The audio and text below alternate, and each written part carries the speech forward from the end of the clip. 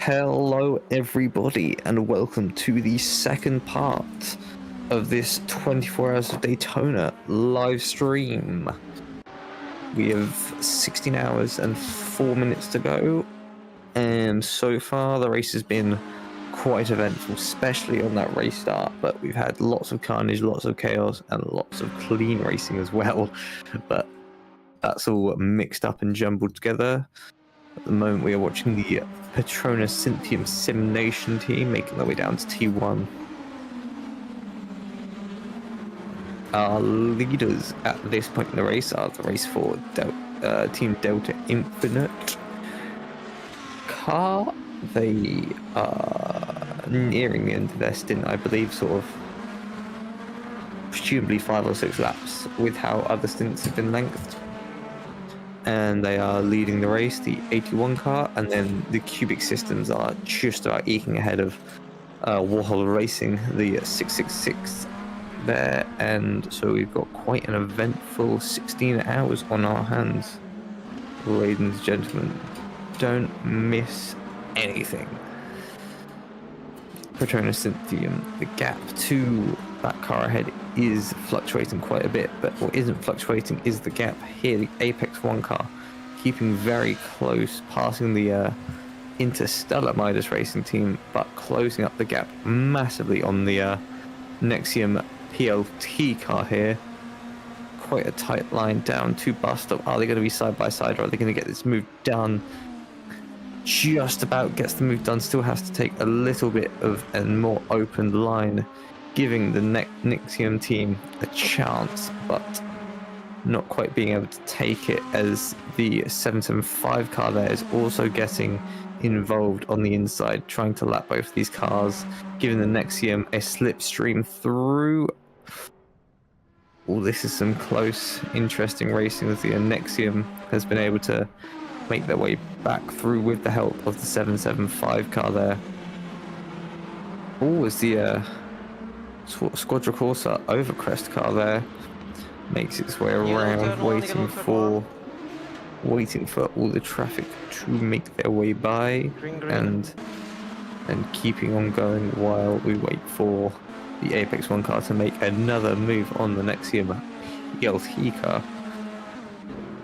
Keeping very nicely in the top 10, both teams, and this gap between Petronas Cynthium and One Vision Esports has shrunken significantly.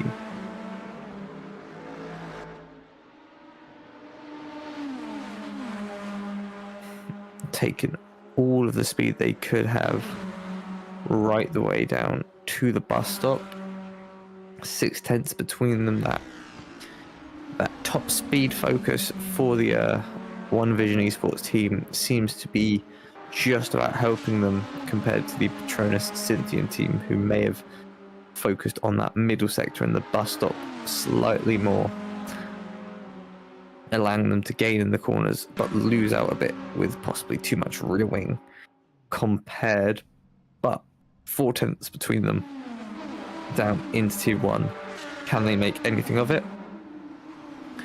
Not quite yet, just sitting behind, waiting for their chance, as the Moto Reporter 24 car is in pit lane. Petronas Cynthium Nation still hounding that the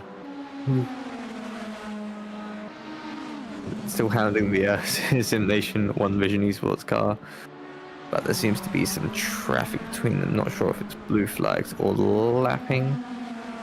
Looks like it could be the Project A car, so it will be a lapping car. We'll see who gets past who here.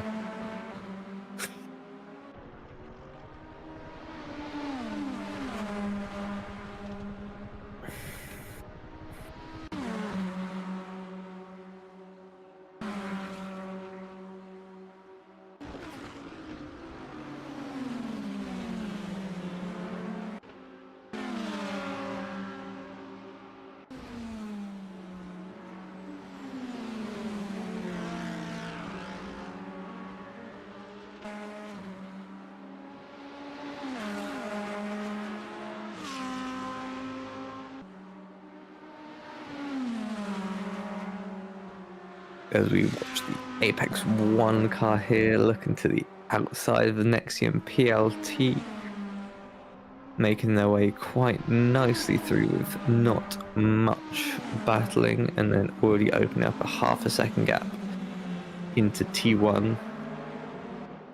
That getting instantly taken away in the braking zone and then stretching back open as you get onto the straight. Patronus Cynthium Simnation there, just trying to make any sort of chance with this 3/10 gap they have to the Simulation 1 Vision Esports cars. A little bit of traffic forcing them into a slightly tighter line. Very close racing, as long as there's no contact, that's what we like to see. Now onto the straight, can the Patronus Cynthium car get a slipstream and make anything out of the situation they are in? Not quite. Apex 1 car losing out the most, with both cars getting a slipstream there. Simulation 1 Vision Esports there, P6. And Streffa Racing in P29 there, getting lapped here. P3, yeah, Project A car ahead. And Simulation are being generously helped with a nice bit of slipstream from them, putting now a 7/10 gap into turn 1.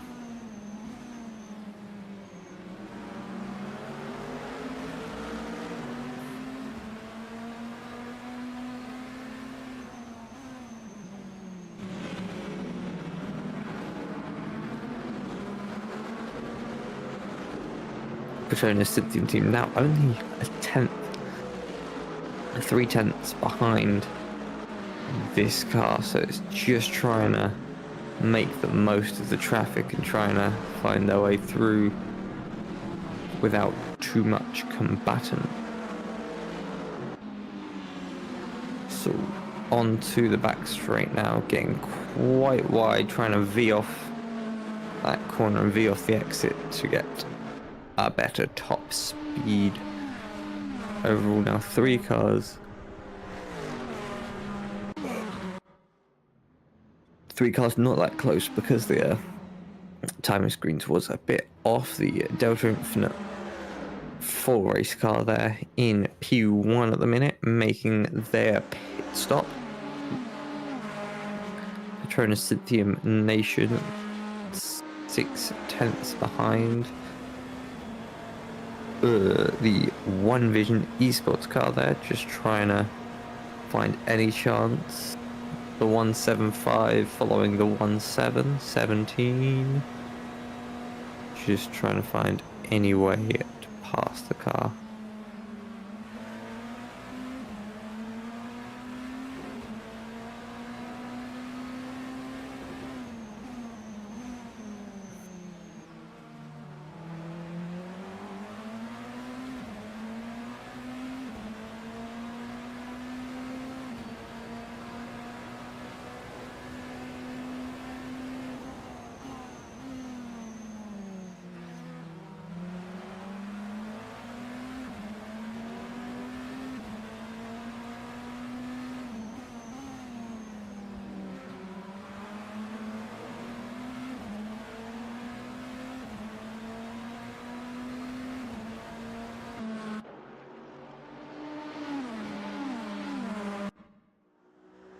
Ooh. The 71 Apex 1 car there on the exit of the bus stop, facing the wrong way while cars are trying to lap, finding themselves a little gap there to spin around into, while 4 cars plus 2 battling LMHs there. Ooh, getting very close.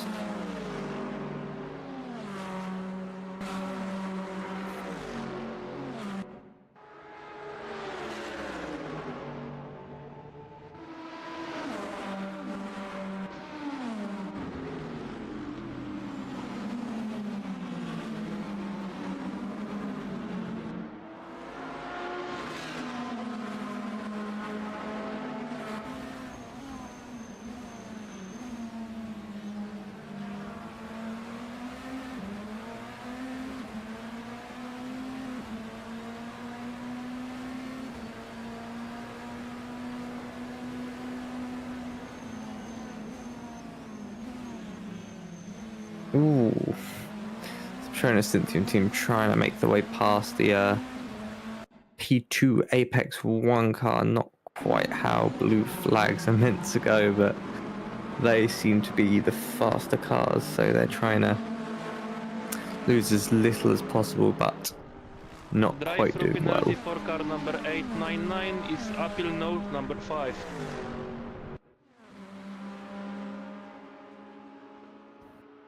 The 899 there, the Kashita Mafia Capone. Not quite getting past. Someone's putting all the revs they can on him pit lane there. We'll have a look at 775, not 775, 899 with the drive-through penalty. Going through pit lane there. Appeal notes. Position appeal of Kashita Mafia.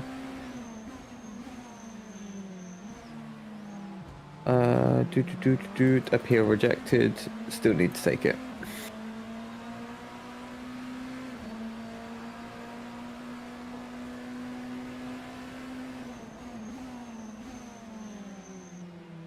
This was the unsafe region we saw earlier. Car Let's 17 see. blue flags. Yeah. And over here is the car 17, the one we are chasing. Nope. Somewhere we're chasing them. Yeah, Patronus is chasing down the 17 car, not quite abiding to blue flags.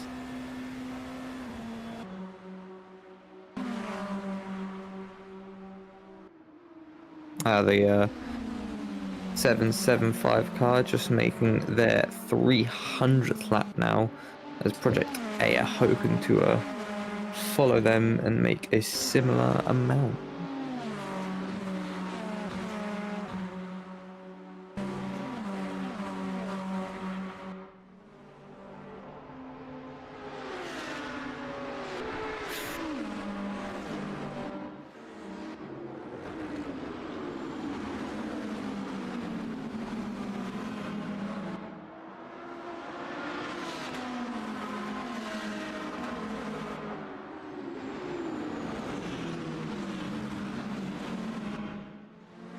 Ooh. That is the Rivals Racing 83 car there, not quite facing the right way as they tried to join the banking, getting on the loud pedal and lighting up their rear tyres, hitting the wall funny, doing a video game jigga. But now they are making their way back up to racing speed.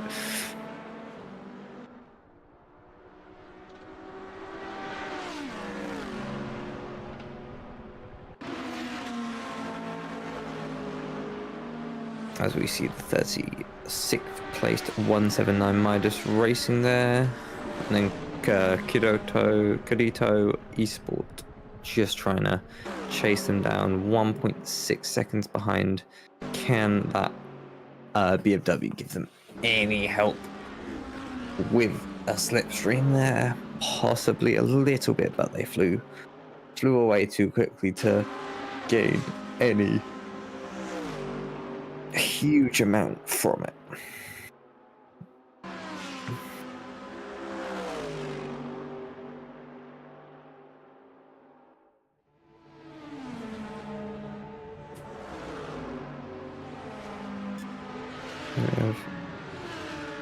There we are, PMO Endurance in pit lane, Cubic Systems also in pit lane, Waffle Racing leading at the minute as JLabs Park Motorsport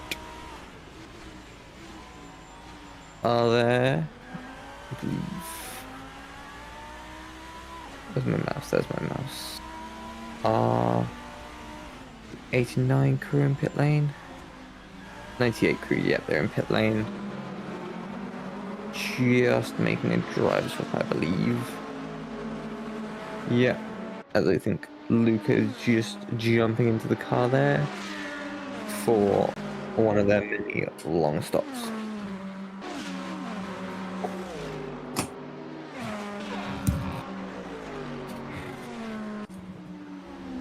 "15 hours, 49 minutes of this race to go. I have about 50 minutes till our next commentary swap, so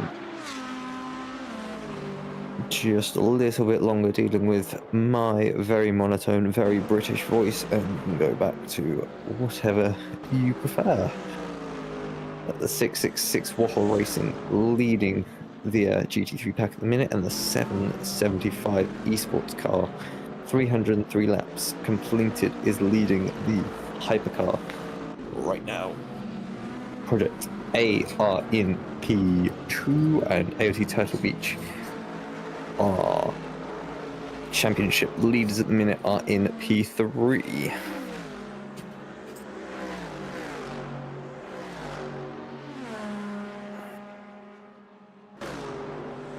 The AOT Turtle Beach team are going to have a struggle to lose this championship at the minute, being 70 points away from the next competing team at the minute, and only about 30 away from the next team, but they are not competing in this final Project Endurance event. 15 hours and 48 minutes to go. And we are watching the 824 race Delta Infinite make their way right around the outside of the something, lapping a car, I believe, but the Shigeoka Rocket Sim Nation is not too far off the back of this. They could capitalize from this back markeriness. Oh, is the Forest Delta Infinite off, rejoining quite unsafely, possibly into the side of the Mercedes, while the 71 Apex car, yeah, the Forest Delta Infinite car not having the greatest of rejoins in the world, and the Apex one just waiting for a gap to rejoin. Hopefully their steering is alright, looks it, and they found their gap and they are back up to racing speed.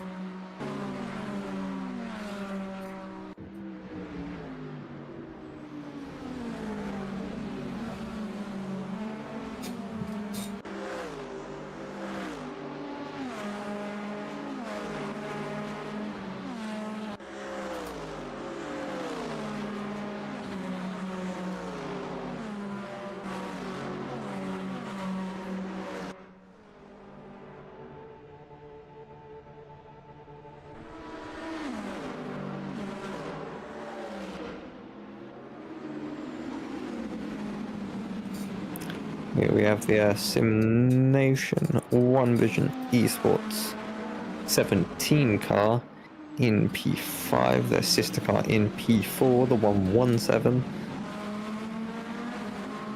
14 seconds ahead, but only 1 second behind us is the China Cynthian Sim Nation team. Sim Nation seem to be taking their liberties with every car and putting their name somewhere on it. As I can see, 4 cars just in the Hypercar series with it.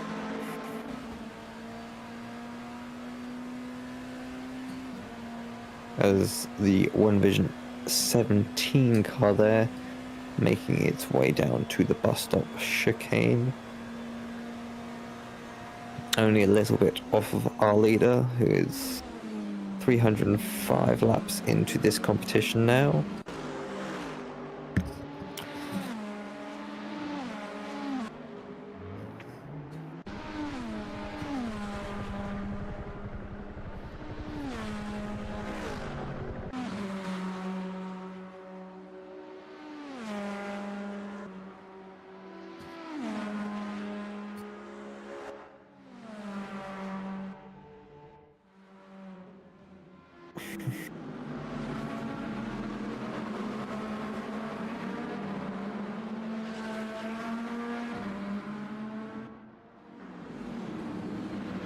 Ooh.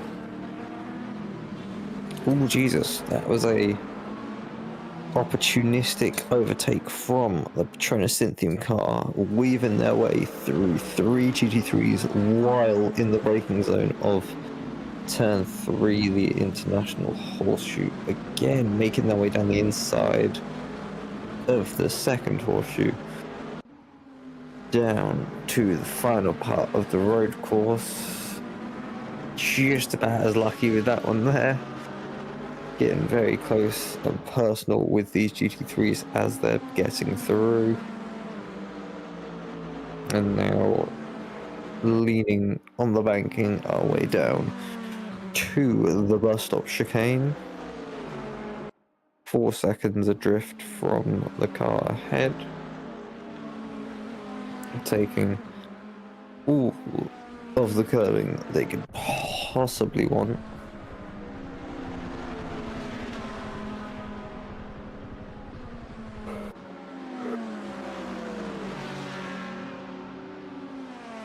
And making their way down to turn 1. As someone in the background in pit lane is just revving their car.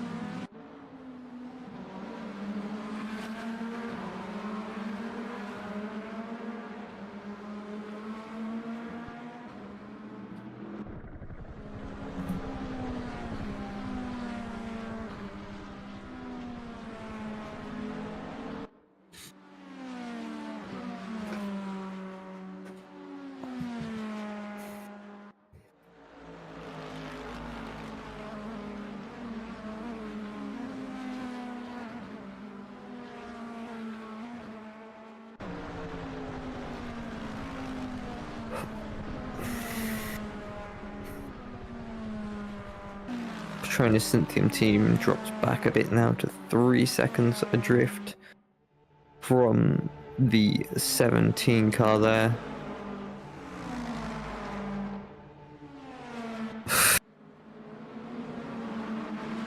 Ooh, that is the Lexus of Punk Motorsport getting quite wide, rejoining the circuit, and just about giving another Hypercar enough space.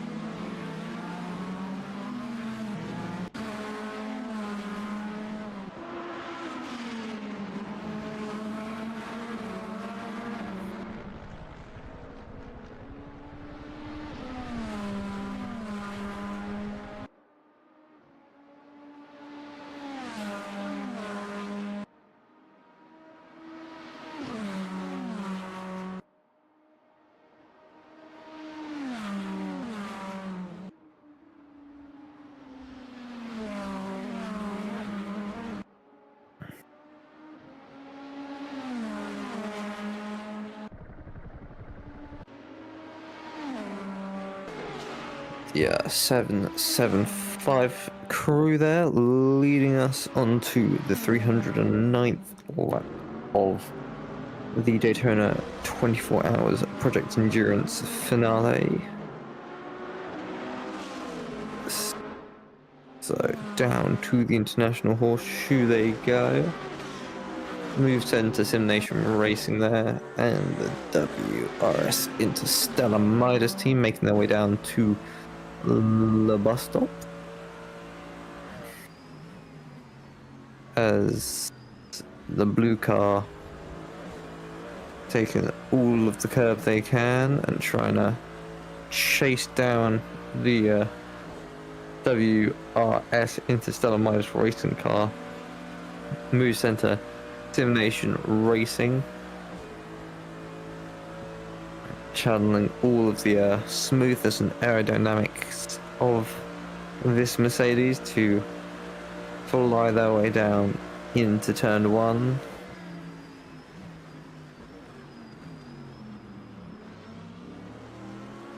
Get their car rotated and through very nicely. It's just trying to get past the not the Mercedes, the Lamborghini, which is going to prove to be the tricky part.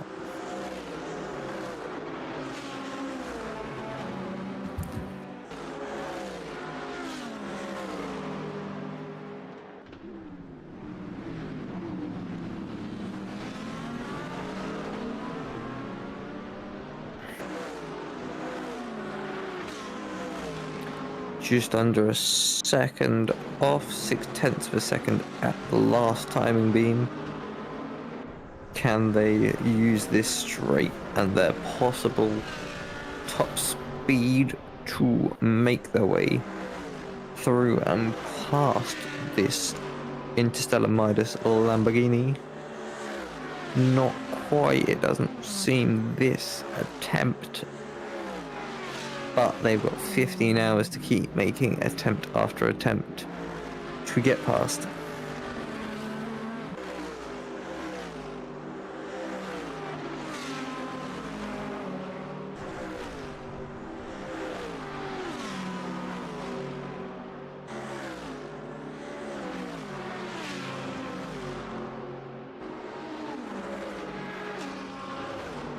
Ooh, as we see the Midas car making its way into pit lane here.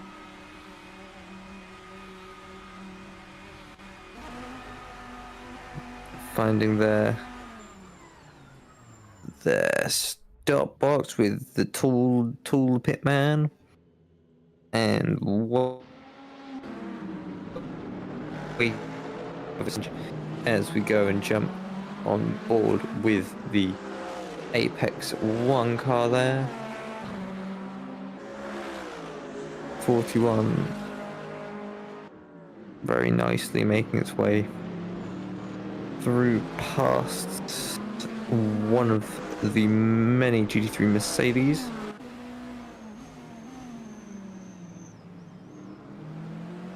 And struggling to find their way past this second one, who's going and slowing and going and slowing. It looked a little bit like, but now going past the Park Motorsport, I believe, there into the bus stop. Now just trying to pass this gaggle of GT3 cars and find some clean air.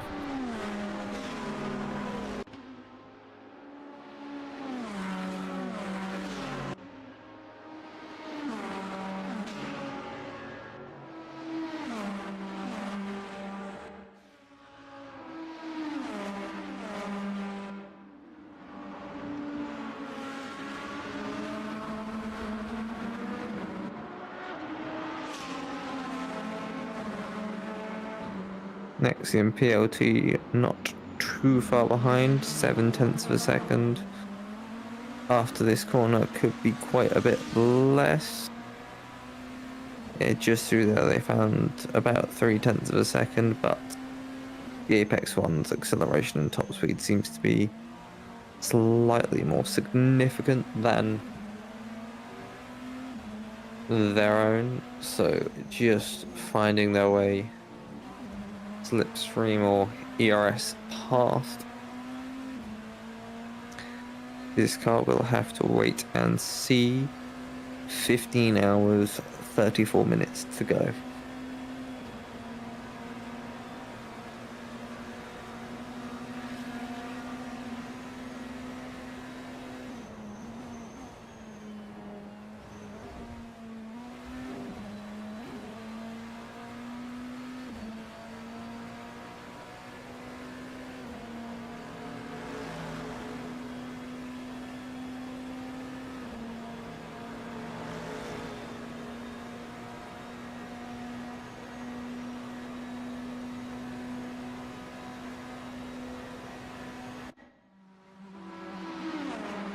down into turn 1. The gap entering was 1.2 down to 0.7 of a second.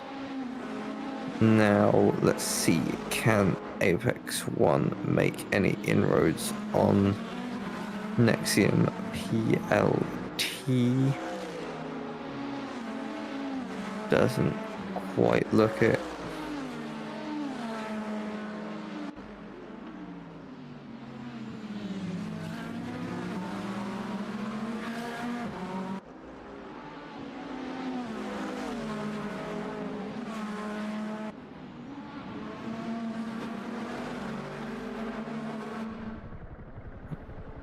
They've been able to close their gap down to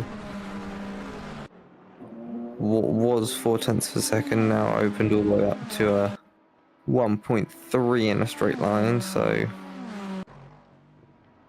just eking out their lead bite by bite. Nearly 2 seconds, but through the corners it does close up.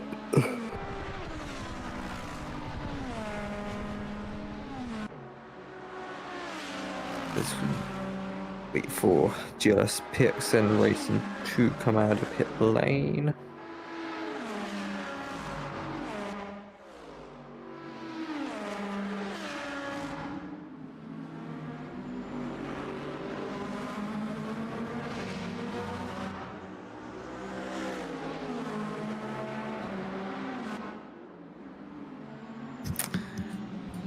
Through past the AOT Turtle Beach GT3 goes the Nexium PLT car there.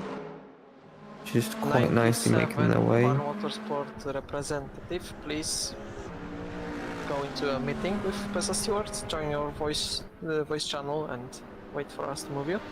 97 representative. Oh, somebody in trouble. The AOT Turtle Beach 91, so this is their Hypercar P14. They have a representative, probably their CEO or just a driver.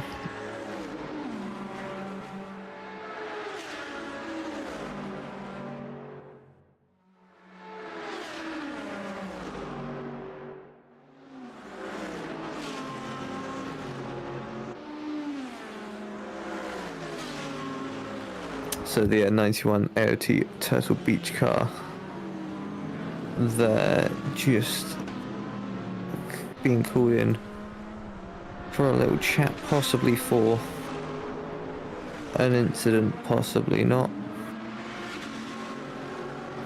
We shall see.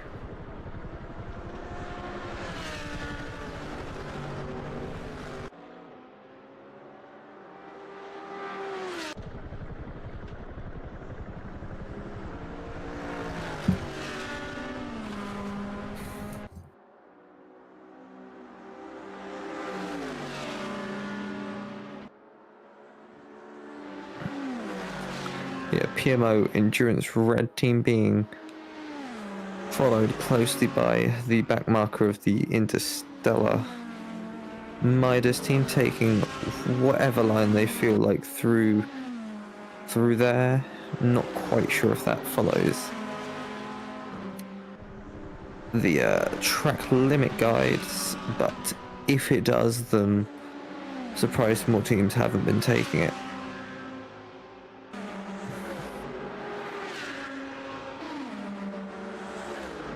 Making their way through the banking to turn 1, keeping everything nice and stable, but trying to turn while keeping a good amount of brakes on, because that's not quite a flat or straight entrance into a braking zone.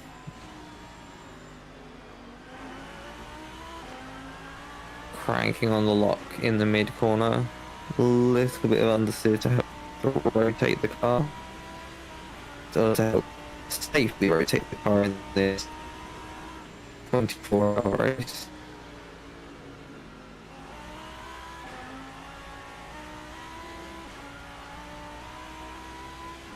as they over the place, control that every shoot this one, but they are especially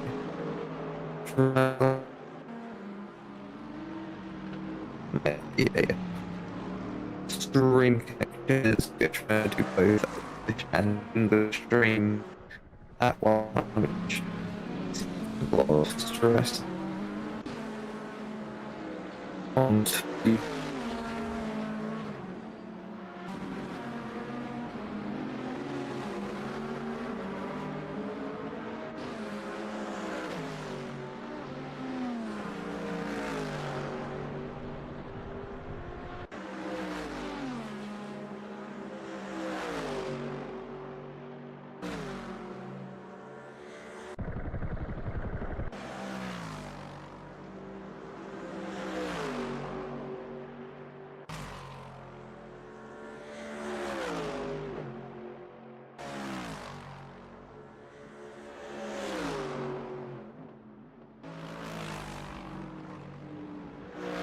was a very generous amount of track limits that the Delta Infinite team used there.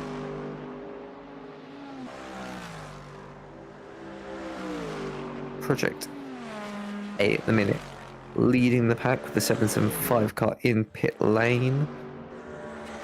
Sim Nation, One Vision, Esports team in P3, O2 Turtle Beach in position 4.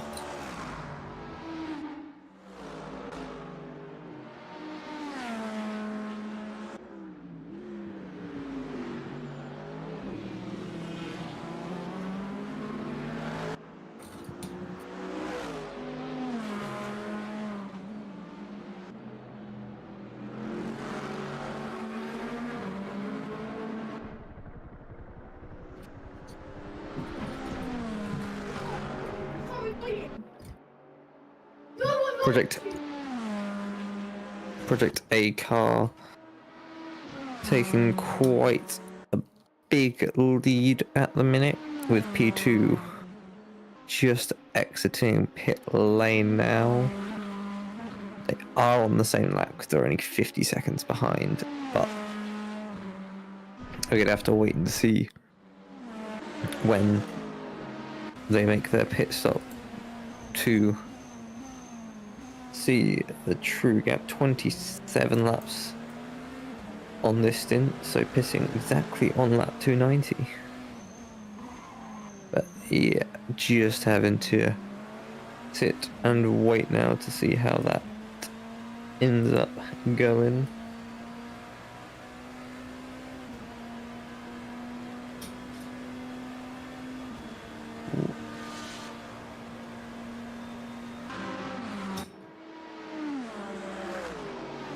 We now watch the motor reporter 24 car coming through the bus stop and getting past the Park Motorsport Mercedes.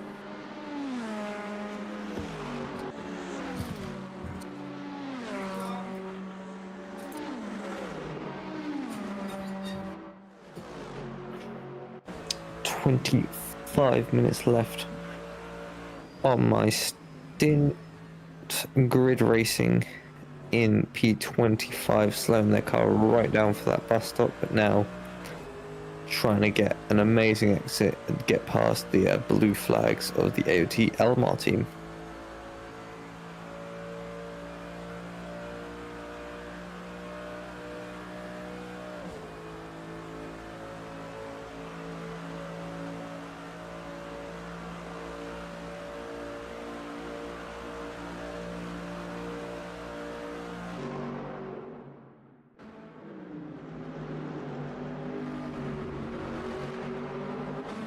The aggressively American livery of the grid racing team, only really missing Bold Eagle to make it the most American thing on this track, apart from the alligators in the river off the edge of the circuit. But Motor Reporter 24 just making their way past the GT3 and now chasing down the Chigalka Simnation Racing team. Less than 1 second away. Just trying to make it to there. Make it to them 0.7 of a second going into the corner. Coming out of the corner, it's 4.5. And then back, slowed down, closing up that gap. And stretching the gap out as you get to the exit.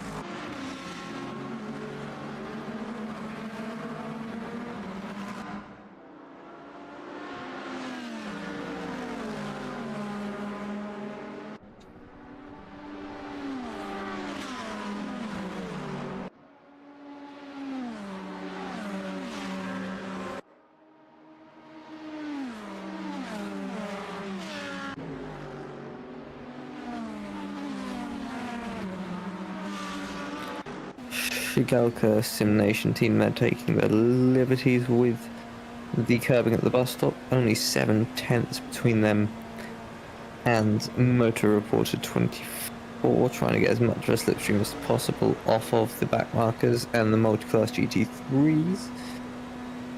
But still that gap slightly opening up into the braking zone. Can they get their way past the AOT Turtle Beach car? Yes, nice and clean, and now it's just making their way towards, but P7 just ahead of them.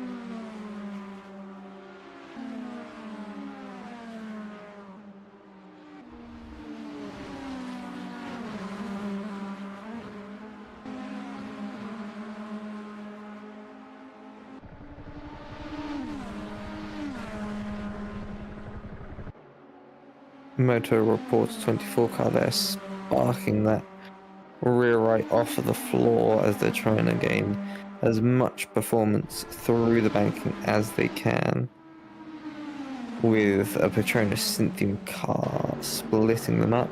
Oh no, that's the Gallardo Balmente car splitting them up. Down to the International Horseshoe, trying to make inroads on this car, but they seem to be having a bit of a struggle with traffic and pace comparatively to car ahead. 2 cars in one corner. Ooh, just about, but that's GT3 there wasn't quite feeling like leaving them the space they were after.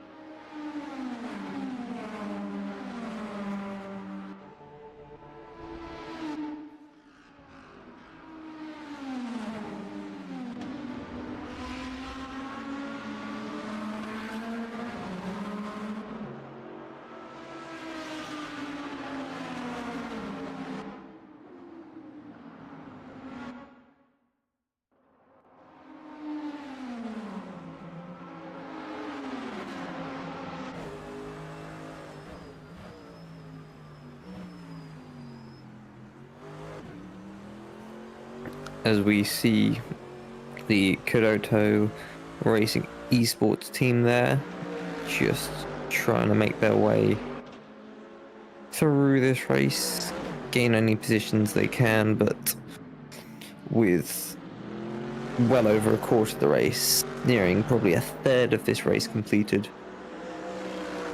we are not expecting to see too many more audacious moves unless the pit stops line up in such a way that all the cars end up on the same bit of tarmac at the same time. 323 laps completed by our leader, 15 hours 17 minutes to go.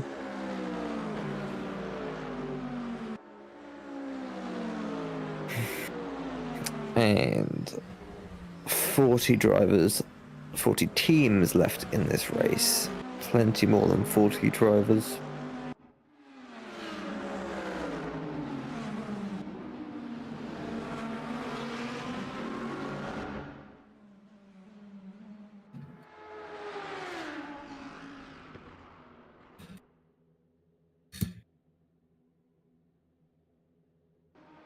The Apex 1 car in P16 in pit lane. They've been there for a good while now. Just wondering if they will be returning to this race. GLS PXN also in that same boat as Project A, struggling to get the car slowed down, locking all four wheels and going right to the edge of the circuit there.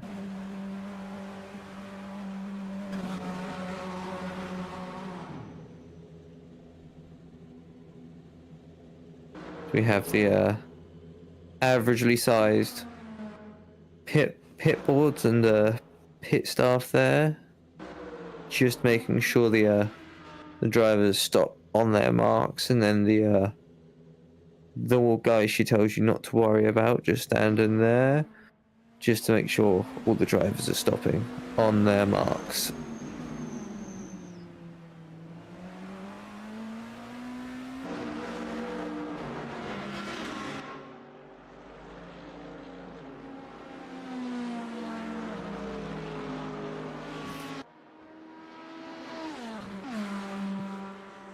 Kashita Mafia Capone car there, the what number are we looking at? 899, there we are, the 899 car there, making their way through the bus stop chicane now.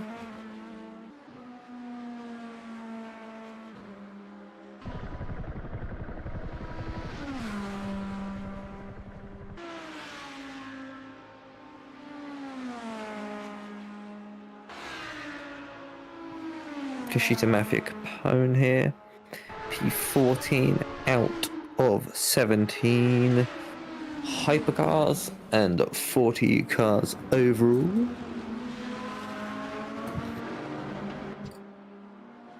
So being able to finish at any point in your class is quite a good bet for any of the drivers at the moment.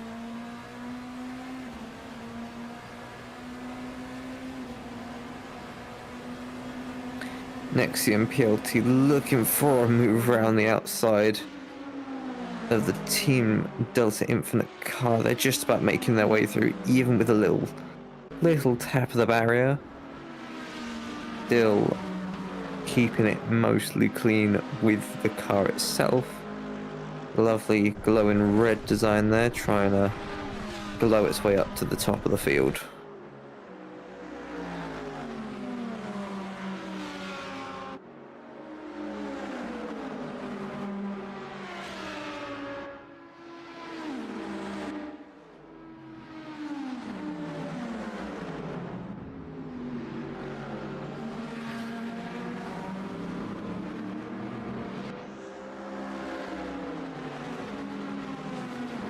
Four-race Delta car there, having a couple of lockups into turn 1 and turn 3 there. She's trying to make its way home, which home is 15 hours to the checkered flag. but making every braking point count, every acceleration point count, just getting everything they can out of this car.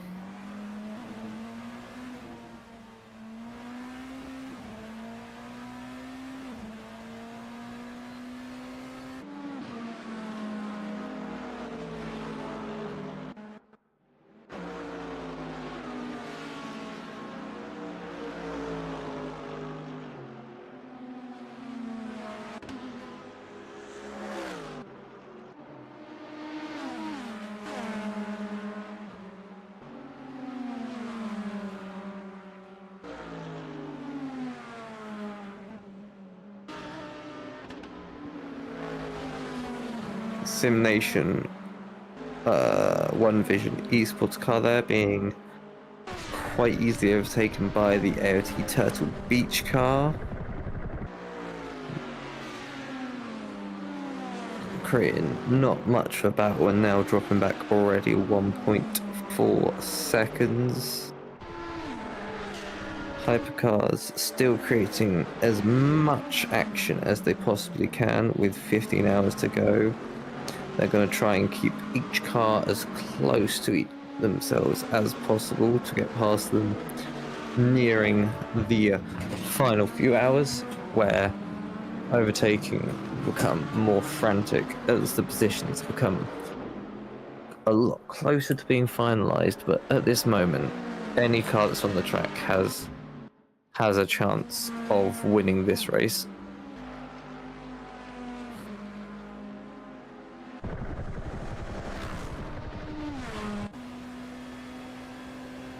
Apex 1 car here, 45 seconds away from the next racing car, but being able to make their way past any lapped cars and just close up that gap.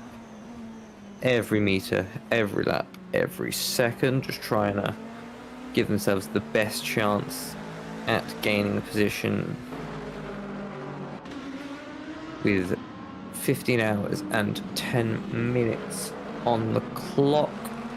The Apex 1 car making his way past 3 GT3s there and making his way up to 14th position.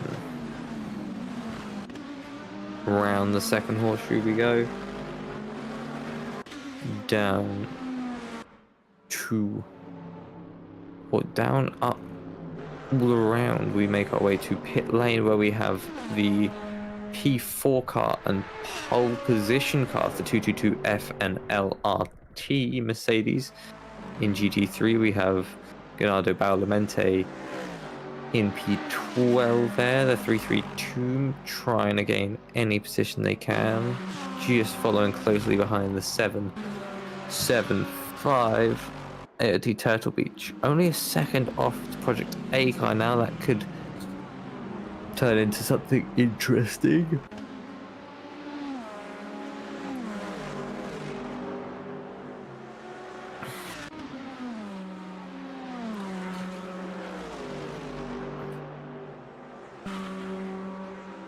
Where are we looking? The F and LRT dropping down the order as they make their pit stop. And 2 second gap between P2 and P3. There's still definitely a battle on for that podium. Simulation One Vision only 8 seconds off the podium, so that definitely still got a chance. 15 hours to close 8 seconds. I'd say that's quite a viable thing that could happen.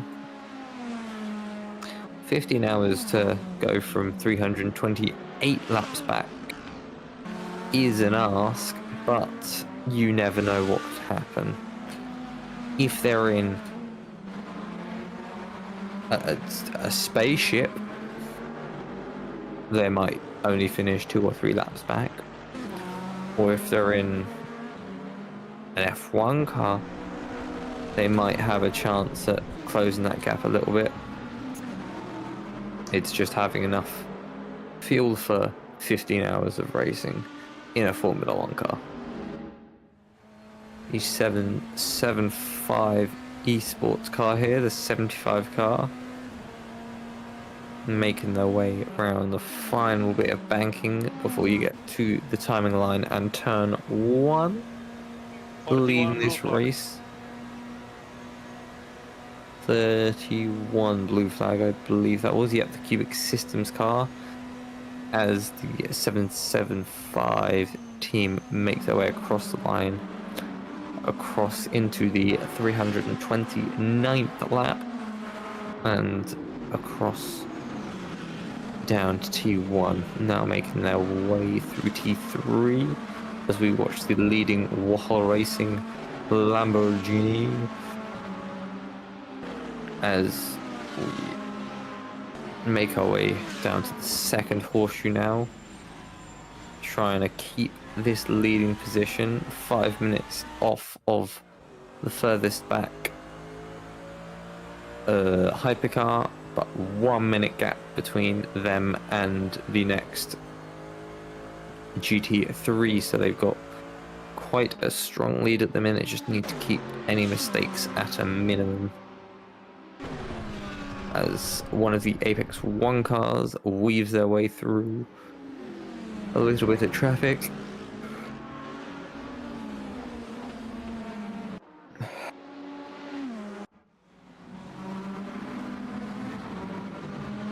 Now only 8/10 between the AOT Turtle Beach car and the Project A car, but that gap again stretching out as we get onto the straight. 2.2, 2.3, 2.4 all the time. Project A just having a little bit more top speed with any sort of help they can get.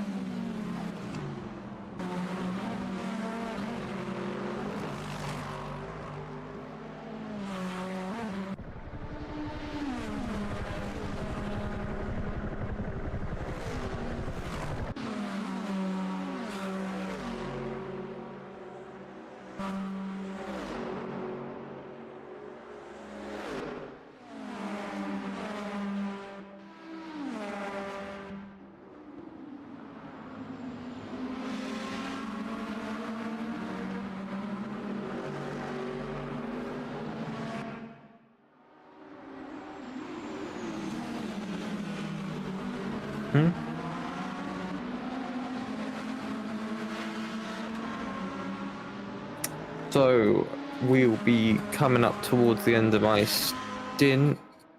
We'll wait for the next commentator to join just to make sure that he's all up and ready. You've got quite a short gap between the 161 and the 91 there, Project A and AOT Turtle Beach, so we'll see how this battle unfolds, and I'll be able to hand off straight into Tong's stint. We got probably at most 5 minutes till he finds his way in here, so definitely near on the end of my time on this stream. If I get a chance, I'll jump in for a little bit of time, probably some point tomorrow morning near the end, but if I don't get time, thank you very much for watching. That is all from me once I get to the end of this. AOT Turtle Beach now closing that gap quite significantly. They've been able to get into the slipstream or just use their ERS, looks like, with 334 on the dashboard going into the braking zone. And now they are right on that diffuser and that gearbox of the Project A car there.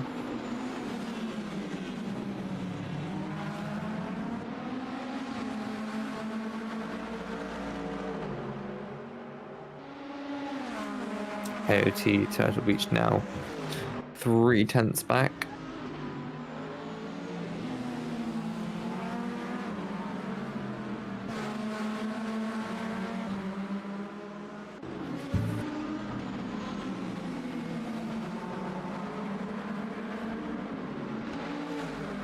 Closing, 1/10, but a little bit of traffic getting in there has opened it to half a second, so either with the aid of ERS curve system or with a little bit of a slipstream, they'll be able to close up that gap even more as just as this battle's starting to heat up, I'm getting ready to hand over to my next commentator.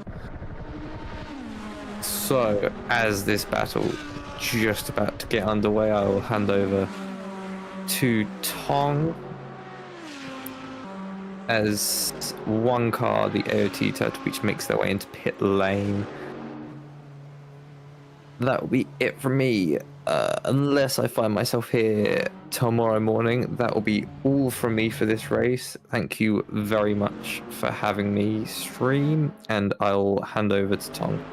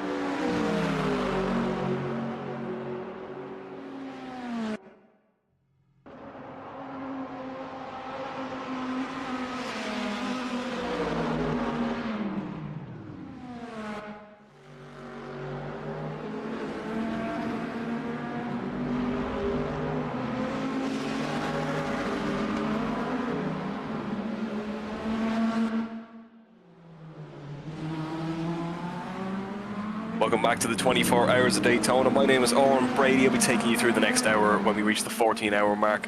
Closing in towards the half point of our 24-hour race. It has been very eventful. We've seen crashes, flips, we've seen some drama and also pile-ups in the banking, but it's starting to settle down now, as you can see. Everyone just trying to get to the point of lapping through all the GT3s. Very, very, very lit up LMDH car there as well.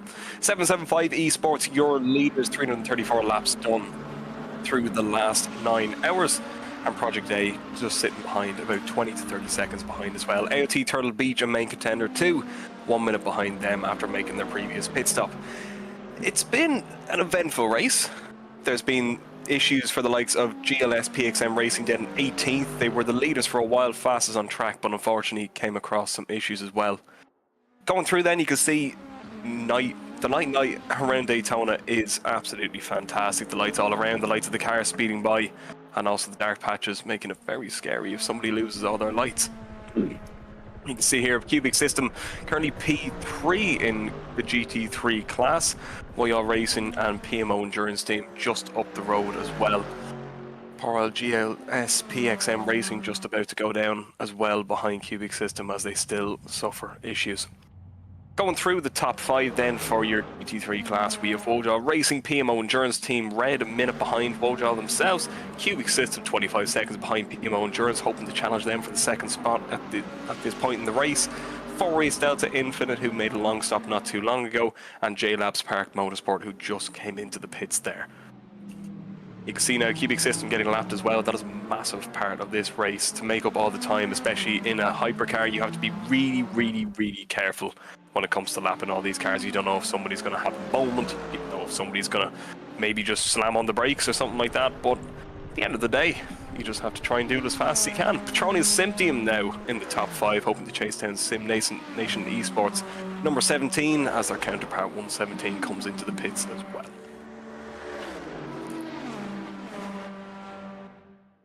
Our closest battle on track then seems to be down in P26 in the GT3 class between Strifa Racing and Sheik Alka. Rocket Sim Nation as well. It's just that point in the night as well where everything calms down, everybody's just trying to do their own pace and also stay on the track as well. We're yet to see all the pit stops play out as well with the long stops. There are 12 long stops that the drivers have to do in this race, so hopefully we'll get to see a few of them happening as well and a few battles to the field. Drones then with behind them, it appears to be one of the other hypercars just behind them. They're looking to maybe unlap themselves in this race. And all of a sudden J-Labs must be doing a long stop in the pits, hoping to clear one of those 12 long stops and maybe even get an advantage at the end as well.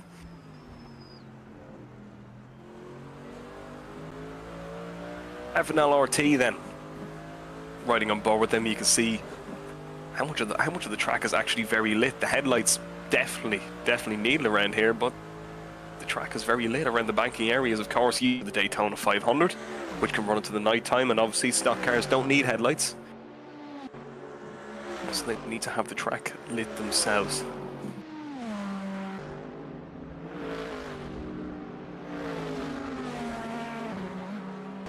There's one of the dark bits there as FNLRT gets put down. Another lap from the Woyal Racing hypercar there. Apex 1, number 71 in the pits as well. They've had a few issues too. That were one of the main contenders too, but currently the main contenders in this race up the very top are in the top 3.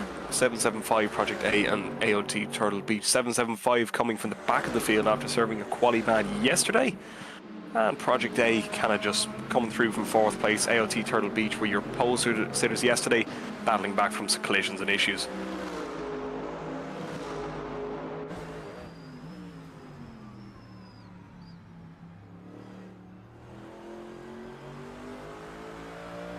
Emery Racing currently not having the day they wanted. They're trying to close up on OC Racing Lifeless, who have also had a tricky day too, but there's still 14 hours and 55 minutes to go, so you never really know what's going to happen.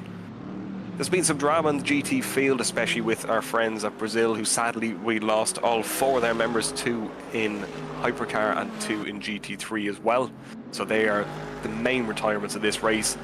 I'm afraid GLS PXM Racing might be about to join them too. We're racing 9 seconds behind OC Racing X Lifeless, who themselves are another minute off the car ahead. It's just seems to be the closest battle at the moment, but it's obviously unfortunate for anybody who got taken out as well.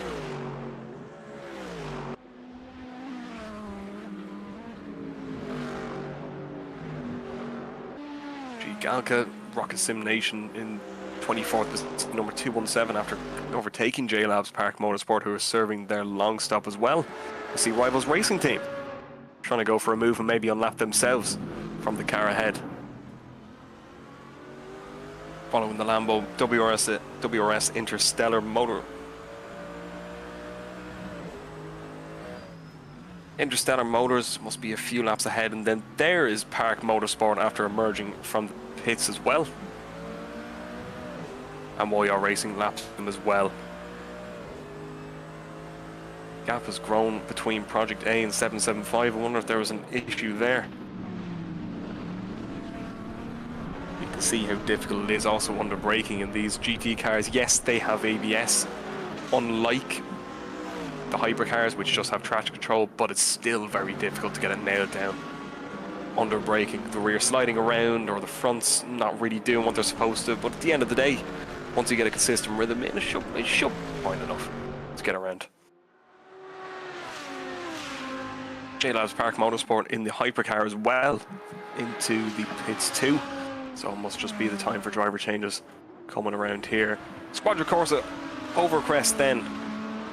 Not really having a good day either, but they're making the most of it. They're 2 minutes down off the car ahead. That could be a long stop as well. So hopefully they'll be able to close that in and maybe gain a few positions, maybe even find themselves in the top 10 in class. And that would really be a good result for them after the 24 hours too. If you're just joining us, then welcome along to the English stream of Project Endurance. This is the final Project Endurance race, sadly, but it's definitely delivering today. There's a lot of action everywhere. So it really is a good race to be tuning in if you're in UK time, like myself. If you're just winding down, maybe getting ready just to have a nice lie-in tomorrow. No F1, no anything going on tomorrow. But if you're somewhere over the Americas, then you must be loving life on a lovely sunny afternoon. Project 81 and their counterpart just behind them there, chilling around in the 38th position overall. Could be a bit of slipstream effect going as well.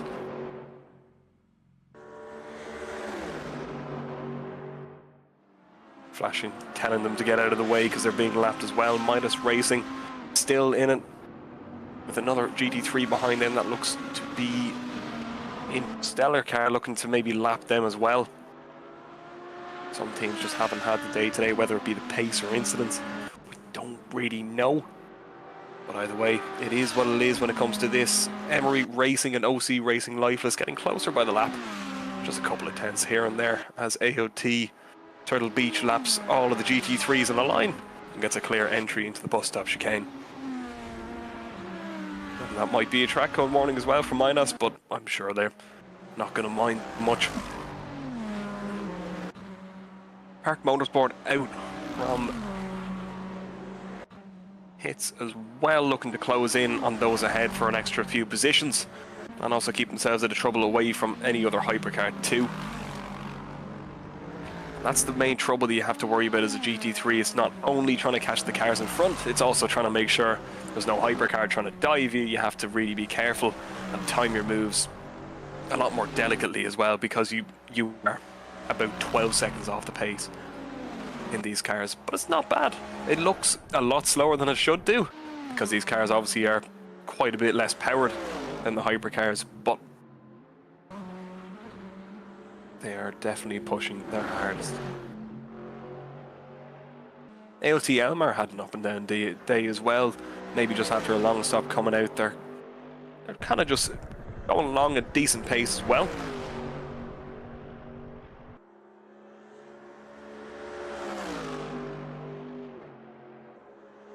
Seems everybody's just trying to stick to their normal deltas as well, sticking in just decent lap times. No need to go 100% or anything like that.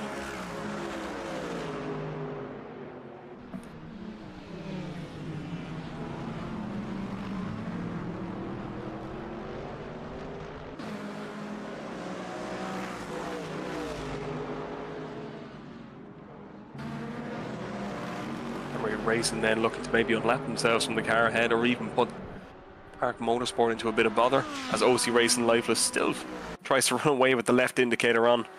Whether that's the signal where someone should go or just there for the fun of it, we don't know. But their pace has been alright. They've had a few moments today, especially the chicane. I think someone went wide in the background there. We'll get an answer. Yeah, one of the Mercedes going off there into the grass, which is very tricky in that chicane, especially when you're trying to get into the corner too quickly. The rear can snap around you. Move Center Sim Nation Racing still in it then as well, in 32nd position overall, so they're just trying to make their way forward as well. OC Racing Lifeless seem to have the edge over Emery Racing as well. 45.5 the OC Racing Lifeless, 45.7 for the Emery Racing, so that might close up. It could be related to traffic as well, trying to lap down or unlap yourself. Well, gap growing then between the two leaders in the LMDH classes as well, or the Hypercar class, excuse me, between Project 8 and 775 as well. 775 just putting a big gap on Project A behind them, as well as backwards at turn 1, Keisha to Mafia Capone, 899. It's very disappointing for them. Cars who started within the top 5 after qualifying for Hyperpole yesterday just haven't seemed to be there today. They've had a couple of incidents, moments, but it's very unlikely if you're starting at the top 5 to be all the way down there. It's very unfortunate for them because they are a very quick team. Credo Racing Esports then doing a solid job. They were aiming. They've had an up and down season, as we heard from Lasky Corrido earlier as well. Full course yellow in 5, 4, 3, 2, 1. Full course yellow, full course yellow, full course yellow. And the full course yellow out, meaning the drivers have to slow down to 80 kilometers an hour and stick to a delta. If they go over it, then it's a 10-second time Car penalty, number which you do know. 899 technical flag is boxes lap and reverse. The technical flag being for any damage on the car. They must have an issue with the suspension maybe, which is very unfortunate for them. Going back to Corrido Racing Esports and the G3, as said by their founder, Lasky Corrido, they've had an up and down season. It hasn't been the greatest for them, but they seem to find themselves running actually quite well in the GT3 class. I believe they are currently going for the top 10 in a pretty packed and competitive GT3 class, and that is the damage on the Keisha Mafia to We're Capone. way to a damage car box, so a little bit longer for course yellow. So with the full course yellow then, anybody looking to make a pit stop who is right in the corner from the pit lane, or looking to maybe do a driver swap, it will be the ideal time, because you can save yourself so much time while everybody's doing pit lane speed. You can be in there going the same speed as them in the pit lane, and it's no loss to yourself. Damaged mirror, damaged suspension, the car is hanging together by what seems to be almost duct tape. Very unfortunate incident for the Capone car, so it must have been a bigger hit than we thought.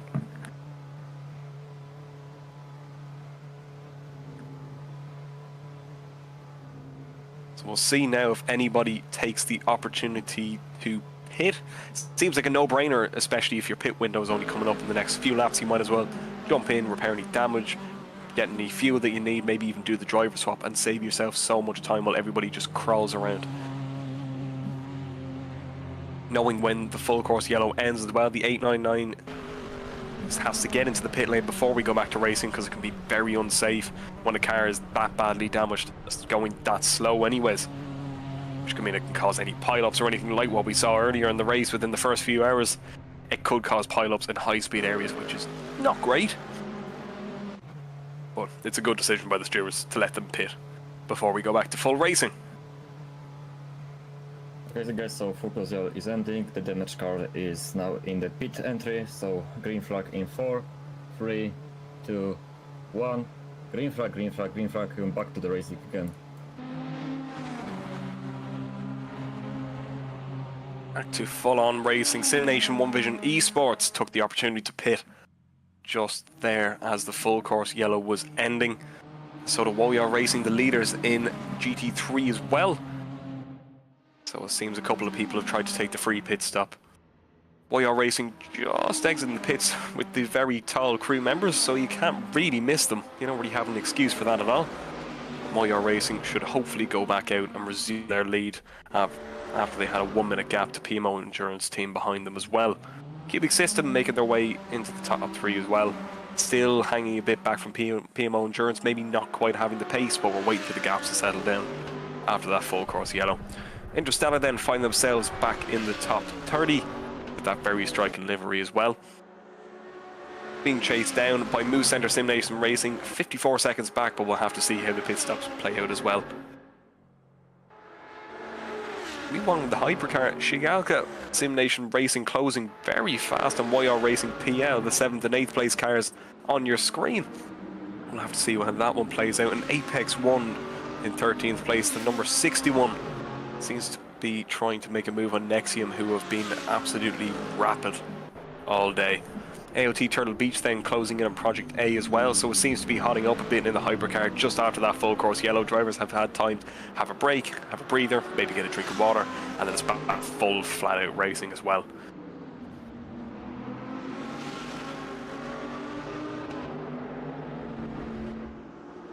We'll have to see how it plays out. Most of the cars that you see side by side or together with are either being lapped or are unlapping themselves.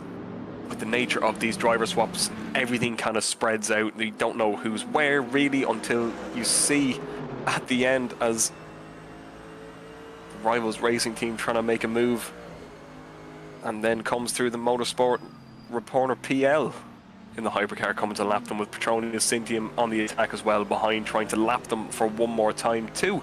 And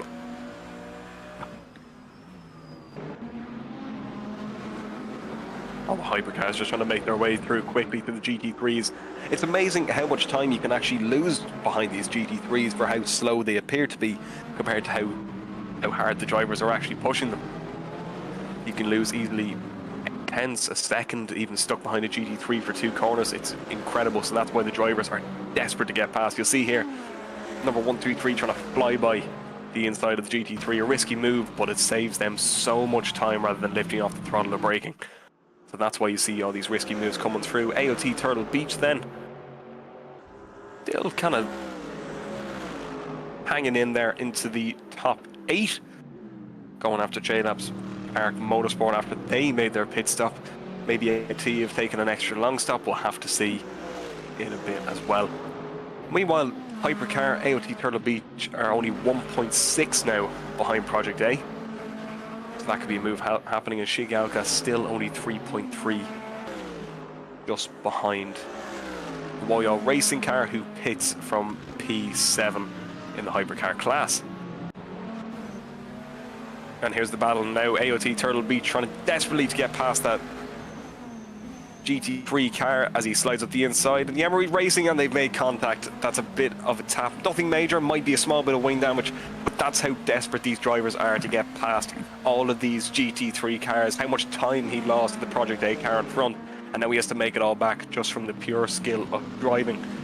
Getting to the corner then, Project A looks to have a bit of damage in the front, but they'll be able to continue on, try and get past the GT3. A bit of a wobbly moment, but it made it through, and the AOT Turtle Beach will follow him through, as well as the GT3 is offline. We've seen AOT Turtle Beach are absolutely rapid on the straights. He gets in the slipstream, he uses all of the ERFs. He's going to pull out to the high side, give him a wave, and away he goes, and that is P2 for AOT Turtle Beach, who's now going to try and hunt down 775 Esports.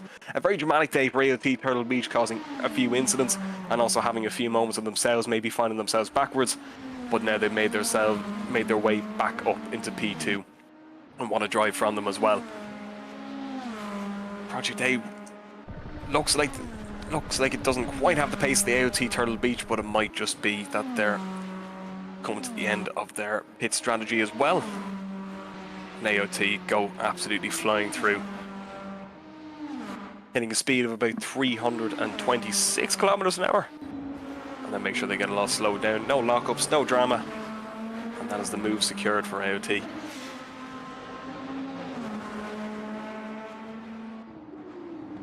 Woyol Race still in the pits. Maybe they're looking to do a long stop in the hypercar class as well. Shigalka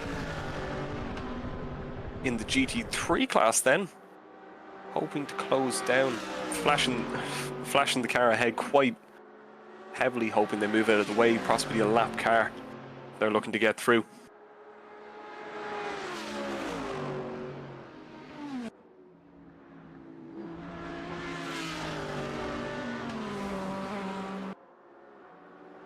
The amount of curves that they take going through the chicane, trying to straighten it out as much as possible so you don't lose that much speed coming onto this banking, because your exit speed is absolutely crucial. Still flashing the car ahead is Shigalka. FNL RT having a bit of a lonely race at the moment. 2 minutes behind the next car, 34 seconds ahead of the car behind. So it seems they're just going to sit tight in P6 at the moment and just log off the laps. Apex 1 dropping further down the 71. They are definitely out of the race, which is very unfortunate. The fastest car for a good while, battling for the lead within the first couple of hours, and then it just kind of all went awry for them. Grid Racing, another one, a bit lonely out there, 23 seconds behind the car ahead, 2 minutes ahead of FNL RT. But they're in the top 5, so that's all they really need, just to have a very lonely race and just kind of log off laps here and there, maybe even have an opportunity later on.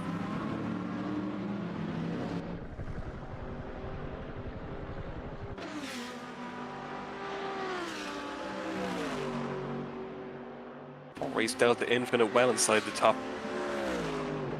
5. The top 4 actually 25 seconds behind, ahead of Grid Racing then. Car we were looking at just 2 cars ago. They seem to have good pace, and maybe they're just waiting for all the long stops to filter out from the likes of Cubic Systems, PMO, and Moyo Racing GT3 entry, just to see if it all crawls back to them. 39 seconds the gap now.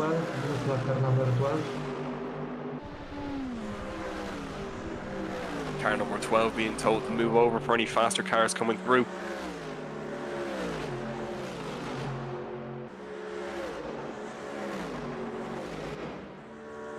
Racing Esports being told to make way for the cars behind, and seem to find themselves just about in the top 11 at the moment, still trying to make inroads to the top 10, which would be a great result.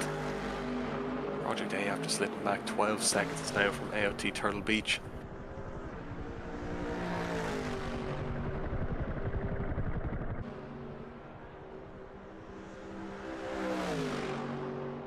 Seems to have all gone quiet now. As quiet as it can be when you have 40 cars ripping around with V8s, V10s, V6s, V12s. Gone quiet though for any battles in the racetrack. Still the lapping situation, a very late dive from a hypercar there on the OC Racing lifeless entry there.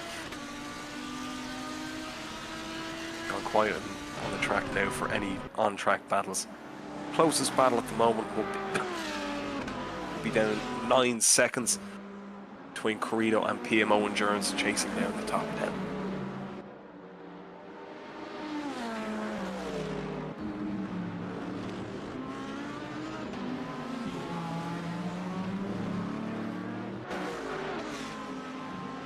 Keisha Baffield Capone back out in track after getting all the repairs. 1 minute down on the JLabs Park Motorsport car ahead of them. Very unfortunate for them. It seemed like only a minor incident when they were backwards at turn 1, but it seems like it was much, much more than that. JLabs Park Motorsport then having their own lonely race, 3 minutes behind Moyo Racing, who only made their long stop a couple of laps ago.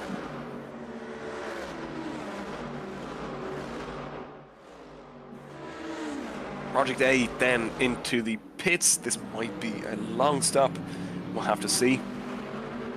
And that means Petronas Syntium Sim Nation moves up into P3, a minute behind AOT Turtle Beach, who is a minute behind 775 Esports, who just keeps logging off the laps.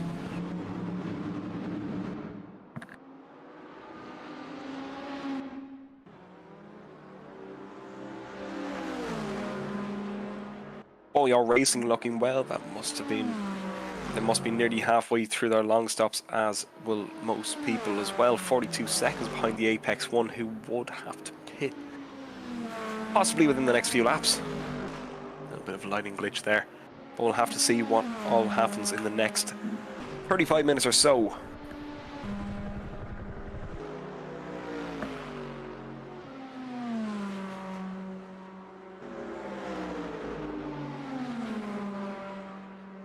Project A then are doing a long stop, so this will be another driver swap for them. Number 61 Apex 1 car then struggling to make inroads in the Nexium car ahead, but also traffic and not really doing their front left any wonders. But the traffic costing them a lot of time and just seem to slip back and further from Nexium PLT. They seem to have just taken off.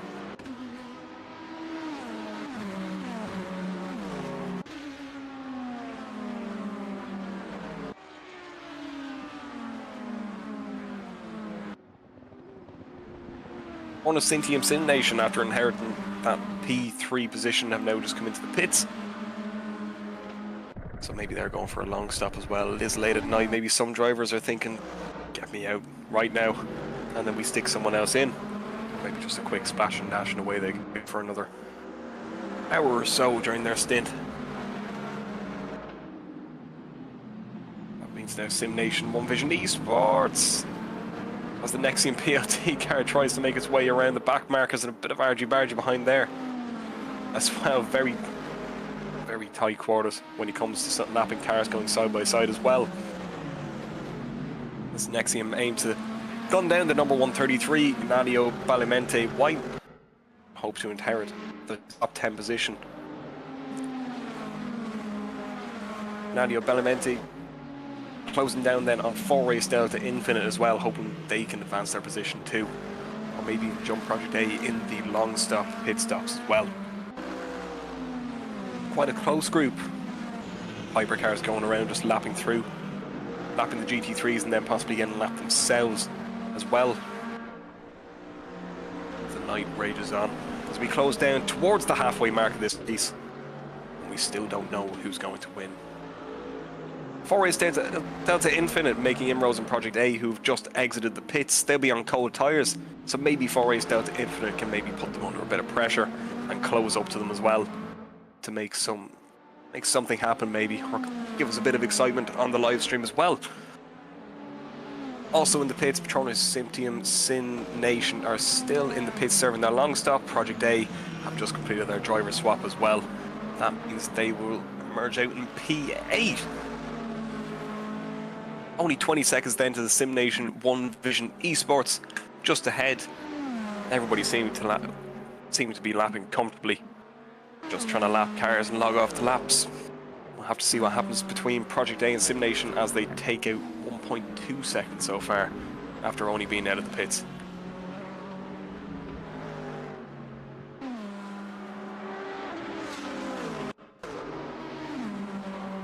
Sim Nation One Vision then will inherit P6 after Petronas. Symptium Sin Nation has come into the pits. A few Sim Nation cars going around for the 117 Sim Nation One Vision. Oh, and they've managed to go around on the exit of turn 1.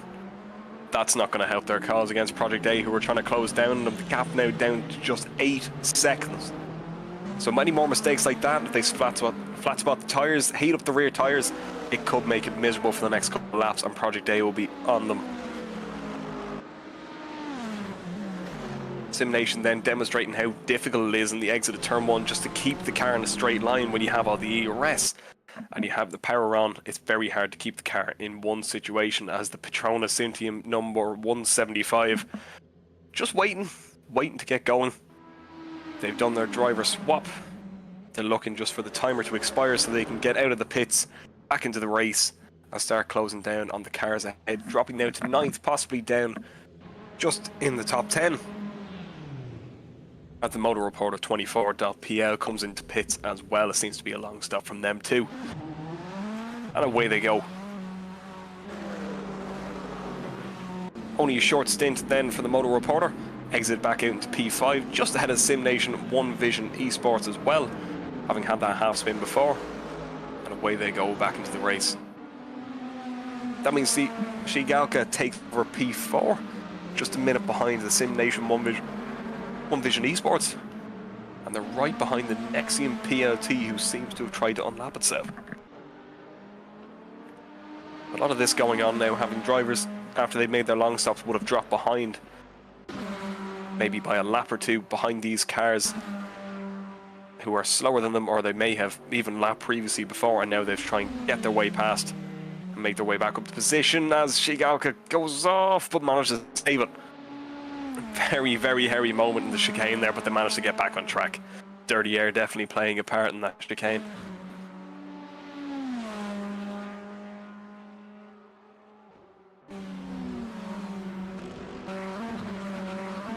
There goes Sim Nation One Vision Esports trying to close up in the lead pack. Having a very up-down race so far. Like most people, the 17 having started a penalty earlier, but are still plugging away the laps. Still going well. No real dramas from them. They've just kept everything going. As we see, one of the hypercars coming to pits as well. That is 775, as well as the number 133 Gennady Belmonte White. 775 Esports pitting from the lead then.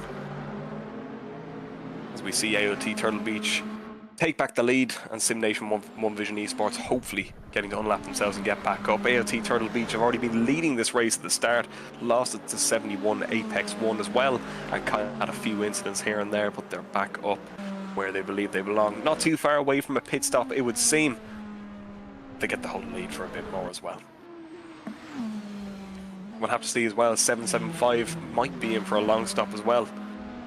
Having served the quality man, as we said earlier, started from the very back of the Hypercar grid and are now just still made their way up to the lead. And AOT Turtle Beach are now looking to hopefully jump them the pits after they make their long stop as well.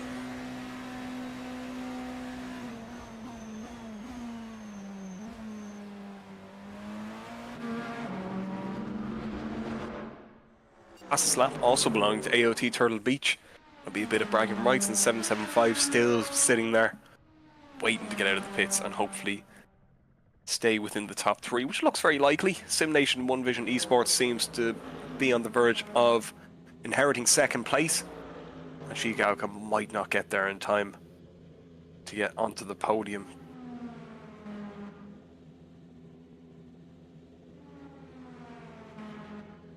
You can see the beautiful livery, carbon mixed with yellow on the 775, very easy to spot in the rear view mirror or when they're going past you to lap you, as Petronas Simtium comes across and they're still in the top 10 after their long stop too. Nexium PLT still hoping to make up time on them, and Apex 1 still losing a bit of time to Nexium.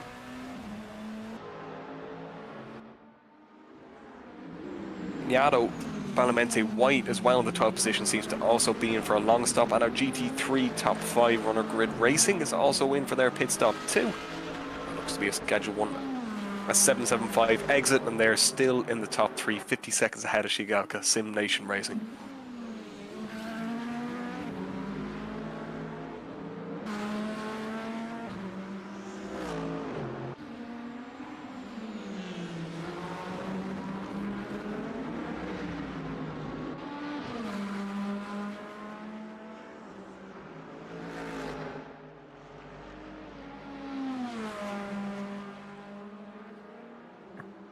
Closest battles on track appear to be between the 4-Race Delta, Project A and the SimNation Esports, not separated by too much, as we see Shigaoka number 217 nearly lose ground. That wouldn't have been great now for their time, but they're 45 seconds off FNL-RT. FNL-RT extending the gap down then to Shigaoka. Again, still having that lonely race. Hashing the Hypercar, maybe they weren't too happy about something.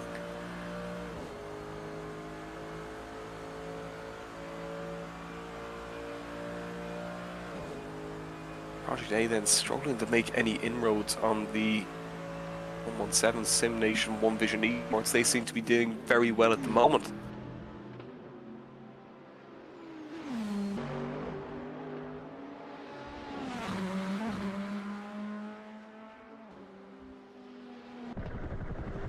A couple of more pitters in the GT3 as well. We're still waiting for the number 133 to come out of the pits, possibly ahead 179 a blue flag. The 179 getting flagged down for a blue flag, possibly blocking the faster car behind them. Petronas Simtium back into the pits again, and I believe that is AOT Turtle Beach. Our current leaders are now into the pits as well and might just maintain that gap over SimNation One Vision Esports, the number 17 in second. If they're going for a long stop, then SimNation One Vision Esports will wind up being your temporary leader as well. Very unusual from Petronas Simtium, might have had to serve a penalty of some sorts, maybe a stop and go, maybe a drive-through, but either way it's a very weird strategy if they do have to pit just there.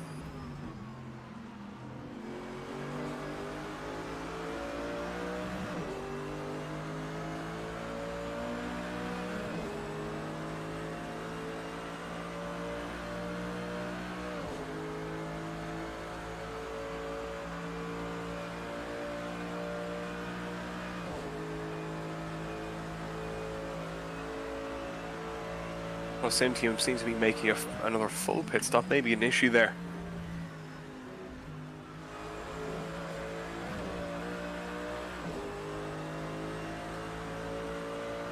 Might be a problem for the number 175.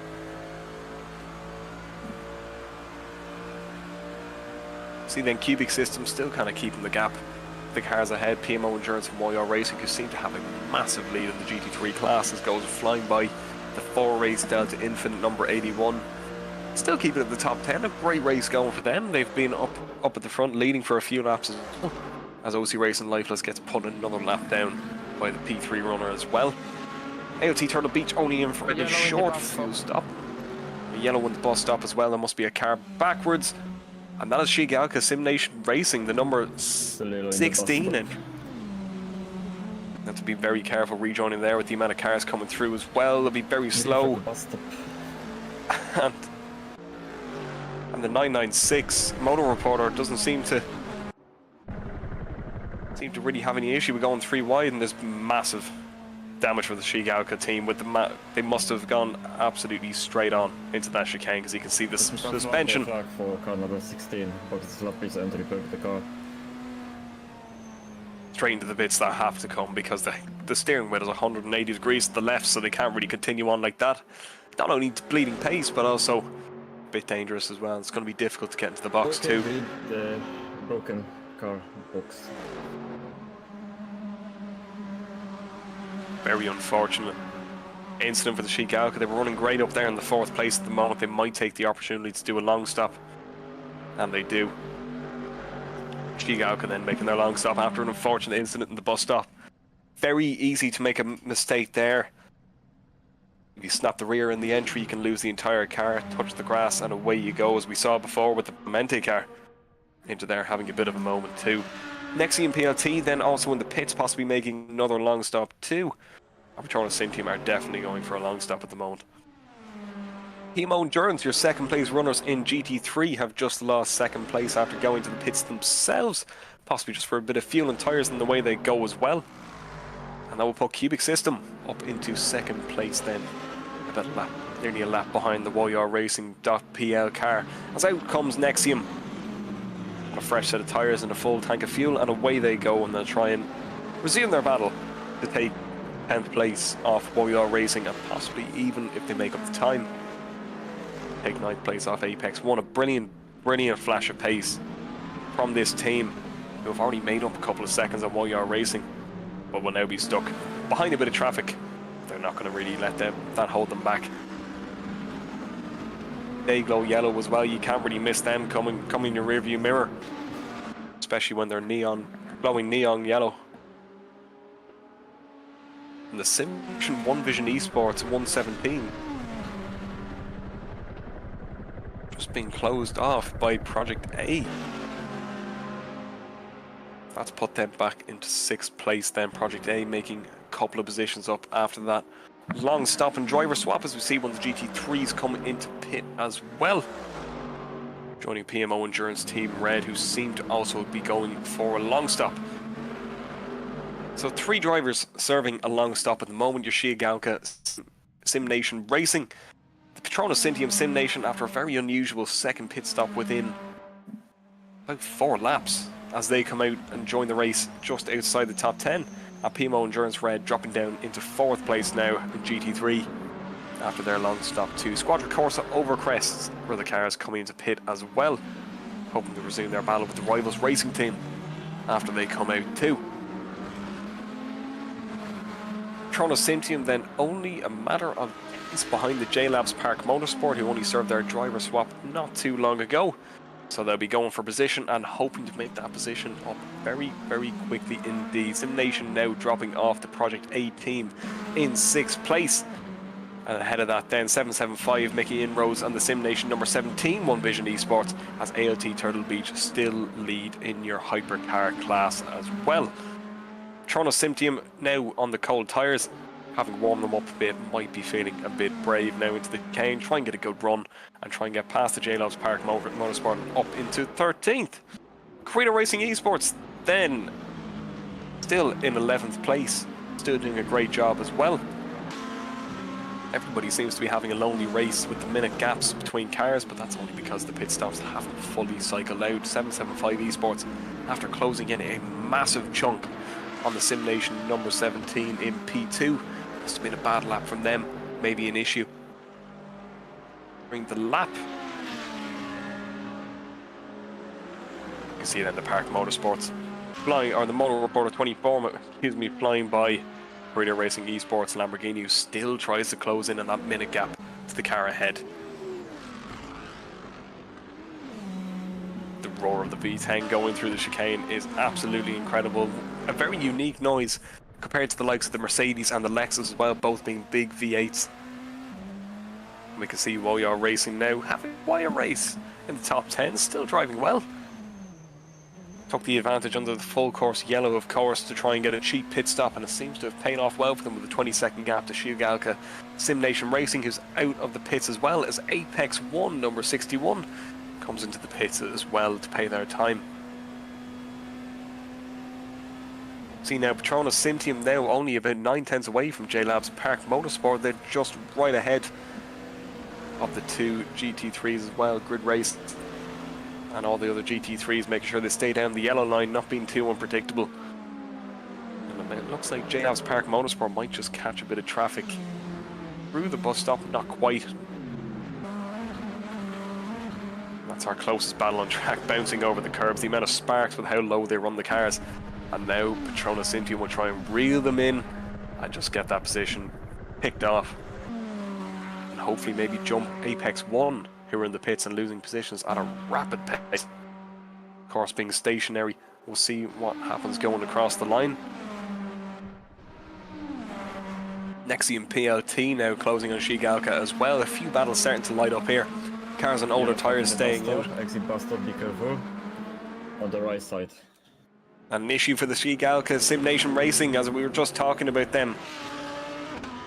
Nexium was closing in on them, but they've had another issue. The 16 having another issue in the bus stop. Still yellow. After damaging their suspension, being called into pit with a technical flag. It's just such a difficult place to recover. Now you can go, now you can go. It's clear. Thank God we have the race director helping out as well, being somewhat like a spotter. That's the second time that car has had an issue there within about 3 racing laps for them. Green flag, but stop. 16, of course, getting suspension damage just before their long stop. The bus stop chicane, and then they've had another issue winding up backwards. Doesn't look to be too much damage. Maybe they'll be able to continue on, but that is, again, very unfortunate for the Shigalka, who were running well in P4 on one stage. Ooh, Gennaro, number 133. Make sure they don't run into the back of the GT3, and there comes what looks like the AOT Turtle Beach car. Going to put them another lap down, getting all the slipstream they can, maybe saving just a bit of ERS in the slipstream behind them. Away they go as well.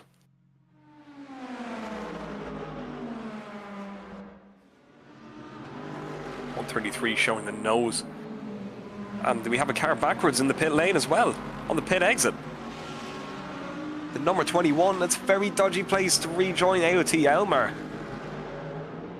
It's a very unusual accident, might have gotten the grass in the pit exit, but at least they were able to rejoin safely and not take anyone out in the process, unlike what we've seen earlier in the race from different drivers. That is unfortunate for them, but it doesn't look to have caused any damage at least. Maybe a bit of bruising on the tyres, but nothing major at least.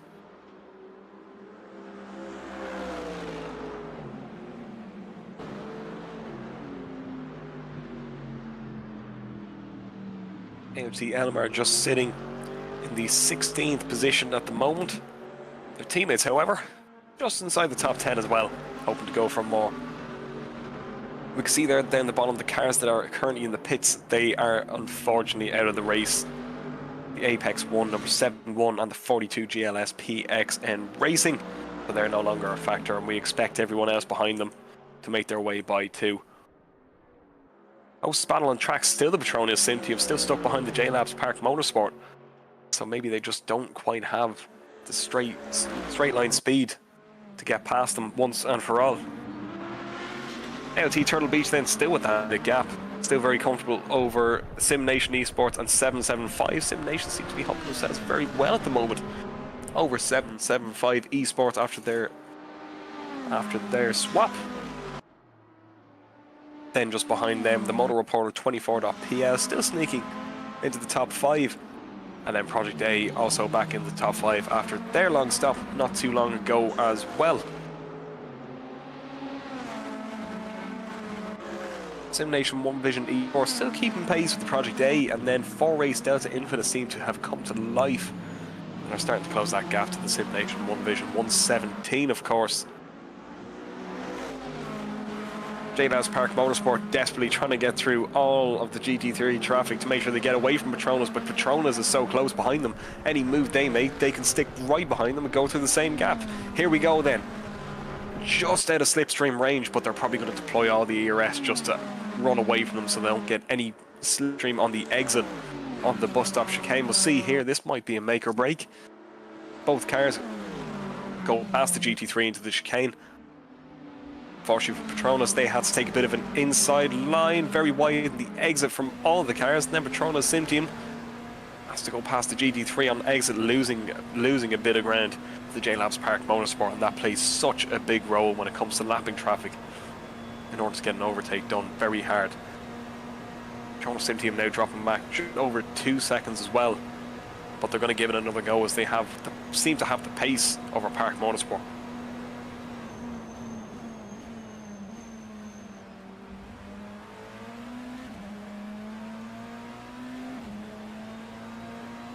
Absolutely flat out in towards turn 2, picking their braking point, make sure they don't lock any brakes. They're looking to get a late exit, late apex, great exit, straight line, and absolutely blast it all the way down to the next corner, making good inroads into the J-Labs Park Motorsport ahead. Maybe they're on older tyres, picking the difficult braking point. Is there a Hypercar backwards? Is that the AOT Turtle Beach? No, that's not the AOT Turtle Beach, apologies. There seems to have been an incident between the J-Labs Park Motorsport and the number 133, it seems. So there might be a bit of damage on that car. Now they're being held up, and backwards goes WRS Interstellar Racing. The bus stop catching out another driver, claiming another victim. Seems to be the main hot point of this track as they rejoin safely. Thankfully as well.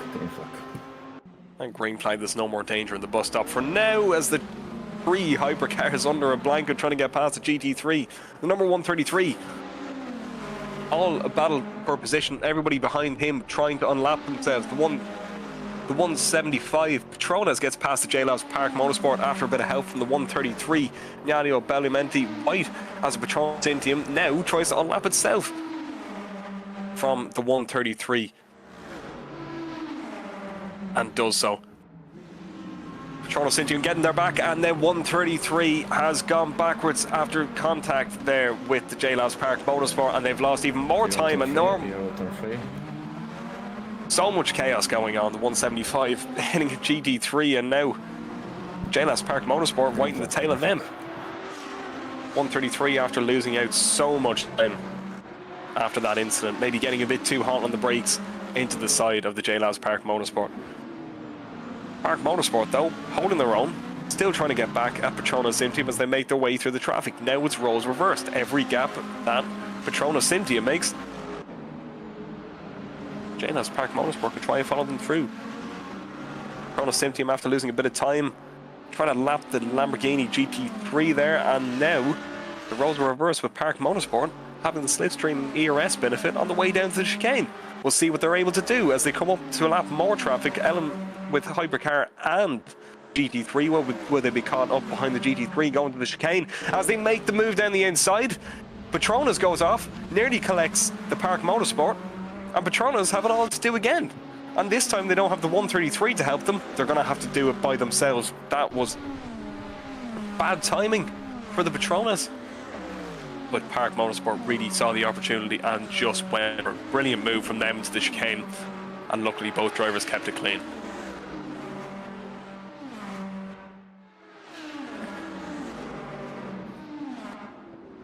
Now the Park Motorsport coming up behind what seems to be the number 75, if I'm not mistaken, the 775 Esports, who seem to have lost a bit of time to the car ahead as well. Their last lap not looking so bad. They seem to have had maybe an issue, possibly at that chicane. Petronas, though, still sticking with them, still looking to make the move. The reverse roles have been reversed again. And now Petronas Syntium probably knows the weaknesses of that Park Motorsport and are now looking to capitalise on any moves that they can pull off as well.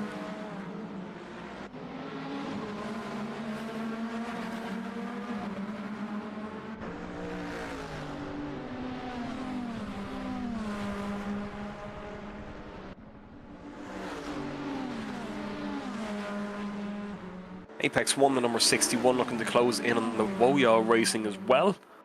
We're 3 minutes off the 4-race delta, possibly long stops filtering in there just at the end of the top 10 as well. And the JLabs Park Motorsport seems to have lapped itself as well.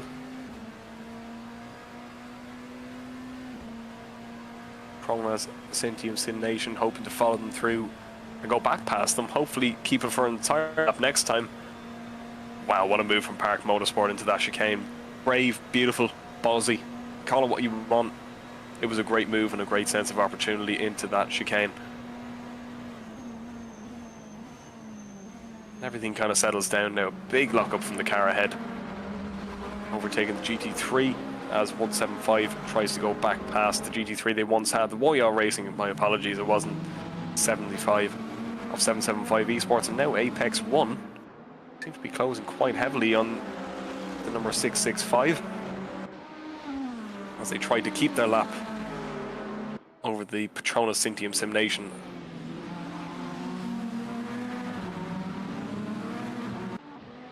Sim Nation 1 Vision Esports, the number 17, is into the pits from 4th place. That'll give Project A an opportunity to get back up a massive slide through the corner just before this massive banking here, and Apex 1 have closed up a great deal through the traffic to catch up to Woyal Racing. So 17 is in the pits. Project A shall inherit that, and Sim Nation 1 Vision Esports, their teammate in the 117, shall inherit their place as well into the top 5. Apex 1 and the 61 had an up and down day as well, but they're looking to hopefully get this 8th place off Woyal and then keep it steady for the next 14 hours to hopefully climb back, maybe even to the top 5, maybe the top 3 or the win. Who knows? 14 hours and 6 minutes to go on the race. Anything could happen at the moment.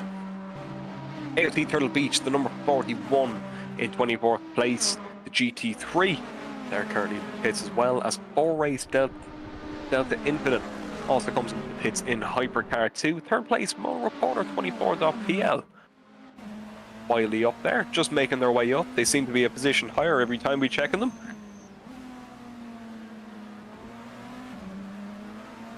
Apex 1 can smell opportunity here for 8th place. It may not seem like much for the team like Apex 1, a brilliant team who have won the majority of races this season so far. 899 Buffak. Please let Motor Reporter. But any position is always worth going for. 899, the Keisha to Mafia Capone car we saw with the broken suspension a little while ago, currently being given the bloom flag. The 996 Motor Reporter 24.pl. Toronto Sim Team back in the back with Park Motorsports. We're going to see what happens in the chicane here. If they catch the GT3 in time, Park Motorsports going to give it a go. The GT3 just sees them. Petronas follows through a bit sheepishly, but now they're right in the back with a massive slipstream. Do they have enough battery? Do they have enough top speed to get past the JLabs Park Motorsport for once and for all? After all, these guys have been going at it for the last nearly must be 10 laps at this stage. Petronas got past them before. They have the slipstream, they have the power, they have the pace coming across the line. Petronas Sim Nation is ahead. Can they hold it into the braking? Is JLabs going to shove it up the inside? No, Petronas takes the place. After being patient, out of the chicane, getting the slipstream, having the power down, and they are up into 13th place. JLabs will have to settle for 14th at the moment, unless more drama ensues, just like the last time they tried to lap as well. 4-race Delta Infinite and Sim Nation number 17 seem to be in for a long stop at the moment, as Woyal Racing now has to start looking in the mirrors at Apex 1, who seem to have come from absolutely nowhere about 7 seconds back not too long ago, and they're going to have to make the gap up again as they go wide at the horseshoe, dropping maybe a couple of seconds, but more importantly, sitting behind another hypercar that they're going to have to re-lap themselves past unless they make a mistake. Still not too far away from Mola, but unfortunately that mistake just happened there because they were right in the gearbox and could have got them into the chicane as well. Yellow in the bus stop. Speaking of the bus stop, that seems to have claimed another victim, the Squadra Corsa over crest. Team Blue Flag. Just after their long stop as well. Not a great position to be in. They don't seem to be moving. get back onto the track, please use back to pits. That's not a great sight for the number 20 team. They seem to maybe destroy the engine. They're in reverse. But it doesn't seem... The engine's still on, is it? No, they have to go back to pits. Maybe the engine has finally given up after that one last shunt. Teams like 4Race Delta Infinite, Simnation, One Vision Esports and P8 and P9 really hoping that maybe a full course yellow will come out as they do their driver swaps. Squadron Course Overcrest are going to have to sit in the pits. They're going to have to wait until they get back out on track as well. Apex 1, meanwhile, still stuck to the back of OER Racing, have closed back up the gap after they lost that bit of time going wide. Maybe can make the move on the next straightaway as well.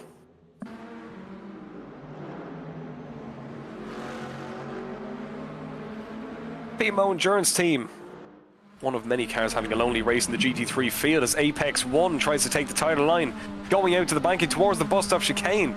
Woyo Racing is going to try and squeeze them. They can't squeeze them too much. A bit of side draft, a bit of ERS, and Apex 1 have got a nose ahead and a full car ahead. 79 and 12 blue flags. 79 and 12. Is Woyo going to try and stick it into the chicane? No, they thought about it. They're trying to make Apex 1 slip up, but Apex 1 up in the 6th place. What a move, getting the tight exit. Woyo just not quite there. And now Apex 1 can set after Sim Nation, One Vision Esports number 117, who've just into the pits, possibly for a long stop. And that is 6th place for the Apex 1 team, 7th for the Woyo Racing. Patience definitely paying off for the Apex 1 team there after making that small mistake and having to lap the car again. Where that car scraping so low against the ground. And now they're closing back up to try and lap the 175 and the 97 J-Labs Park Motorsport. Two cars still stuck together after their trials and tribulations. And Moyal hoping the traffic can help them get an opportunity to get back ahead of that Apex 1 car, but the Apex 1 seems to just have that bit more pace, maybe a bit fresher tyres as they come up to lap the OC Racing lifeless car. Just being held up on the Apex there. Motor Reporter 24.pl now into the pits. The number 996 having a great race now. Maybe in for a long stop this time by, and Project A will inherit 3rd place because of that as well.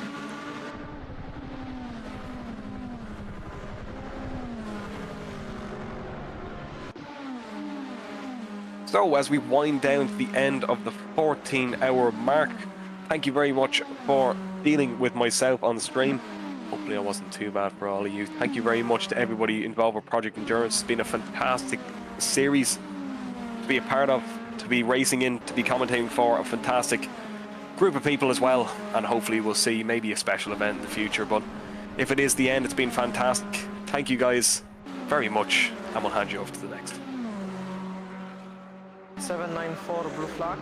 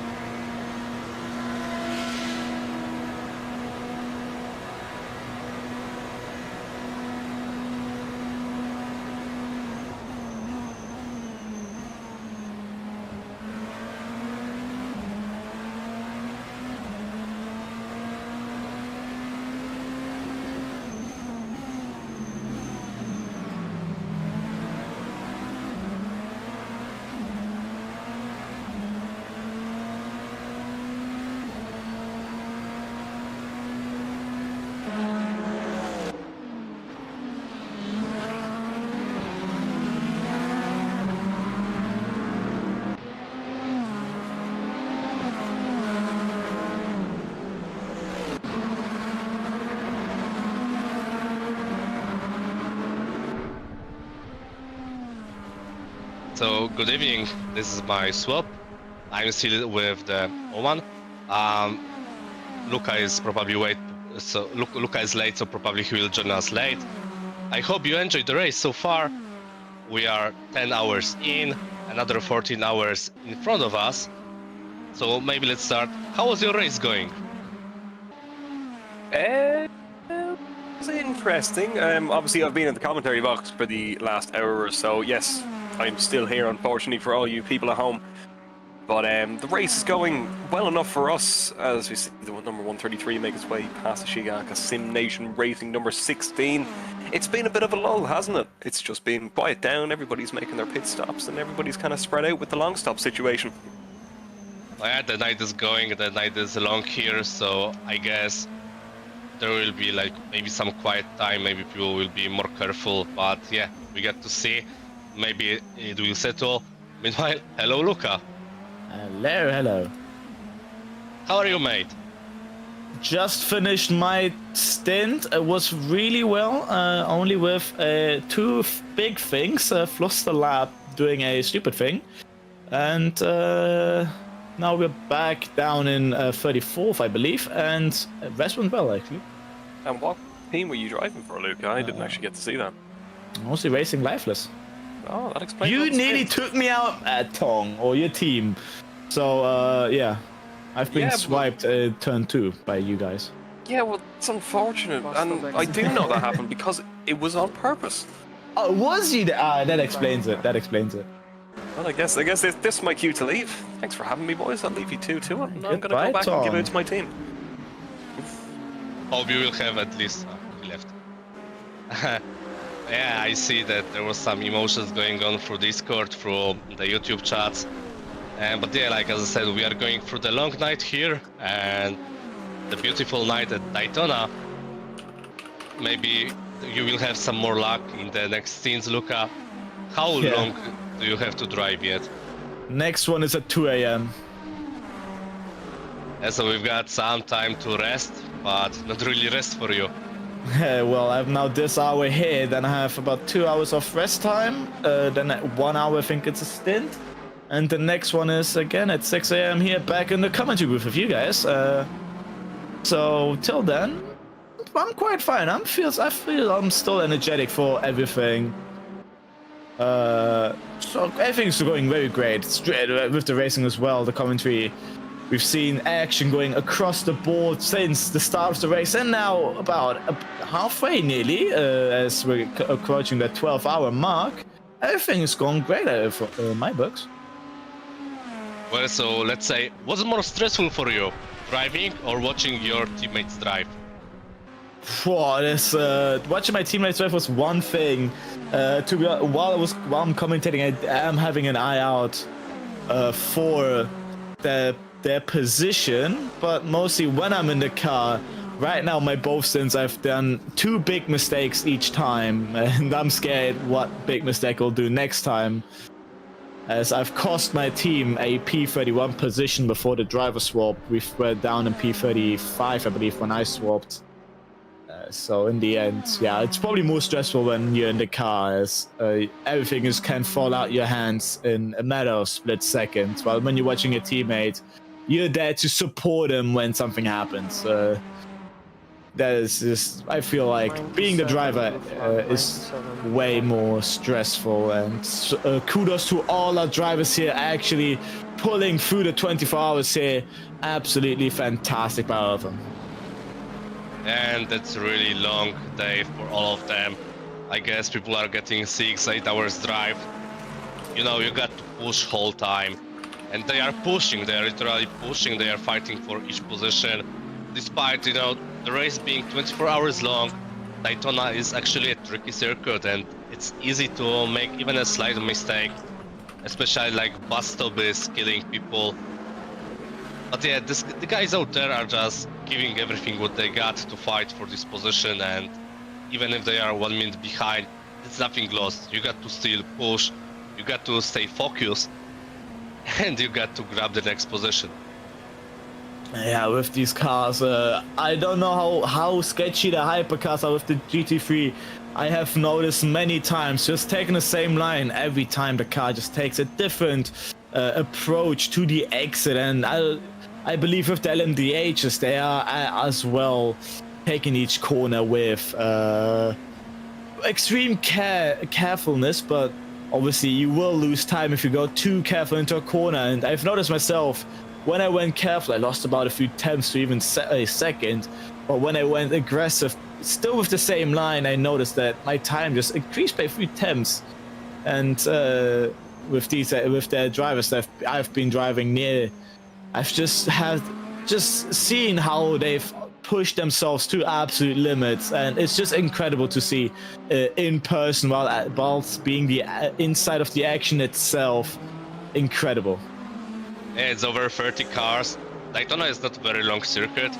It's like 6 kilometers, if I remember correctly. Lap time is around like 1:44 in the GT3s. You got to still keep in mind that there are faster car comings.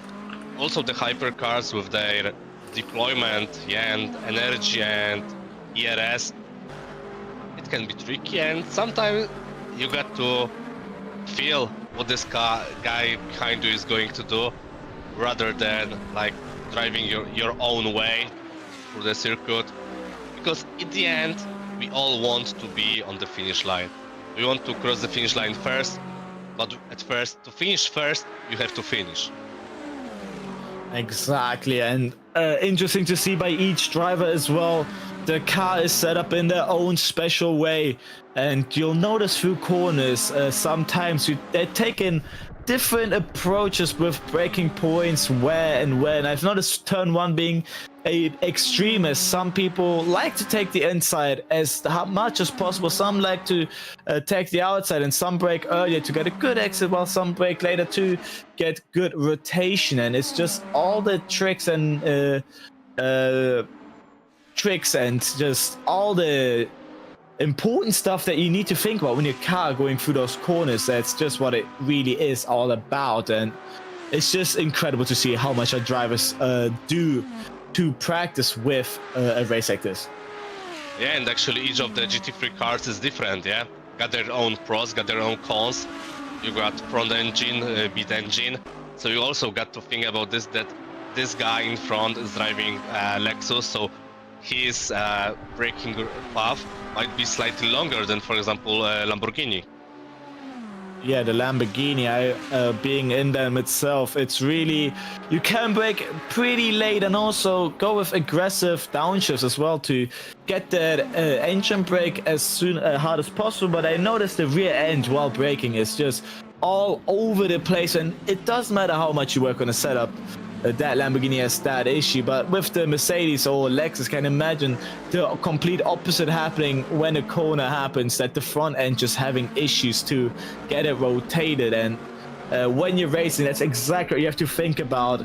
Obviously, I said it a few hours ago as well, when I've talked to a few friends of mine who are not into racing, and they're like, isn't just racing turning, gas and brake? And that's exactly how much you have to think about it. It's not just that, it's you have to calculate all the tiny things over the car. And if you're on your team with just yourself or a few of your friends, you have to calculate or work on your setup from A to Z, and that's just all that is in racing, and even more inside of it. Yeah, I love this kind of people when they're saying, yeah, come on, driving on track is easy. So you are saying, okay, so let's go for a track day and see what you can do. And bang, they are losing like 30-40 seconds on the short track. Then it's like, ooh, how they are so fast? What's going on here, yeah? Where I'm losing so much time? Yeah, that's exactly. Many of those friends, many of those people, I'm gonna compare to my friends. Say like, once I say, right, want to show yourself, let's go karting, and the day we go karting afterwards, they're like, well, I'm not doing this ever again. As obviously they get humbled as fast as just a few laps in, and that's just obviously each to their own. It's the same with football. I'm the opposite with football, not in a way of saying that football is easy, but like I don't have the appeal of with football as for example, my friends have.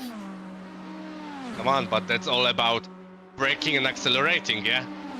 You just need to turn and it will drive by itself. And later you see the guys just sending it through the bus stop chicane on the Daytona, losing the car out there because they cut too much curb or they gave too much throttle, and the car just spun. Yeah, it's just that's just everything into it. You can give just a stock car or one of these cars, give him a GT3, give him a good example, the Porsche 911 GT3, very easy for beginners, and still you'll notice that even those people who like think driving is just that, you'll notice that immediately, even if they have a driver's license, it's just they're noticing that it's just not the same as they imagined. And it's just racing, that's the fun of racing. You have not only all the interesting stuff happening inside of the cockpit, around the car, and in the pit lane or pit box, or in our case in each individual call, it's the adrenaline you get as well when racing. Even if it's a virtue, you still feel like you're driving with other people at speeds in game, about 300 kilometers an hour into corners, and you still feel the competitiveness when around people. You want to be the best, even if it's not in person. You still feel like I want to beat the others and prove myself. And racing has just that feeling of exactly that. And if you have more money in your pocket doing this in real life, you'll notice way more adrenaline experience as fun as we see here. Wait, there's a battle going on for P11, P10. Royal Racing versus Nexium Contact in going wide. I saw this slight block on the brakes, and yeah, it happened. However, I think there is nothing serious going on with the cars. Royal 65 has pretty nice pace so far. I guess they are already back in the battle with them. But yeah, that's getting hot.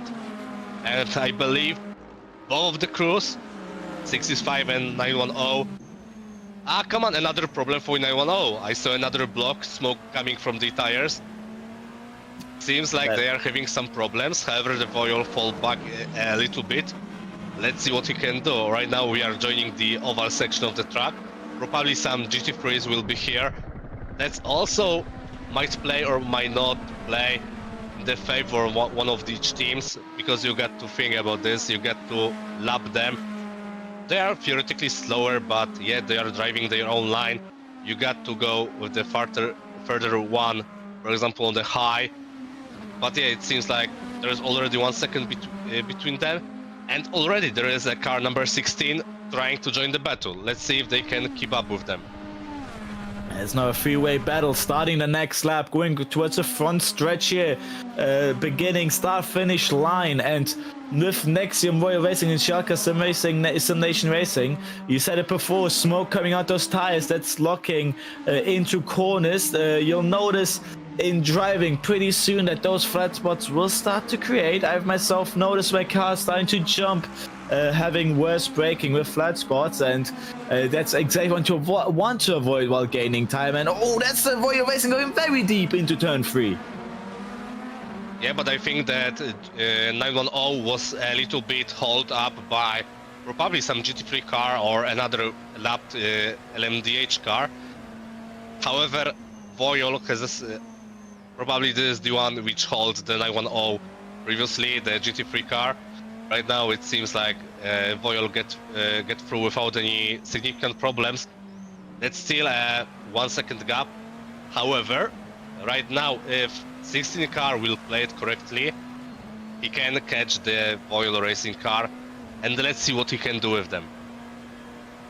Yes, now here the Schalke Simulation Racing, I've noticed as well with these cars, if you get close, a bit of contact we saw before between the car number 910, the Nexium PLT, and the Royal Racing. Oh, cars off the end of the bus stop onto the curb. That's actually a curb that you have to ride to get a good run, and that was very, very sketchy throughout that corner. Nice avoiding skills by us drivers here in the Schalke Simulation Racing car, incredibly avoiding.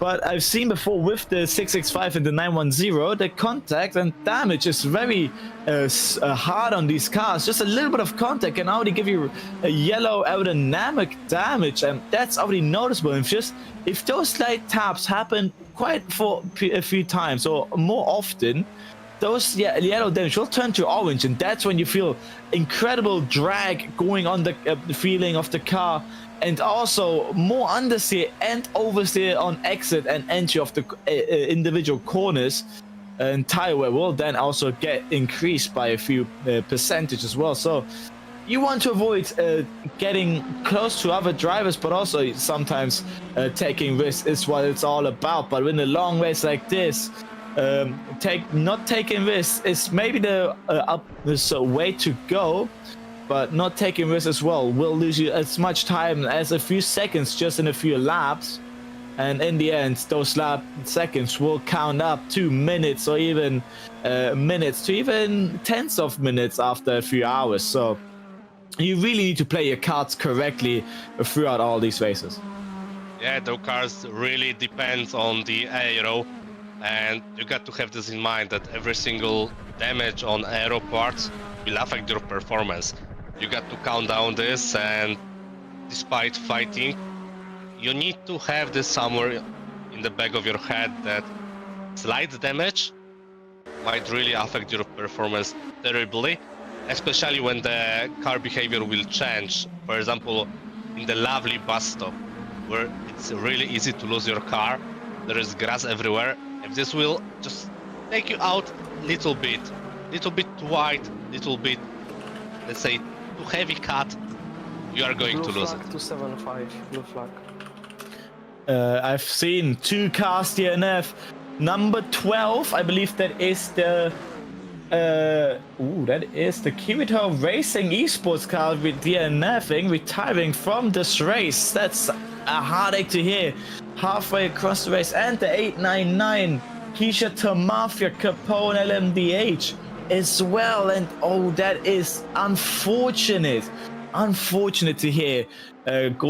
Working there as much as half of the race to just end in a heartache, and it just can slip out of your hands in mere moments without noticing it. And that's the downside of racing. The heartache or the pain you'll feel afterwards is just a feeling of emptiness afterwards. Yeah, I just checked in the meantime the tire usage by the cars, and actually 16 card, the Ścigałka Simulation Racing, has 20 laps more on these tires. The 910 and 665 both has like 4 and 5 laps on this set of tires, when 16 got the 27. And they are still able to catch there with their own pace. Maybe they will have to go to the pit lane earlier than the 910 and 665.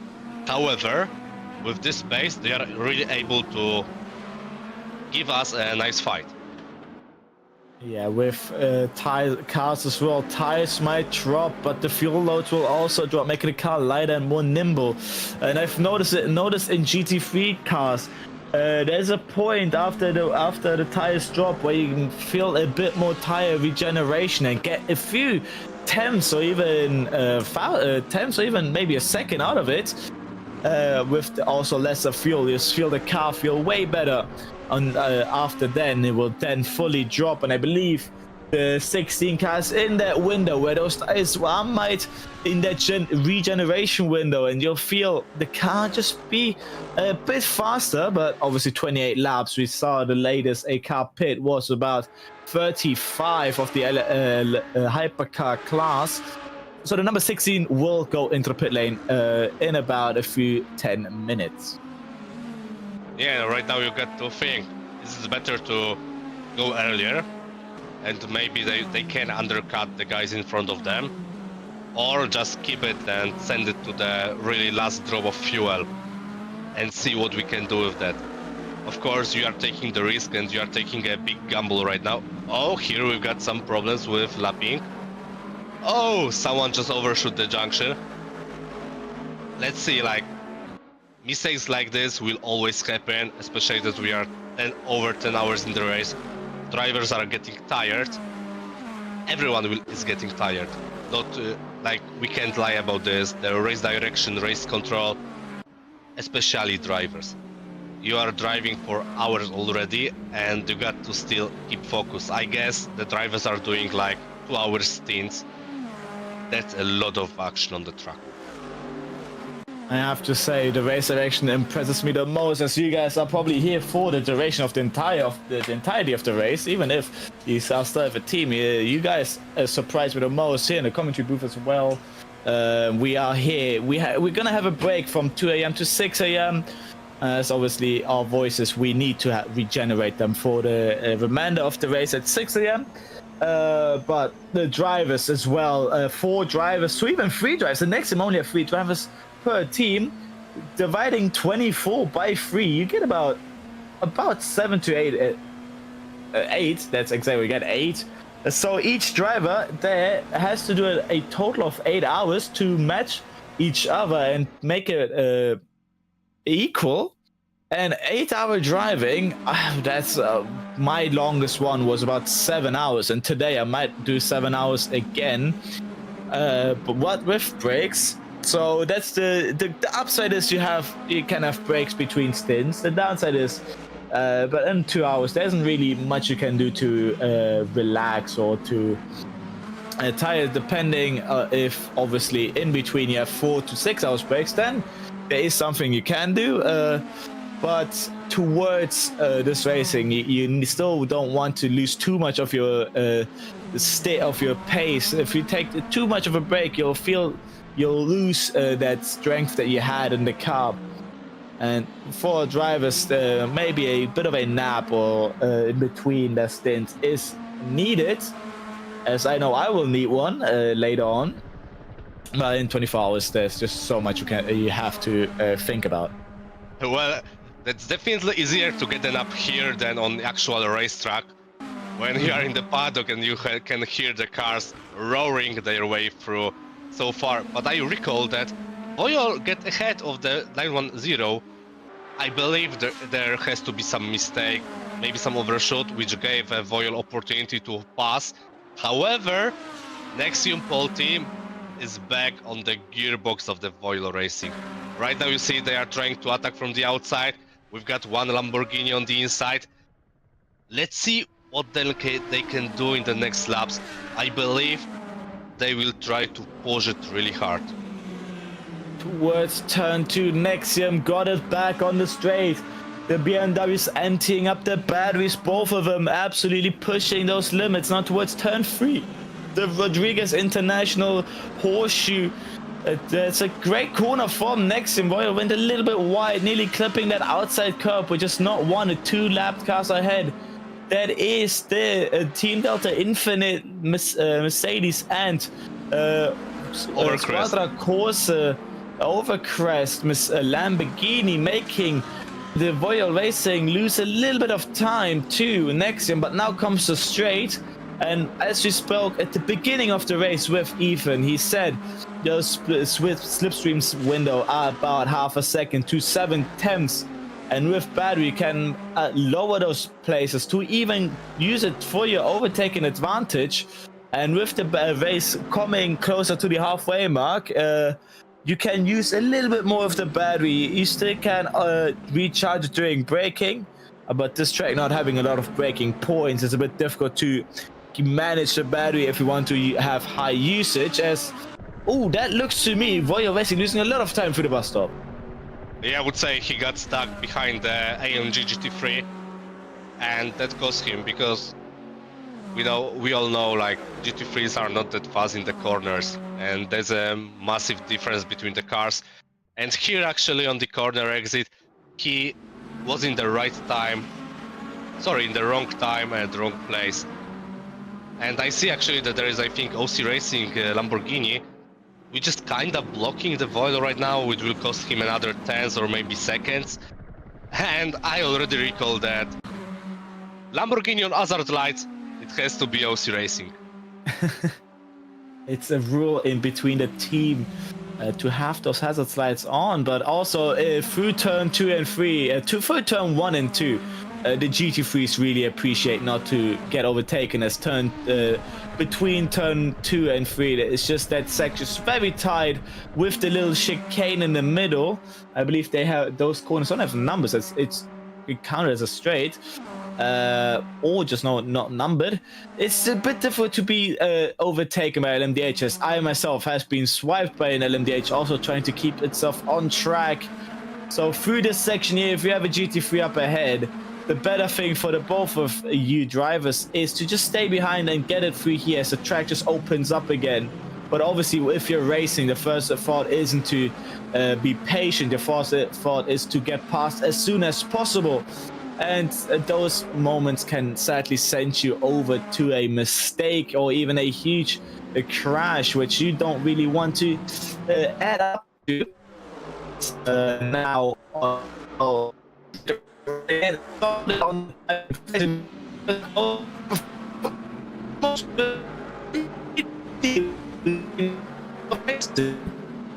having issues.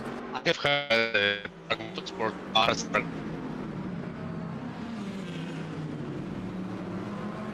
connect up. So probably they are right now having one of these issues. And right now the MDH behind them is in a tricky situation. Because you got no what will happen next. The car will be teleported into you and just break you. Be extremely careful with that. And especially if you don't want to lose time. And you don't want to lose the time in any place of the track. You got to consider what to do in each situation. Because this car may just move around free, you don't know what to expect about him. And despite the driver don't want to do anything stupid, he is just driving his own race. But the internet connection is living by their own. Grid Racing up ahead also looks to have issues here. Battle for P7. 81 Race Delta Infinite versus 61 Apex 1. I've heard a fun fact about the other Apex 1 car. I believe what was down in 11th, I believe has retired, was racing on a Guitar Hero controller. And that was an actual surprise as they weren't half bad. They were still pushing that car to the absolute limit. And it's fun to see that drivers doing races like these. Just put something on them. Look, it's a little bit of fun. The guy with the Guitar Hero controller is the guy in this car, in the 61 car. It's Eric Szymendera. And yeah, this guy is known in the Polish community by driving with mice on laptop. And basically, the Guitar Hero controller story started with someone complaining about his pace. And he said, you know what? I will be faster than you even on a Guitar Hero controller. And on the very same day, he just ordered this and started practicing. Wow, well, that is just commitment. And it looks, and being P8 in that car, even if he's not on in the car right now, that team is still very strong and a bit midfield of it all. And now here, battle between Power Motorsport and Grid Racing. It looks to be the internet issues are for now back up and running. And towards the bus stop chicane. Let's see if the slipstream effect can do anything. And the braking zone is about to approach in about a few 200 meters. And the slipstream, look at that! The Park Motorsport car gaining, edging their way closer towards the braking zone now. The Grid Motorsport stays ahead. Park Motorsport knows that this is not an opportunity for an overtake, but now comes a spot where the very long, flat-out path towards turn 1. This is where you really want to have to run towards, but Grid Racing look to nail the bus stop just a little bit better. But obviously the slipstream effect is just so strong. Even if you're a bit further behind, you might feel a little bit, and then the closer you get, the stronger it is. But towards turn 1, it just does not look like they managed. Apex 1 getting past Delta Infinite before the bus stop. And towards the bus stop now, looks to me the Apex 1, they'll get it. Apex 1 got a little bit of a better corner there. Yeah, seems like they are gaining time on the 81 car. That's not what you want as an 81 car. They are currently out of the slipstream. They lost a lot of time. It will be right now hard for them to catch them in the next parts of the circuit. However, as we already know, and we have seen this, you don't know what's in front of you, and you may hit some GT3s, someone will block you a bit, you will lose a bunch of time, to don't say a lot of time, and yeah, that's opening another opportunity for the Delta. Right now, you even saw on the live timing, slight mistake, maybe not even a mistake, just slight different approach for the turn 1, and Delta is already half second up on you. I don't want to commentate curse anyone, but obviously 13 hours, 20 minutes in, it's just so much time for mistakes to happen. And now comes the time for many of our European drivers to enter midnight, and obviously even if you change the sleep schedule, your body is just not used to being awake at night. And obviously, as doctors say in the internal clock, even if we try to change, it's just used to being energetic at day, and at night the melatonin levels just rising to make yourself tired. And even if everything you've done correctly, getting a lot of energy drinks, drinking coffee, or anything in that sort of thing towards now this time of night will be the highest part where mistakes can happen. But looking behind, the 7 car, position 7, Apex 1 is gaining time to the Delta Infinite behind, just now 4.2 seconds. But looks to be between them was another LMDH, but now back on the battle for P90. We all love the GT3 cars and we all love the battle in the hypercars, but you know, we also got to consider that we don't know what's their battery level, what they are doing right now. Are they trying to recharge the battery, or they are just sending it through?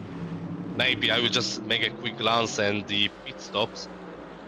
Give me a second, I had this open, and that also might tell us a lot about their strategy and what might be the energy level. And actually the Delta 81 car, position 8, is 13 more laps on this set of tires. So they are also probably bit used. The tires are not really slicky enough right now. As you said, the car is lighter, however their battery level might be also very low. And that's why they are losing that much of time, especially on the straights, when they have lost the slipstream. And also the slipstream effect is a very powerful tool right now. But yeah, maybe it's not that big in the GT3 cars, but that's allowing you to drop a decent fight. We got 3-4 tenths between the Park Motorsport and the PMO car. This might be a battle for the 21st place overall, but no one is going to just say, yeah, I'm not fighting. They will just send it. Yeah, battle for P13 between Park Motorsport and Petronas Symphium Nation. Symphium Sim Nation towards turn 1, the front stretch. They are a bit of GT3 with the grid motorsport, grid race, no, the cubic systems, I apologize, being in the way there a little bit towards the braking zone of turn 2 now, and it looks to be up ahead. There's also the Team Not the Infinite car in between the squirms here, and the Park Motorsport car got past the Petronas Symphium Sim Nation team, trying to do some maneuvers here. And is that a move? What a break! What a corner from this Petronas Symphium Sim Nation car. They've gained 2 tenths, 3 tenths, and now side by side and get the position number 4, turn 5. Incredible! Yeah, great job by the driver there. Also, like, there is a lot of traffic incoming. You got to really respect and appreciate the moves they are taking to overtake. In such small place, the road is not very wide. It's pretty narrow space up there, and they managed to go through clean with maybe a little bit of contact. That was really tough, and the guy there literally has balls to pull such a maneuver in such hard part of the circuit, especially with the traffic incoming. Mistake by J-Labs Park Motorsport out of the bus stop, having to run through the runoff area, having to take the extra chicanes through there, and that lost them a lot of time to grid racing, and it's now down 2.5 seconds. And grid racing has a little bit of a breathing room now to just get comfortable again in its own pace, focus on itself again. and also be more sensitive to hypercars too by not losing too much time. But obviously it won't probably take long till the part motorsport is back up, and there we go. 6 temps again between the two. Just behind this LMD battle here. So we have two battles on the same part of the track. Blue flag 907. Blue flags for the 107. I believe that I've heard that correctly. Which means one of the GT3s needing to let them lead this faster car by. And this is now the battle. We saw the Ferris wheel there, still shining greatly throughout the night. Hopefully some virtual viewers are on there. But beautiful scenery on this track, I have to say. It's just beautiful to also look as a spectator on this track, or as a commentator here, just looking from the TV cameras. It's very beautiful. Everyone loves Daytona. Honestly, you got nothing to say against this track. It's great. I love especially I love the oval parts. Okay, you can complain about this bus stop, but this bus stop is giving people a lot of fun. And for the viewers, it's amazing to see when the traffic is there and the cars are just trying to make their way through. That's really tough. And as I said earlier, you got to respect these drivers, especially driving so fast in the multi-class, going through the lower class, the slower class, and they are really overtaking this spot. It's extremely hard and really requires you a lot of skills to do so. Exactly. Obviously, in racing, fans and drivers obviously like more the technical, more the trickier parts of tracks. One that comes to mind immediately is the final sector in Fuji, the uphill. Obviously, there's also part where the drivers say it's the most difficult, but when you get it right, it's the most satisfying.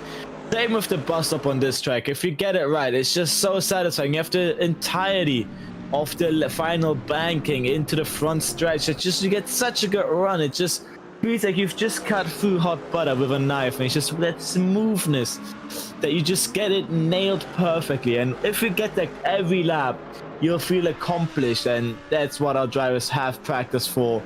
Obviously on this track, sector 1 is a bit tricky to get those corners correctly, but once the exit turn 7, the next part is just, I need to take the bus stop correctly. As grid racing here is just increasing the gap to Park Motorsport just by a few tenths a corner. It's about 1.5 seconds to each other. And see how they are going smooth this bus stop, and the curbs there are not the easiest to go through, and you really got to go through them. Each time you are going through them, there is this little bit of nerve that maybe something is going to happen, but you got to risk it. You got to give it all to go through this spectacular chicane and get it fast. That's really not an easy job. Every time a driver goes through the bus stop, the car handles it every time a little bit differently. Just those little inches for you Americans, or millimeters for you Europeans. If we just take it just a slightly bit different, just a millimeter to left or to the right, the outcome will be enormous. The change will be enormous to the point of 1 point you drive the car takes it like a absolute no problem. A little bit to the left, a little bit to the right, your car will lose the entirety of rear grip, and you'll become the next initial D driver, or you'll become the next barrier. As we've seen some drivers 1 hour ago.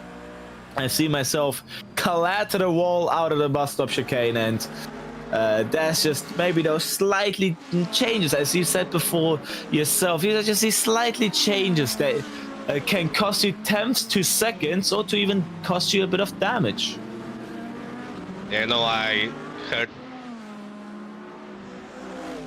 We have reached 400 laps, our leader on the 400s right now, and it's not halfway through. So my prediction at the start of the race to go above the 1000s could still be true. What do you say?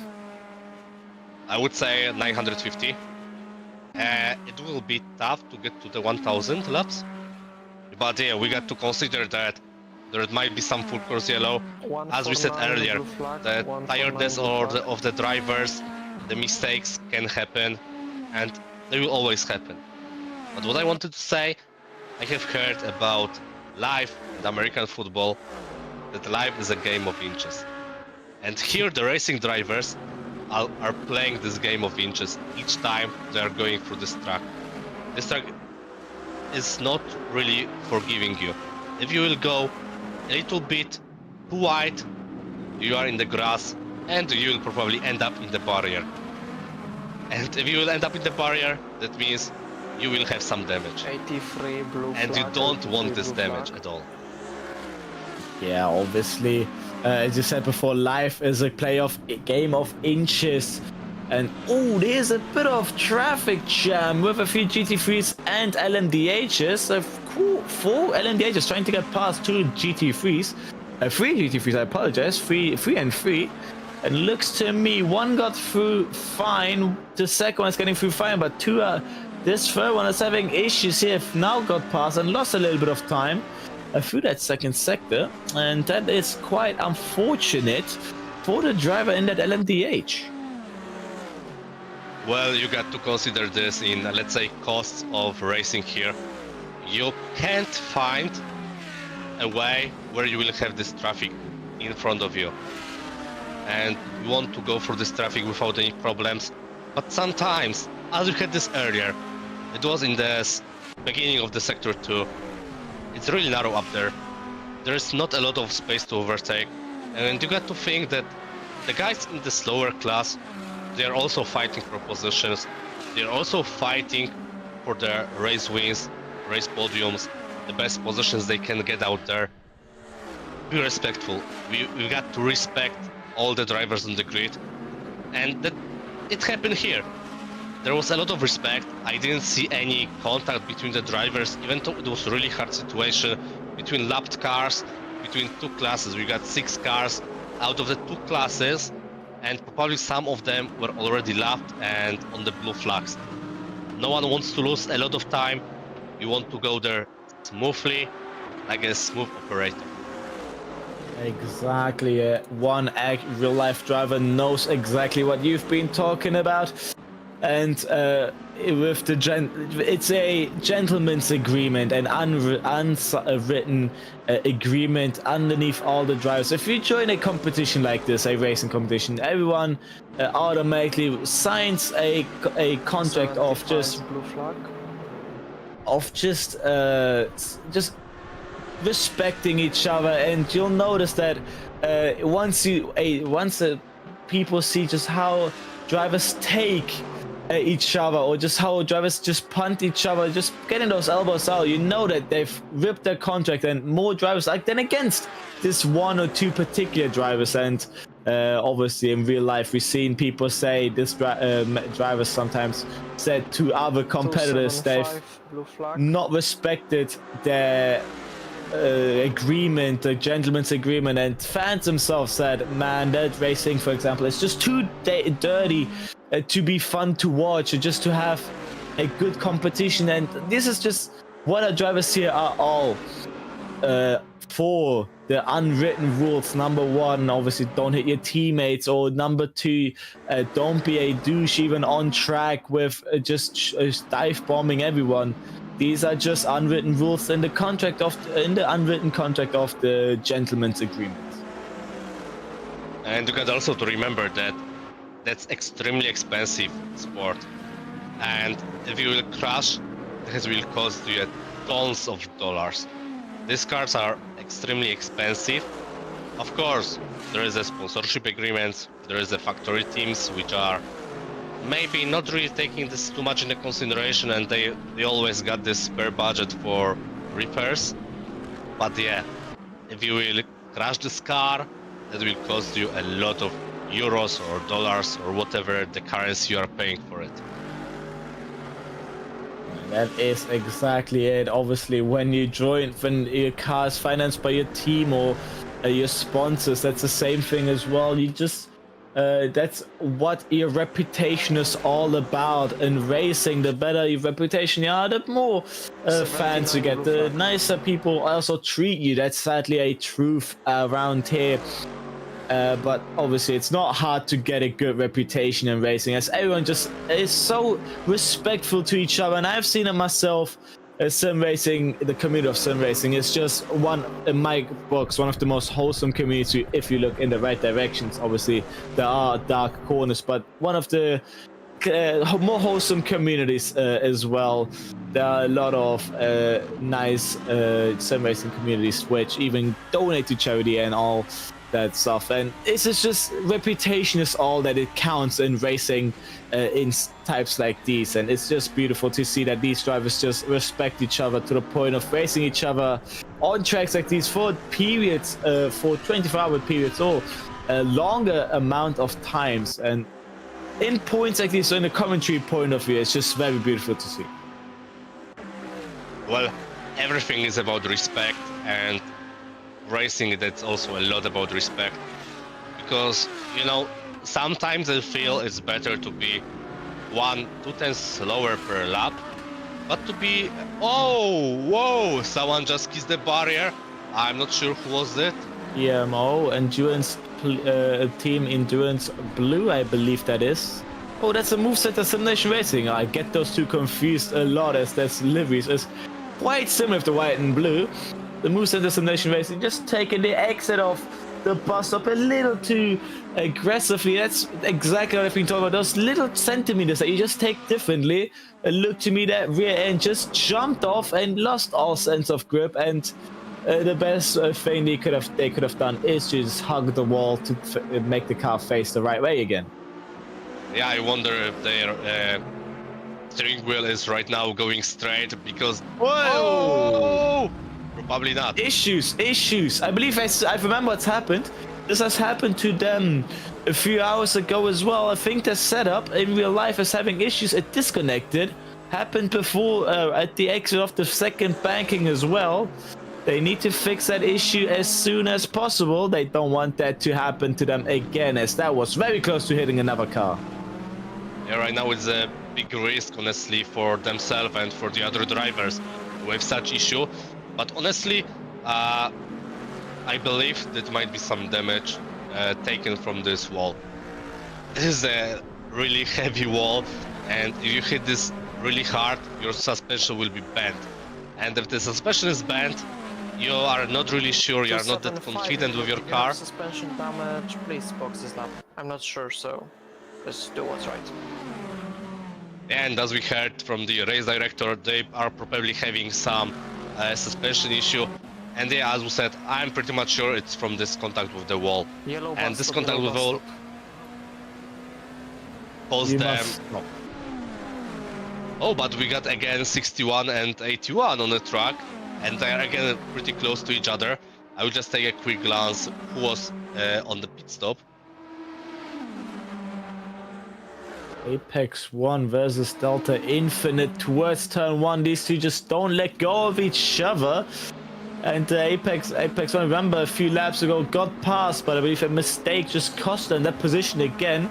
Having to fight for that again. Oh wait, I believe there's a pit stop. I'm sorry, I apologize. I was the Apex 1 car fighting for 8th before, after a pit stop, being down in 14th. Just behind the Team Delta Infinite car, having the sister team now in between them as well. Malbehaving them a little bit, even if not on purpose. And it did look to me, they've gained about a second out of that.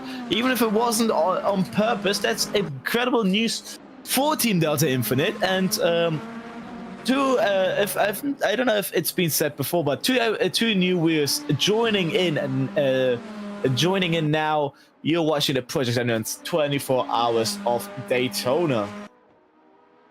And yeah, both teams were pitting. The Delta Infinite 81 car has 3 laps on this set of tires. The Apex 161 has 1 lap. This is a fresh set of tires.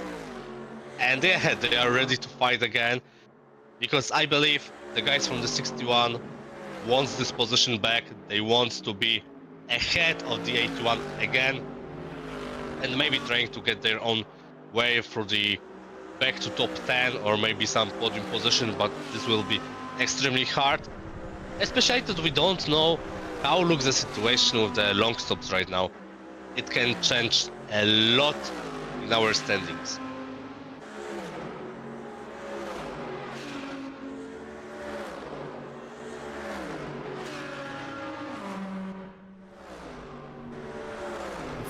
I believe I stay for the next hour, so yeah, but obviously if not, I could go, as my next stint is in 2 hours, but the next hour I can still be here. So unfortunately I have to go. Thank you everyone who joined this live stream. Hope to hear you and see you again. Thanks Luca, it was great to speak with you. See you later, Ben. Bye. Goodbye. And that was, I believe, our PE advisor. His name is a bit difficult to pronounce. I will probably not try, as I will butcher it in the way as I always do. That I would have definitely butchered that. I'm gonna stay another hour here with the new commentator, Lasky Kirito. So I will be staying with you until 1 in the morning Central European time, which is just in an hour now for everyone Central European. We've just passed midnight if the race is just so interesting. Say hello, Lasky. Yeah, hello, man. It's good to be back again. I was on commentary earlier, and I've returned to help out. It's going to be quite nice. It's good to be with you. I don't think we've ever commentated before, so let's go, man. Incredible. So, in this race so far, being about close to halfway point, there's still a few battles going here and there, but mostly now to gain control of its pace, as well as, oh, there's an MDH behind here.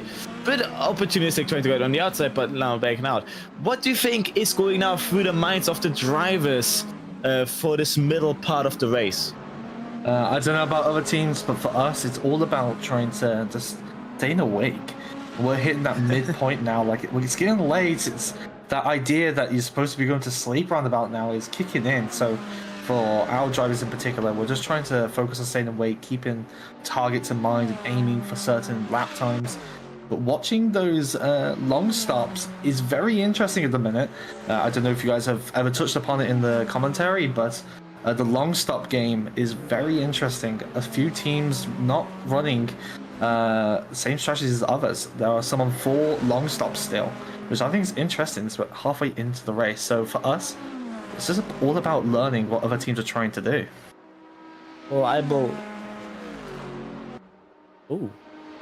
So what I've heard here with the long stops, I know some teams are on full long stops, which is still interesting. Is how closing to the halfway point, you'd expect to have already done half a long stops, but obviously knowing the strategies, you want to lose less time during the parts where you're more awake. I believe some drivers want to take the long stops during the midnight parts of the race, more like 1, 2, 3 a.m. As you said it yourself, your body just yearns for that sleep. Your body just craves that sleep. Even if you've prepared on the Saturday to just lay in bed, one of these drivers until now, the body just automatically produces melatonin, and around times like these to just say, okay, now it's time for you to fall asleep. Now it's the healthy reason. The more you wait, the more I produce. And now it's gonna probably be the game where 1 hour stints until 1 hour per long stop is the game now. Just for every driver, just take an hour to take a little break, then get in the car or switch between the drivers each hour, just so they don't power themselves just out too fast to survive the night, but also to not ruin themselves health-wise as well. Yeah, it's pretty good to try and keep yourself awake. A lot of drivers right now, they're going to be feeling the tiredness kicking in, but also we get to see some of these cool liveries now with the nice what is supposed to be LEDs, but I think some of the teams have exploited the files just a little bit to cover their entire car. As we can see with the mid-ass The entire car's turned pink on the front, which is an interesting choice from them. But team staying awake is very important right now, as a lot of mistakes happen when you're tired. Yeah, here's the battle now for P25, 80 moveset simulation racing. Versus losing the rear end out of the second part of the bus stop is the Midas Interstellar Midas car. That's part of the bus stop where many drivers just are not getting it correctly. Incredible work to keep it out of the walls, but those flat spots are gonna be very, very, very noticeable by the driver in that car. Oh, for sure. They're going to be feeling the vibrations right now through the wheel, and they're going to have to pull up with that now till the end of their stint. And it's going to be a very long stint for them now. They're going to have to struggle through turn 1, as they'll also have very hot tires. Being a driver myself, flat spots are quite the worst things you can have. I've been driving in that OC Racing now car for 4 hours this race, and each stint I've been noticing that just with lockups as well, and not even just spinning, with lockups as well, you'll notice the car just starts jumping and being more unpredictable in braking. And the worst part as a direct driver myself are the bankings. It will completely destroy your arms. It will bounce around like there is no tomorrow, like it's a rave. You will just go absolutely crazy, and those are the things that you want to avoid. Not mostly for pace, but also just to keep your arms just intact. As Assetto Corsa here is a bit wonky with high banking corners. Doesn't really know how to respond with the physics, and you notice a car just bounce a little, and the more flat spots you have, the more the car just jumps around. Yeah, you can definitely feel the bumps that are at the end of turn 1, and I believe there's some at the end of some of the bankings. The bumps, you can definitely feel them. And it's even worse with that vibration through the tire. They're not going to be loving this stint, especially being chased by the PMO team right now. They're going to be trying to think of a solution here to that problem, maybe changing brake bias or TC, or trying to find some type of solution to pull up with that. They might do well, you never know. As we see here, for me, it says that in 27th is the Emirate Racing, but right now we look at the BMW Endurance Team Blue, just up ahead the Move Center Simulation Racing Team, as they are about here, turn 3, just a few temps in between them, and incredible that these drivers are still have enough energy to do battles like these. I'd say myself, if I'd go back into that car now, I might just lose my mind and just go a few 10 to 20 kilometers an hour, just slower through each of the corners. But these drivers know they push it to the absolute limit here. On ball, on camera, with Delta Infinite, with Apex 1 behind. These two have been battling now for 5 laps. Incredible out of those drivers.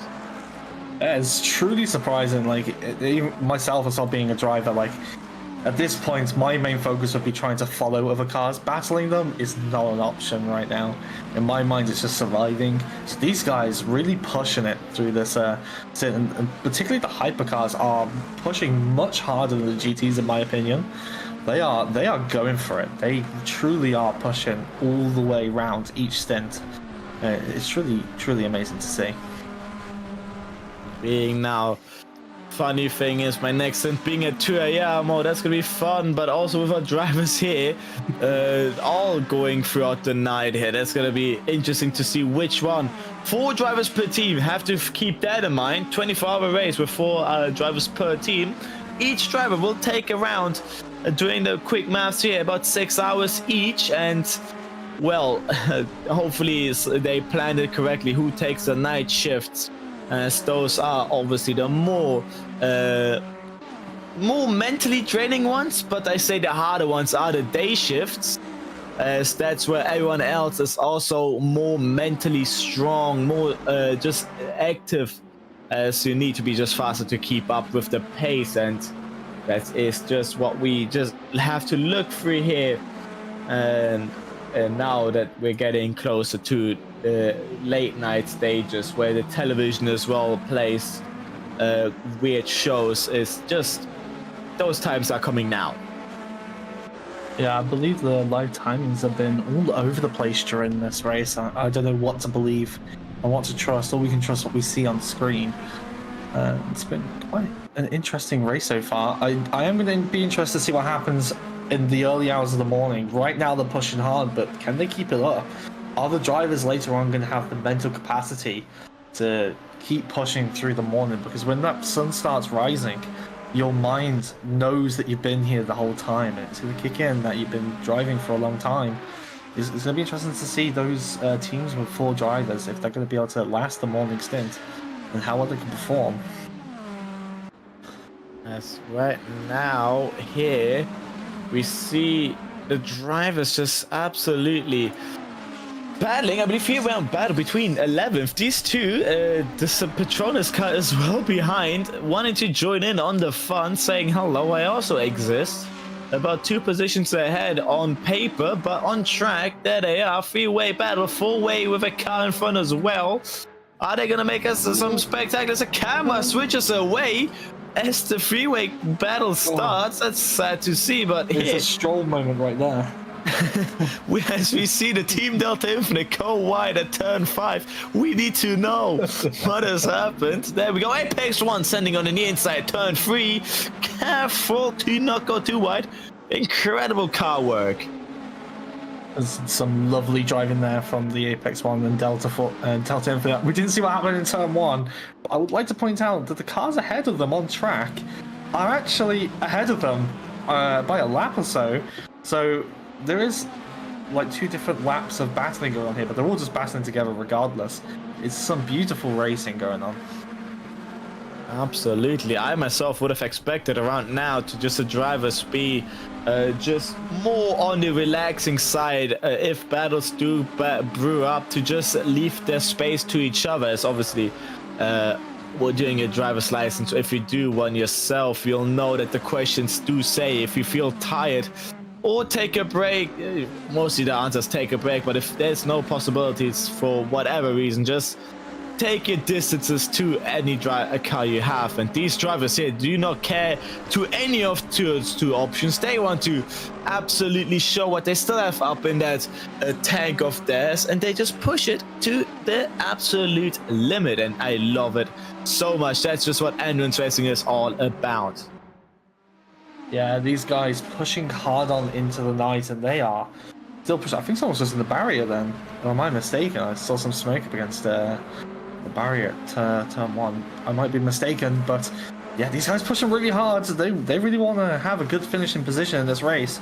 Obviously, we don't know all the long stop games here. Some teams have been filling it in on the sheet, some people haven't. So we don't know exactly everyone's exact positions, but we can just assume that these guys are going to keep pushing to the end regardless. And it's some amazing racing in the final race here.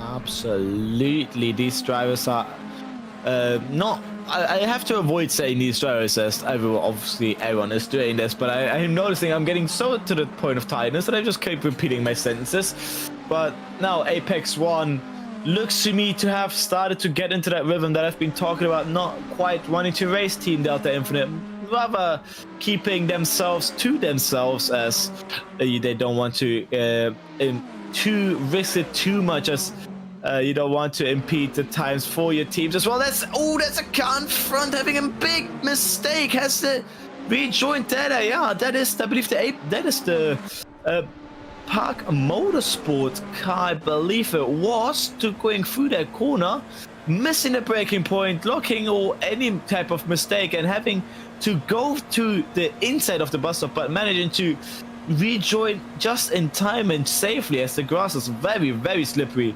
and very bumpy as well. There are holes everywhere on that grass, so a little bit too sharp movement, you'll find your car jumping to a point where to no control. Yeah, some amazing racing going on. I'm a bit concerned though. I do keep seeing these hypercars locking up, which is just running through my mind. Talking about the vibration in the tires earlier on, these guys are pushing hard, like real hard. Meaning they're locking up those tires quite a lot. I would hate to imagine how it feels on their wheels right now with those vibrations.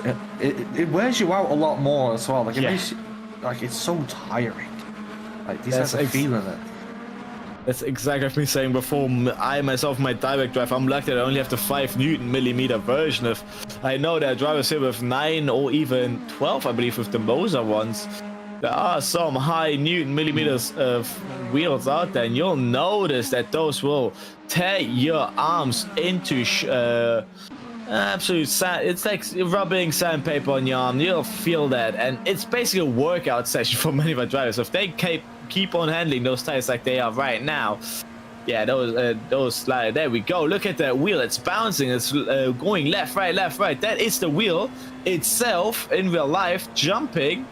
Right now, it's smoothed out from the spectator camera, but for the drivers, that is vibration. There we go again. That's a wheel again doing its work, and doing that for about 30 laps before just having a 2-minute break in the pits to then drive again out.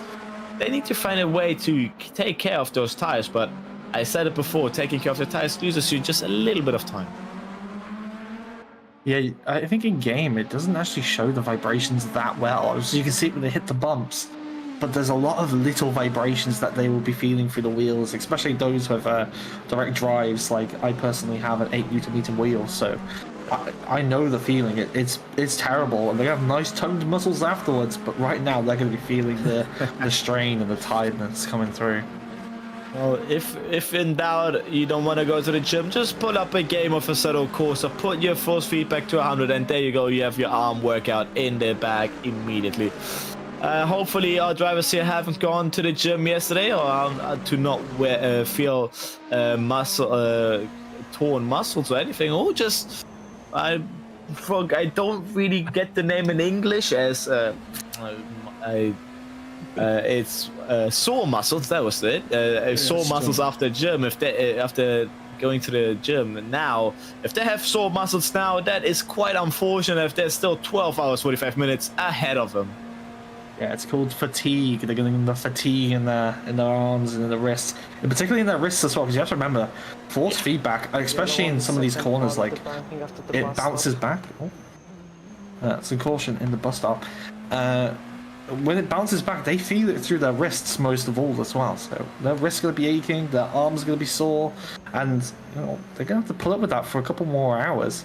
And they're going to have to wait for their buddies to hop in the cars and things. Especially teams with 4 drivers.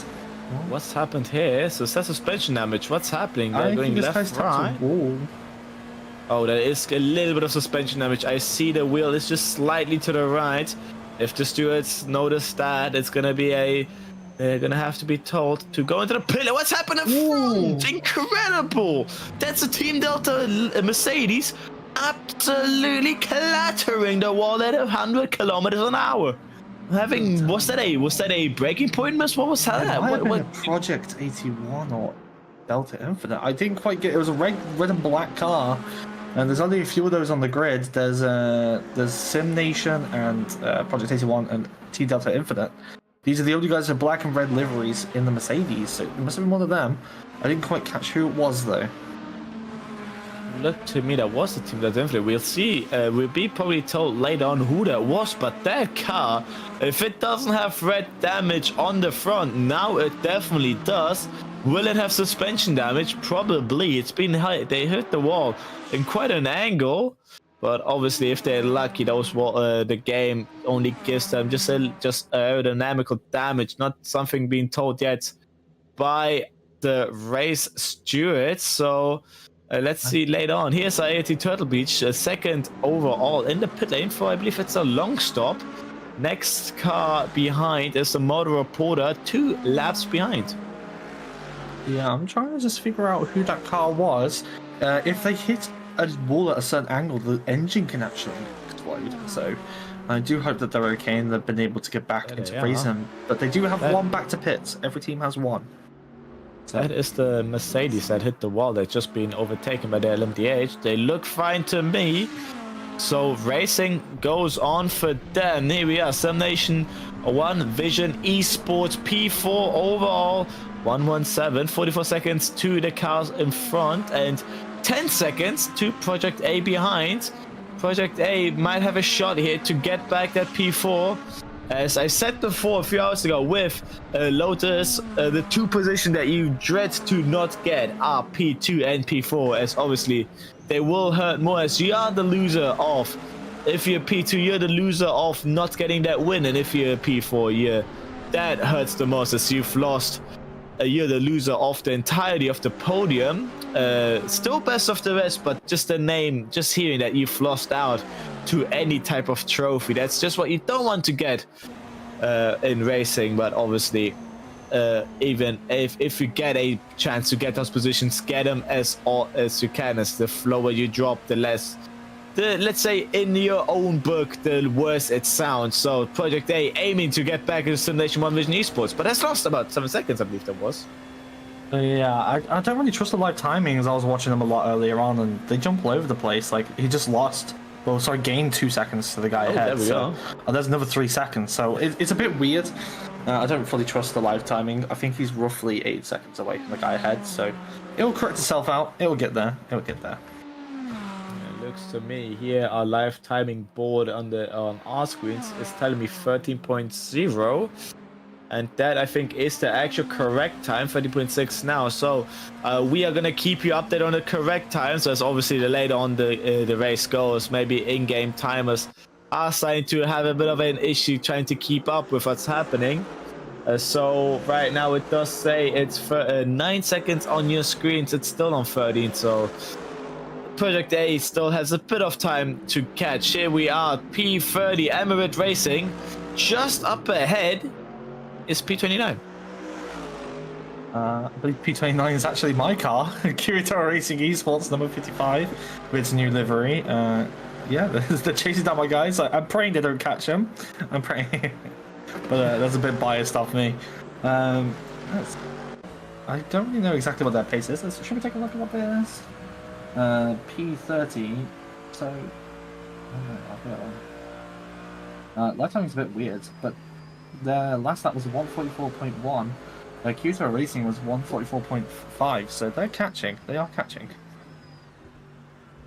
Yeah, that does look like it. As obviously teams drivers that can be on paper fast, but now the times come where you can't really push as your heart's content, as your heart doesn't really want to push anymore. It just says, I need a break. I want to go. I want to just be left alone, just in peace, but you're pushing yourself to absolute limits, and these are what these races are all about, pushing to new boundaries. I mean, how can you grow if you don't push yourself further than your comfort zone? And this is exactly what our drivers here are doing in small steps with each of the 2-hour stints. Yeah, a lot of teams will be doing 2 hours each driver, and then they'll do a swap or a driver swap of some kind. But like I said before, long stops, some teams still on 4 long stops, which I think is really interesting. I don't know quite how that strategy is going to work out. Maybe they'll do more towards the end. Who knows? It's kind of a strange one for me. But we'll see how it works out. I have started to don't believe those boards, as they are live updated by the teams, but obviously I believe last race was in Kota. It wasn't updated often, and often came 2-3 long stops just at once. So right now I just expect everyone to be on a safe part of long stops, as they know the rules. It says it on their screen the entire time. Unless they've put it somewhere where they can't see, but it might be a bit weird to think about. So hopefully they know what they're doing. In worst case scenario, you can always do 2 or 3 long stops in around an hour, but that will just obviously cost you just too much time. And you need, obviously, probably and hopefully these teams have calculated where to pit and how to pit, and hopefully made also a board or a Google Docs, as that's usually what a preferred file is. But if not, obviously on the top of your head you can always say just do the maths, 24 divided by 4 if you have 4 drivers, or 24 divided by 3 if you have 3 drivers, and then say, okay, if you want to take these many hours, just to tell me how much you want to drive. But obviously if they're on 4 long stops, interesting. Oh wow, Ooh, I think someone just disconnected. I mean, that's what that was. Their home country, gone their flying. home planet needs. Oh my! Look at the minimap. Oh, God. Oh my! You can see them in the background slightly. They're just teleported into the wall. I wonder if race directors are going to take note of that. They should really do something. That team just said my planet needs me and has flown off, but now it looks to me they fixed it again. As on the minimap, they're all clean now. That was the same car that hit the wall before. So I believe they're just struggling right now with their setup in real life. So what could that be? There we go. That's the car up in front. Maybe they do have some form of issue. I know some teams do run on lands. A few of the teams do rent out sim racing centers for this event. Way! Ooh. That was very close. I have a feeling like some type of latency or lags going on here, though. For us, obviously, it looks like they're making contact, but I don't think it went on their screen. Oh, a strange one. Park my spot 4 seconds back, though, from 800 Sim Nations. They don't need internet this. connection isn't the best. Try to solve that, please. There we go. The stewards have taken notice to that internet connection shenanigans, needing to take action as soon as possible. So obviously you don't want to end someone race halfway across a 24-hour race. That should just be just putting salt on a wound that you don't really want to put on. Yeah, you never want to hear your team being called out over the radio like this. It's just one of those things, like, once you hear it, you know you're being called out. You just want to avoid it at all costs. You'll feel the bit of dread, like, oh, you know, this could affect our race type of thing. You just don't want to hear the words DSQ. Oh, I just saw something on the screen. Issues through Buster. No, it's fine. Obviously, I have my team's POVs as well as the streams. So apologies for the weird reaction there. As we are on board with AOT Turtle Beach, we are chasing down the 775 who just came into the pits. So they should take the lead of the race, as they do right now, as they are coming past OC Racing, who have their indicators on at all times. The Jaws car's rules implicate that the indicators always need to be on, says our team's rulebook. It's just a sign of we exist and we want to show you what we've got. Me being myself in their car, turning on the left indicator. So it's more of a sign to say, if you want to overtake me, here you go, and not just send it. But it didn't quite work. Some drivers overtook me on the right, so, well, I've tried. Yeah, I've noticed a lot of hypercars decide they want to risk it through the bus stop. I personally advise against it. It's not a great idea. GT cars are not very, what's the word? They're not very agile in the bus stop, so it's a very good idea to just be patient if you can't get past. It's not the greatest outcome sometimes. That could also explain those indicators. Those are the warning blinkers or the warning lights, and it's just a warning. It's a warning to tell you, please don't hurt us. I'm going to take a page out of your book. We're going to start running with indicators. Constantly hazards on, guys. Watch out! Watch out! We're here. Good idea. A wake-up call if your car's behind. You see those blinking, like, oh wait, I'm waking up now. You know those trucks they have on like highways, and they got the giant arrow on the back. That's what we need on the back of all the GT cars. Fucking giant arrow saying left, stay left. That's the problem. That would solve a bit of. That will make commentating over this even funnier, and also for spectators, be funny. Just seeing a racing car on track, having the hazard lights on. As you usually don't expect those to be used in a race. But I myself have put them on my pit limiters, so every time I turn my pit limiters, my headers turn on, just to show everyone I'm slowing down now. And, that's a good way of doing it. That's the OC Racing style. That's the lifeless style. The Jaws car, obviously inspired by a shark. That's why called a Jaws. Snappy sadly was also in the race, had to retire. Was up into P3 before they retired. Incredible race from them. sad to see that it had to end by not enough drivers in the car. They couldn't fill up that stint, and so had to retire. That's sad to hear. As that's incredible also to say. Our teams here, 4 drivers saying in the car. Whoa, that's a rear sliding off by the Park Motorsport. Oh, that was a nice catch from them. Well, Yeah, with 4 drivers. Contact there. That was a turn 1 and 2 complex. That was quite sketchy. Those rear tires are probably not healthy or happy that something like that has happened. It's a scary moment when that happens, especially with a GT car right behind you. I'm sure he was a bit spooked. Maybe his underwear has changed color, but we continue. We're almost halfway through this race now. I don't know how many hours of commentating you've done, but you sound tired, my guy. I've been here since the start of the race. I've done the starting shift. Ooh. And I will be Quite a here for the distance. end shift tomorrow. Oh, everyone's got something to look forward to now. Have a good commentator at the end.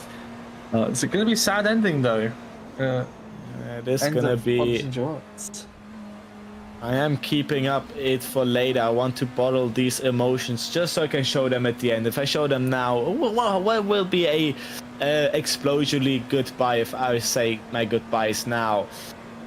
So I'm gonna keep them for later, as right now I'm just enjoying this incredible driving here by all of our drivers. They're giving us a spectacle to remember. A 24-hour race. I remember they've done with a Daytona 24-hour race always is filled with action. With 40 plus cars on track, there is not one spot where no action is happening. There's always a corner where drivers are. There's always a corner where overtakes can happen. There's always a corner where unexpected moves appear. And these races are just incredible. Yeah, I totally agree. Sadly, we're down to 37 cars. Some of the teams not being able to survive so far. But this race, Daytona, has always given action. It's always been fun. I remember season 2. It was always good fun. But to be honest, we always have fun in Podium Endurance. In every 24-hour race, there's always drama, action, and much, much more. It's been a good drive so far as well. I believe there's been a lot of good racing. There hasn't been very many bad incidents, other than a certain team that is no longer with us. But other than that, this race has been real good. Everyone seems to be enjoying it. Battles have been good. People have been pretty clean. It's been pretty fun. Absolutely. And this race here, incredible driving. Sad to see that also a bit of sad story with our Brazilian drivers here having left. I don't really quite know why. I believe there was with retirements of crashes, but we have drivers from all across the world join us for this event from East Europe, as this league is more proud with I believe Polish drivers, but we have drivers from Britain. I myself am located in Germany, and I believe we also have a Korean driving on and a team here in one of the cars, and all across the world. For us right now, it's just past midnight. For some of the drivers, it might be just 2 p.m. All is different for many of our drivers, so it's just beautiful to see what the community can bring together for races like these. Yeah, man. Some beautiful racing going on. We are currently on board with Park Motorsport, though. They are second back from Sim Nation Racing. They are just ahead of them on track. We can see them there using the rear view camera. I wonder if they're going to be catching them within the next few laps. We might get ourselves another battle underway. A good old hypercar battle. There is also Emirates Racing down in 29th, catching Kirito Racing. They're also a second back, but other than that, people are pretty spaced out right now. People just doing their stints, doing their time, and getting on with it. Absolutely. Look at the minimap right now. The Schalke Sim Nation Racing has clean air up in front, but the Park Motorsport is just looking to get as much time as possible. Once they get into that 1 second gap, the slipstream will start to have a little bit of effect. And look at the minimap for the next couple of corners, or even for the next lap. They are safe to race a full 100%, with just a few GT3s going to be in the way, but hopefully as we heard before as I've talked before with the unwritten rules of the gentleman's agreement, hopefully there won't be too many issues with lapping in multi-class racing here.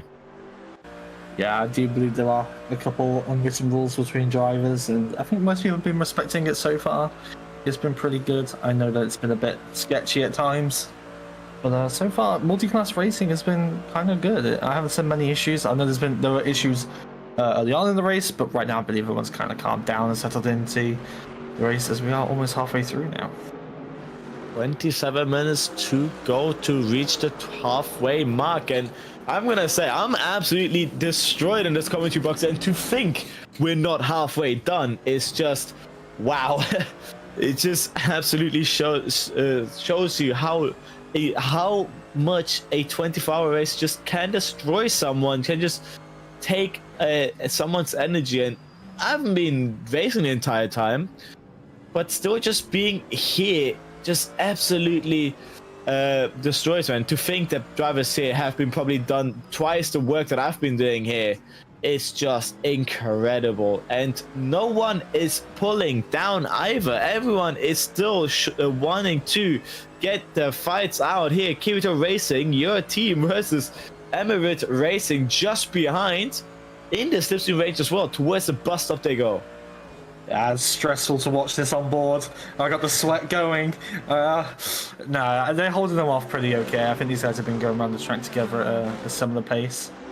I'm more concerned about what's happening here at the hypercars, as the gap is sort of coming closer. Oi! That's the same corner. I've done the same noise just a few minutes ago. Yeah, I think people are just getting a little bit tired now. They're not fully aware as they were earlier on. People just get a little bit, a little bit careless. The GT car sitting in the middle of the track, probably not aware that the hypercars are so close. It's going to be happening a lot more frequent now, and it's going to be the important part of the race where people need to start focusing in and just trying their best to stay awake, as some drivers are going to struggle. And I think some teams are running 4 or 3 drivers, like the 375 only has 3 drivers, so they're going to have to work harder than anybody else, and I'm sure they're getting a little tired now. I do have a question to you, as you that is your team up in front. How much time do you say each of the drivers took to practice for a race like this? Well, this is a tough question, Roughly, I gotta think about this, it not being a bit weird. I always have the premise, like, if you're gonna do 6 hours of racing, you need to at least do 6 hours of practice minimum. That's the benchmark, right? You need to make sure you can do your stints, and on top of that, there's got to be a little bit more practice. So I would say roughly 6 to 10 hours of practice minimum for each of these 24-hour races. I know a lot of other teams put in a lot more practice. I know that I personally have done about 500 to 600 laps just on this track alone for this race.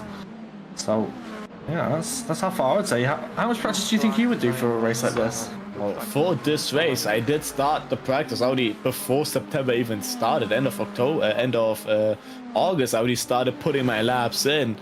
As obviously before you can fully practice, you need to work before the setup, and to get the setup nailed, I wanted to be up there as soon as possible. That's a J-Labs part motorsport letting blue flags by. That is, I believe, the blue team of the Sim Nation racing car. The Move Center Sim Nation Racing 275 getting past us. Oh, that is going wide. Is your team contact? Going onto the grass. Collected and into the wall. Goes. Ooh, that is not what you want to see. That's the opposite of what you want to see as a team owner as well. Guys, that wasn't clean. That wasn't good. It's what I mean by tiredness. The tiredness is stepping in. I believe Oscar is currently in the car, and he is doing 3 stints in a row, so he's on his 3rd stint right now, and he's obviously getting a little bit tired right now. Damn, not a good incident. that looked also to be more of a racing incident. It was just out of this corner, that going on the curb. It's just not, the car does whatever it wants. You can be the perfect driver and still not be able to predict what your car does. And sad to see that a great battle like that has to end in a way like that, and with damage all together. That's gonna hurt them for the next couple laps until the pit stops come for them as well. It's just very sad to see that incidents like this happen, but obviously that's part of hard racing, and hard racing is hard racing. Doesn't matter if you're wide awake, getting tired, or just well, any state you can really be in. Hard racing will be hard racing. It's just what can be said. I mean, the content's great. That's my only answer. The content is good. 12 hours in, and we are still seeing battles, contact, things still happening. Sometimes when you watch the real life 24 hours, you watch iRacing and things, like sometimes by this point the racing is dulled out, people are spread out, people, you know, just not much is happening. But here, constant battles, and it's just good to see. It is a bit sad that there's contact, but at the same time it's giving amazing content for people to watch even now. There we go. I'm getting deja vu from this here. It's everything all over again. Kirito Racing versus later Racing, the Mercedes versus Mercedes. And once again, they're together. Hopefully this time they've learned the lessons. That was a wake-up call for them to be wide awake again. And while this battle is happening, I do want to say, as you said before, as you just said, in the real 24 hours of racing, you just notice that racing dulls out. But obviously the commentary, on the other hand, just gets completely out of shape. As I can recall already on the top of my head, some few funny moments that do happen in real life commentary. Hopefully we don't have to go to those lengths later on, or I myself tomorrow at 6 a.m. or for you Europeans today at 6 a.m. Hopefully I don't have to go to those lengths to keep you guys entertained. But obviously no promises, as it is just what the nature of commentating is. We are here to be the voice of the race, and obviously to entertain you along the way. Yeah, you got to keep the entertainment value high. You got to keep people engaged and happy and ready. Obviously the racing helps with that massively, especially here in PE. Constant battles happening. We don't have to do any of that funky stuff. We can just stay focused, and we don't need silly jokes. We don't need talking about the weather yesterday. We have contact. We have racing, and it is constant, and it's always happening. There's contact. There's racing. Sorry, here in the GT class. I can see just on the timing screen. There's stuff happening with the hypercars. There's always something happening, and that's what's so amazing about virtual racing. There we go. That's what we've been saying with Hypercars. Project A versus Sim Nation 1 Vision Esports, getting closer to each other towards turn 5. And Project A, we've talked to Tong before, who is a driver for that team. I believe they've missed out a little bit of on qualifying pace, having to start a little bit down, but now they are trying to fight their way back up. I believe their goal is to go back up into those podium positions.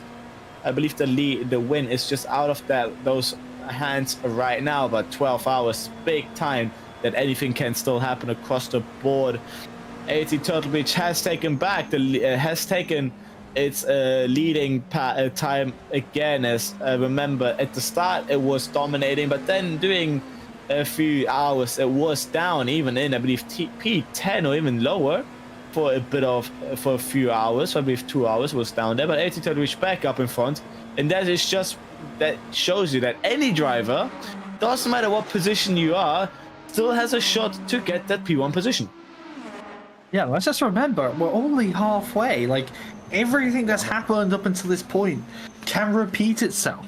There is so much more time left in this race. Literally anything can still happen. And as we can see, like these hypercars overtaking the GT cars. 75 blue flag, 75 blue flag. As a blue flag warning's being given out, as people are getting a little careless. You know, so much more can still happen in this race. There's still 12 hours of action. We're not even there yet. It's crazy to think. Like, we've only done 12 hours. This is equal to that. I think Kota was 12 hours. Like, that's the distance. Remember all the action that happened there? We're going to do it all over again for the next 12 hours. It's just, whoa, wait, Project A there getting upset through turn 7. Absolute nice way to catch. They just they virtually lost them no time whatsoever. But I want to go back to the argument you just said. The way you said 12 hours to go, you remind me of that one SpongeBob episode where they all night works and give it up for day 3. It's exactly what the same energy it's giving off here. There's still so much to go and still so much action to give. Oh, for sure. And him sliding on the X there, obviously just trying to catch this one vision car. Halfway through the race, they know there's 12 hours left. They'll be fully aware of this fact. And they still want this position. These couple meters on track means everything as they go for the move now into turn 1. Just beautiful. They want that position and they have it. Dumping the battery to gain that position, it looked to me they've done everything to get it. Now flashing those rear lights, that means they're charging up again towards turn 3. Is Simulation going to do the same this lap or next lap? Just now they have the advantage that they're in the slipstream, but obviously in racing, I've seen it myself, the leading car has just those few more advantages up their sleeves that they can use to just fence the car behind. But in LMD cars like these, with the battery usage to help you, there's always a switch that can happen. And Simulation One Vision Esports is still right on the rear. Usually doing an overtake like that, time will be lost. But Sim Racing, ooh, careful with the Midas Interstellar car.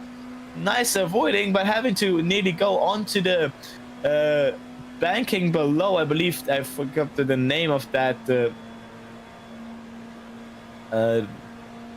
has a name. I've said it before. I've just forgot it now.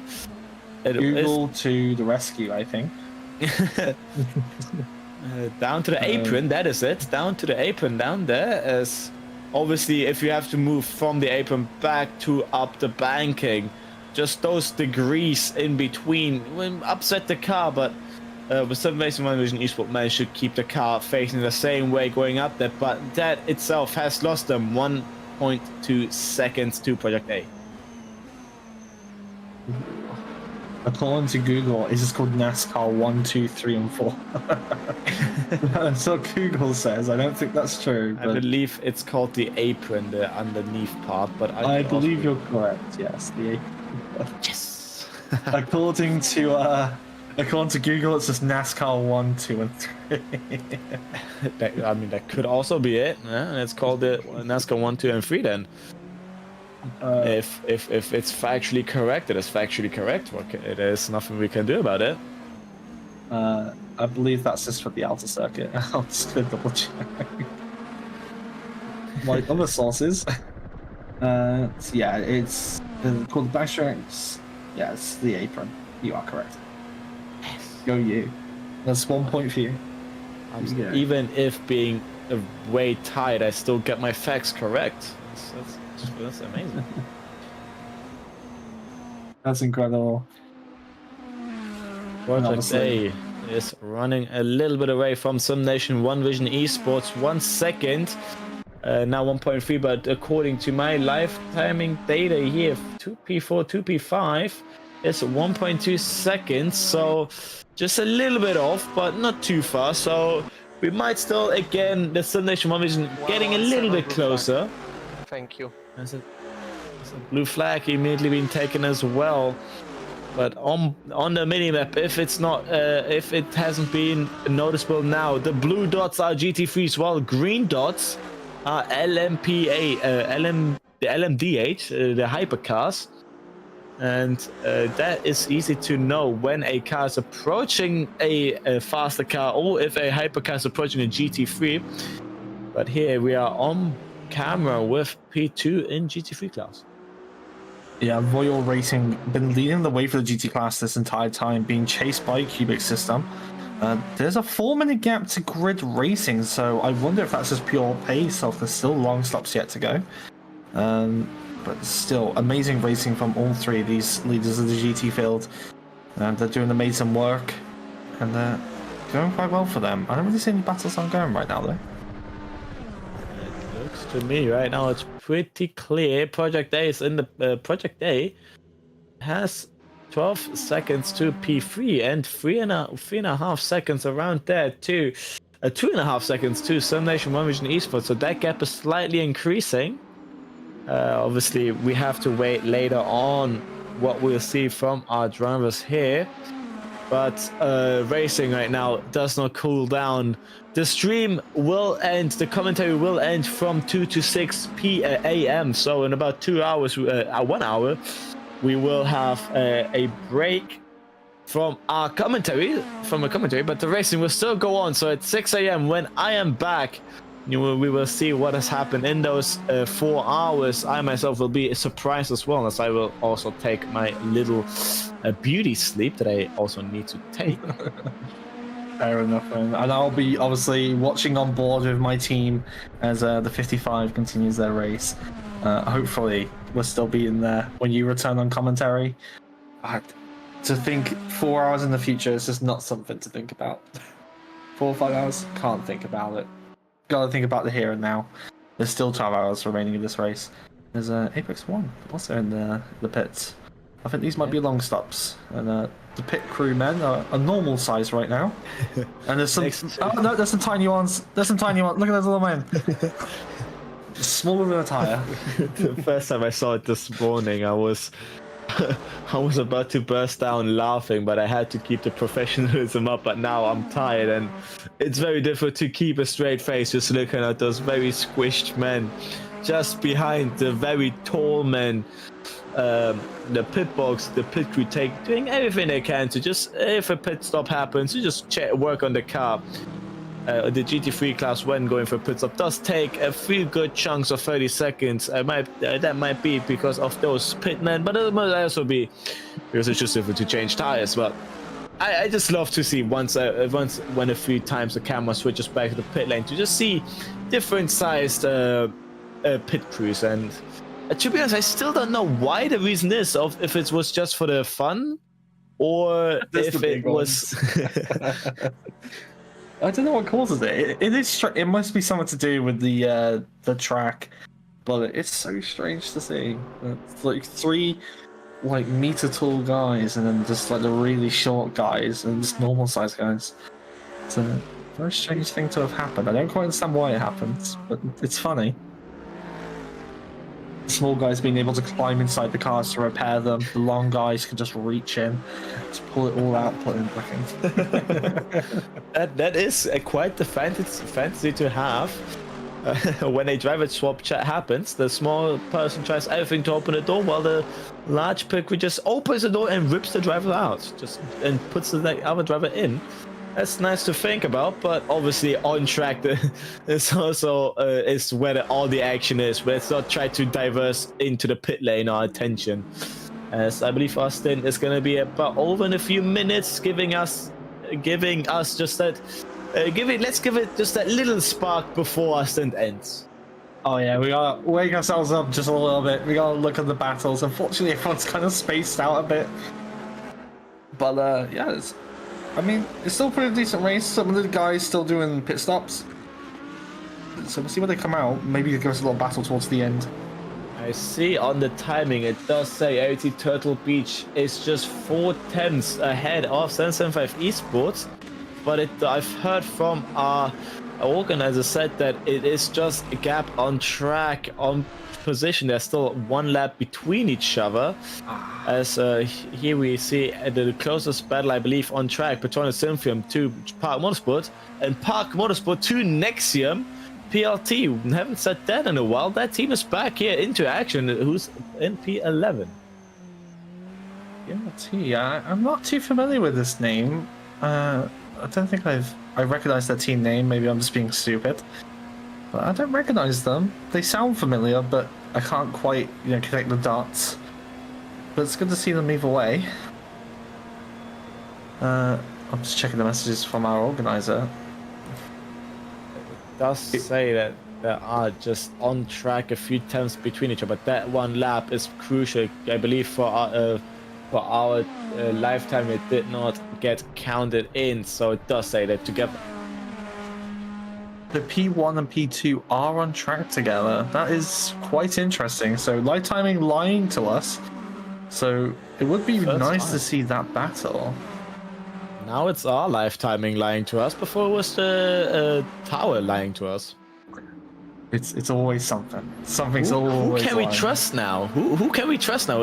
Which one is the one we can trust? Maybe no one's right. Maybe they aren't even close together on track. Maybe it's just a fiction of our imagination. He says Tower is correct.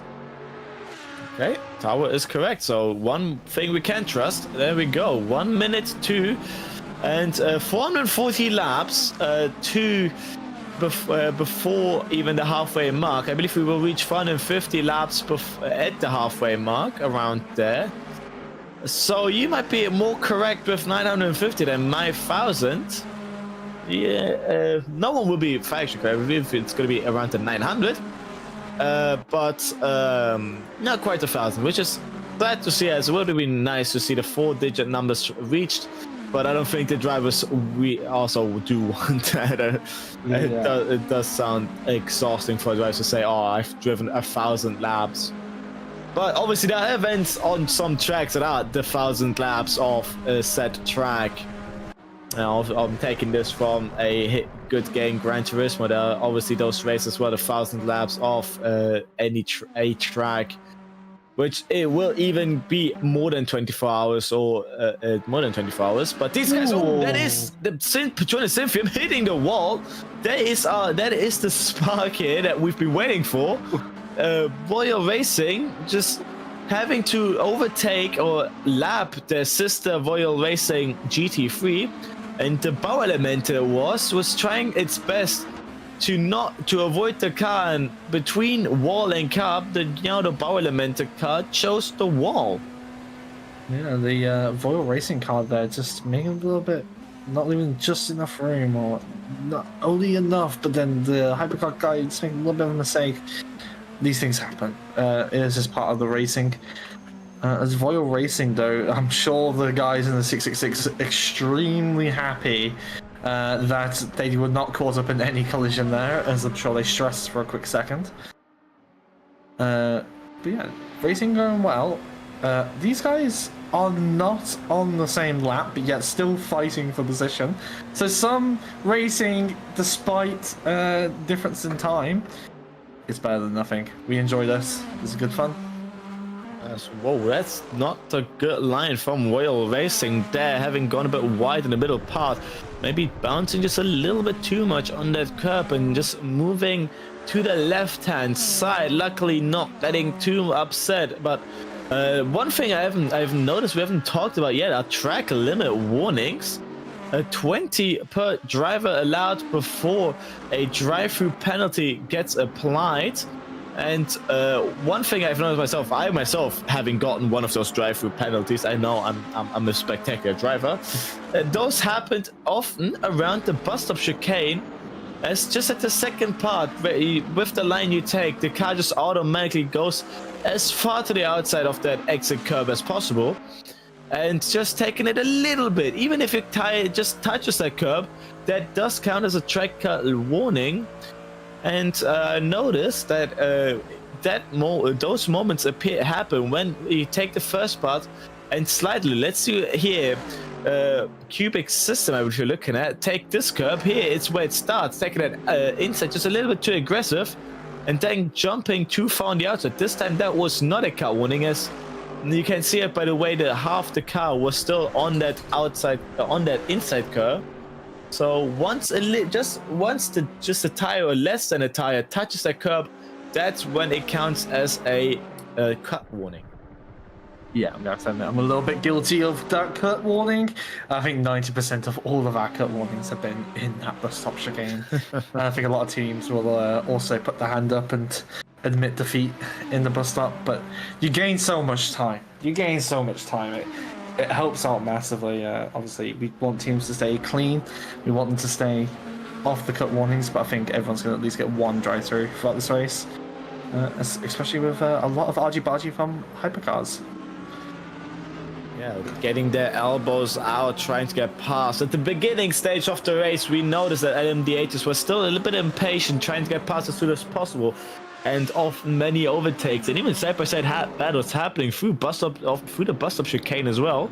I believe throughout the race, the drivers have started to notice that was just a bit too risky and too dangerous, as lately I haven't seen anything happen around the bus stop chicane anymore. While the daylight was still shining on track, that was part of a corner of the track where overtakes were happening. Once nighttime fell on track, that corner was a keep out, only authorized people allowed type moment. Yeah, I think people have calmed down quite a bit from this morning, obviously with it being slightly darker. Teams being a little bit more cautious, and people just generally just calming down. At the start, there's a lot of excitement for the race. A lot of people just wanting to get on with it and wanting to make up positions. But now we're moving on later into the night. People starting to realise that it's a long race and starting to mellow out a little bit. Hypercar's still pushing hard, but at least they've calmed down. Whoa. Did they just turbo back to pits, or did I just see that? Oh no, we changed to another car. Okay. We saw about pits down there. It's a bit stressful.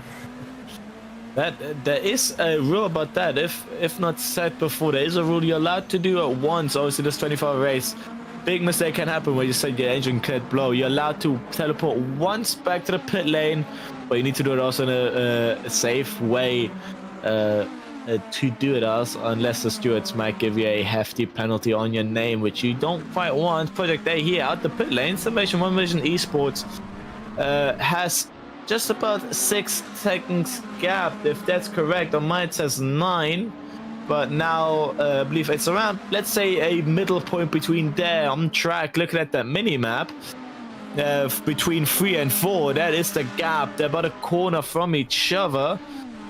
Project A up on that first banking, while the Simulation 1 Vision Esports just enters the banking. Yeah. A gap there. I think there's P3 going through the bus stop right now, and yeah, there's a little bit of a gap there. Not enough to be worried about though. As it's sad to say for tonight, in about 30 seconds, we're gonna say our goodbyes for tonight from the commentary crew. We will then see you back at 6 a.m. I will be welcoming you all, giving you guys a warm welcome. Maybe get a cup of coffee, a tea, depending on which one you want. But now we've reached the middle part of the race, the halfway mark. Now 444 laps, beautifully done as well. That's quite a symmetrical number. I like that. A round number, man. We'll take it. Yeah. It might be 888 laps at the end of the race if this keeps up. There we go, 445 now. 890 laps if everything goes correctly. And this is going to be a goodbye from my part. It was very fun commentating until tonight. But whoa, wait, before we say goodbye, that was incredible. What was that? That was an LMDH. Voil missing the braking point. Getting all squirmy on the braking zone. The Voil Racing, yeah. They just don't want us to leave. They want us to stay and watch. This is just trying to get our attention back here. I'd love to, but I also need my break here. So I'm gonna say my goodbyes. Thank you for watching till tonight. This was spectacular for me. I'm the one who started you all. I'm gonna say goodbye now, and I'm gonna be one who welcomes you all, and the one to end it tomorrow. Do you have your final goodbyes? For tonight? Goodbye, everyone. Thank you for watching. I don't think I'm going to be returning to the commentary box unless more disappearances in commentary. So thank you, everyone. I hope everyone enjoys the rest of their race, and I hope to see everyone at the end in the VC, and we can have a big celebration and say thank you to Penalties Endurance for hosting this event and accepting me on for commentary. I didn't think this would happen before, but here I am. Hello. Thank you, and goodbye. It's a pleasure from me as well to commentate. It's always fun. Thank you for all the organizers for having us here.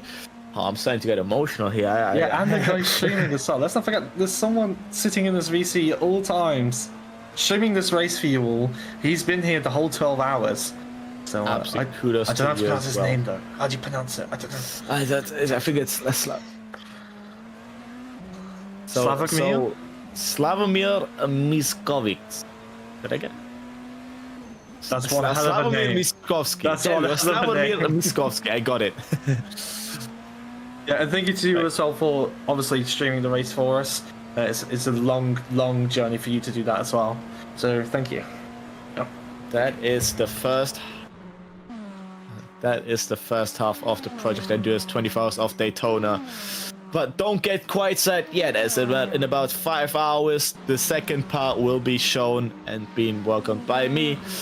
But man, this has been an experience so far. And goodbye. Goodbye, everyone. See ya.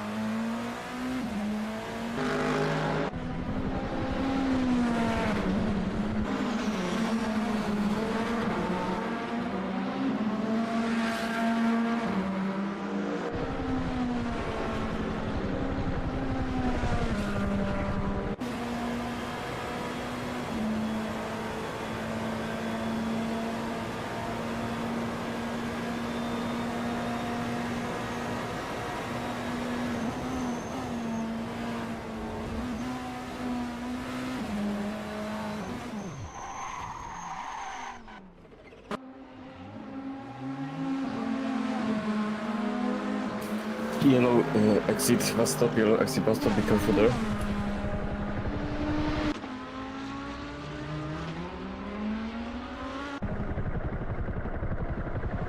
Green flag, green flag, green flag.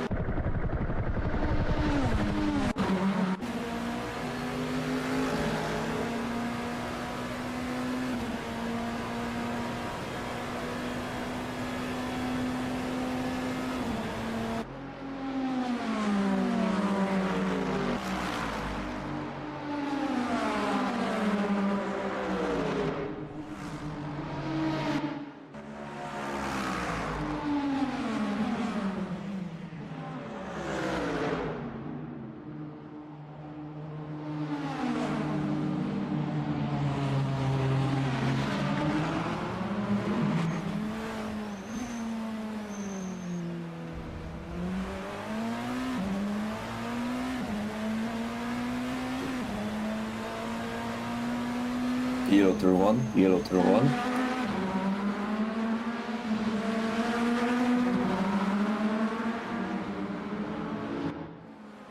Green, green, green.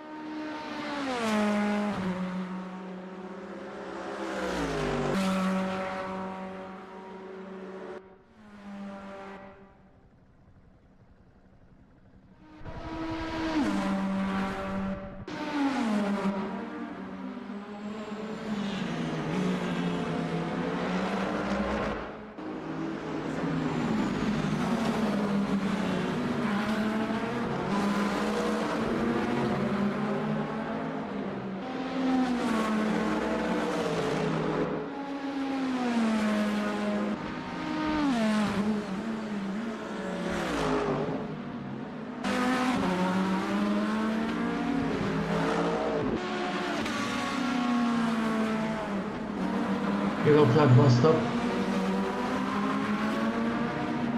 Green flag bus stop.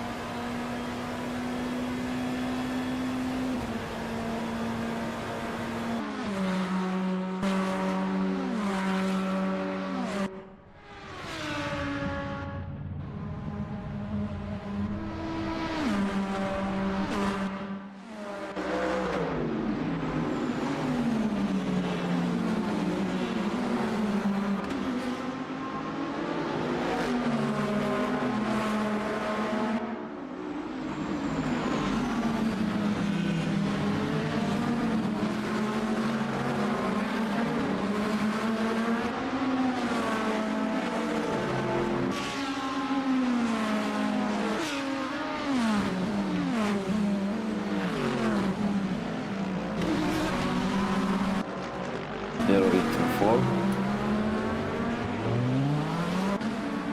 Green, green.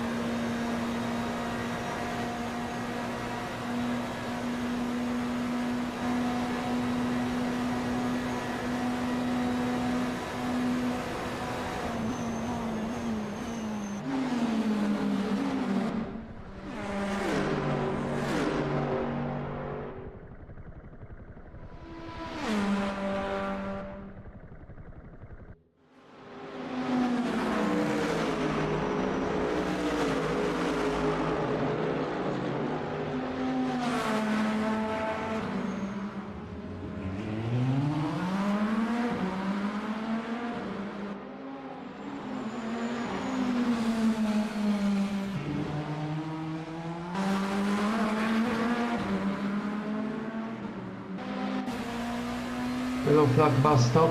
Yellow flag bus stop.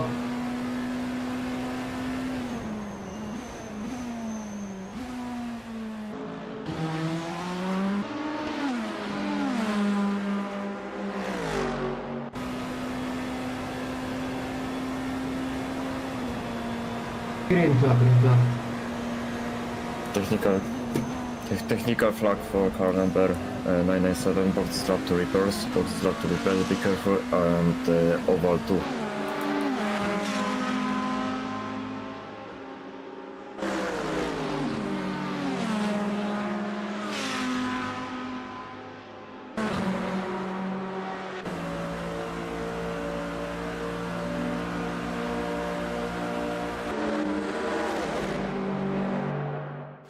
Car in the pit entry, so green flag, green flag.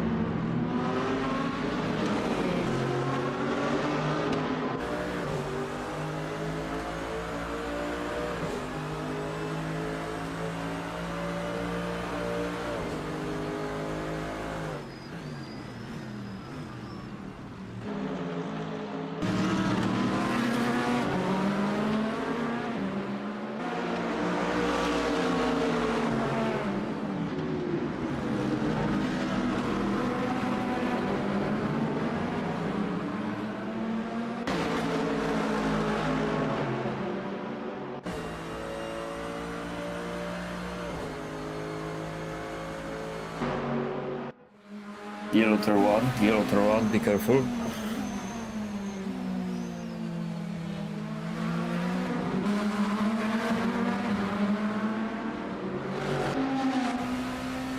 Green flag turn one, green flag.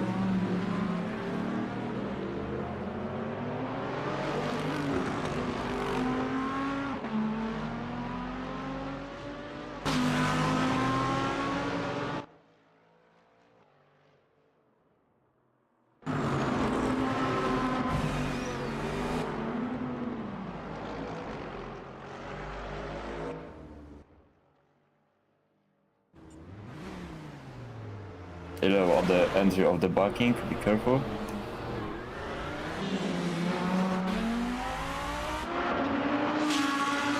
Green flag, green flag, green flag.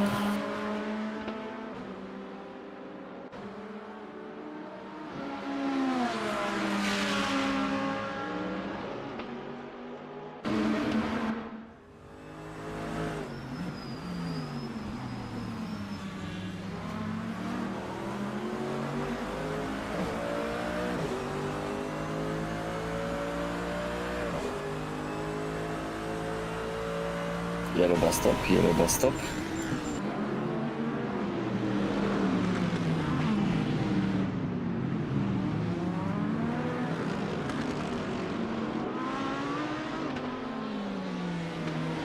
Green bus stop, yellow turn 4, yellow turn 4.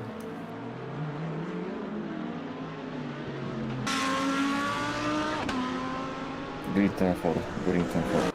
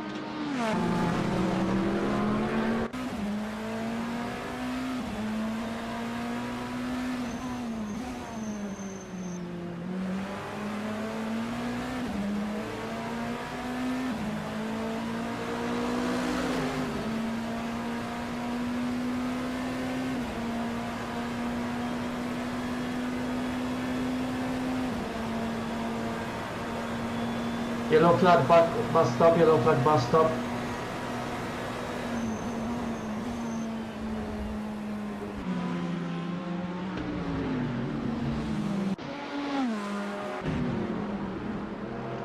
Green, green, green.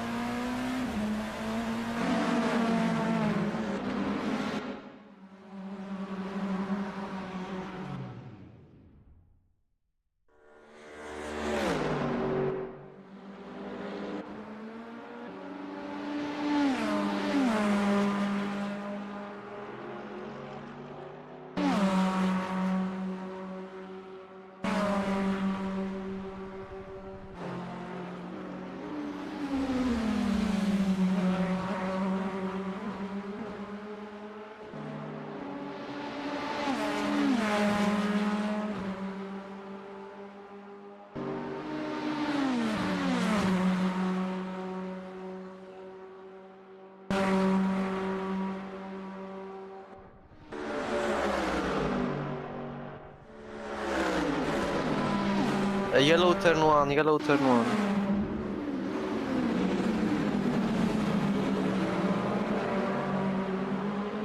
Green flag, green flag.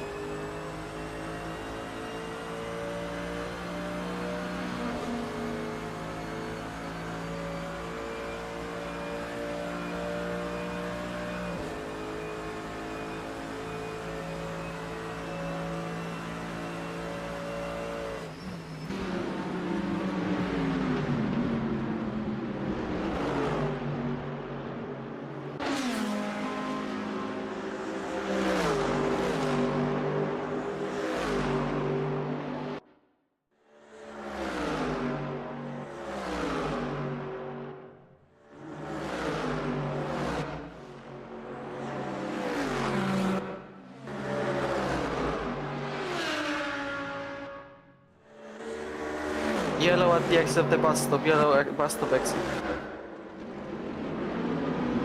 Green flag, green flag.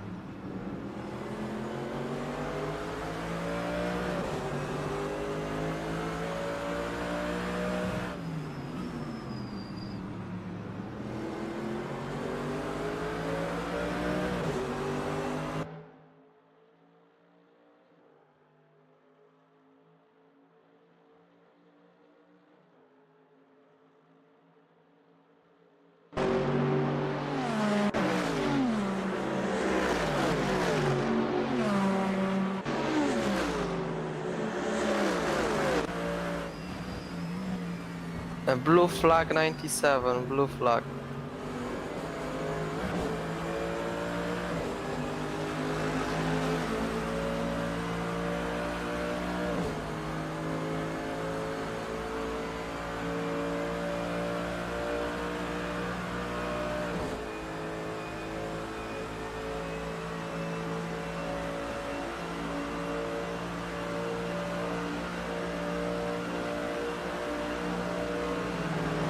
709 blue flag, 709 blue flag.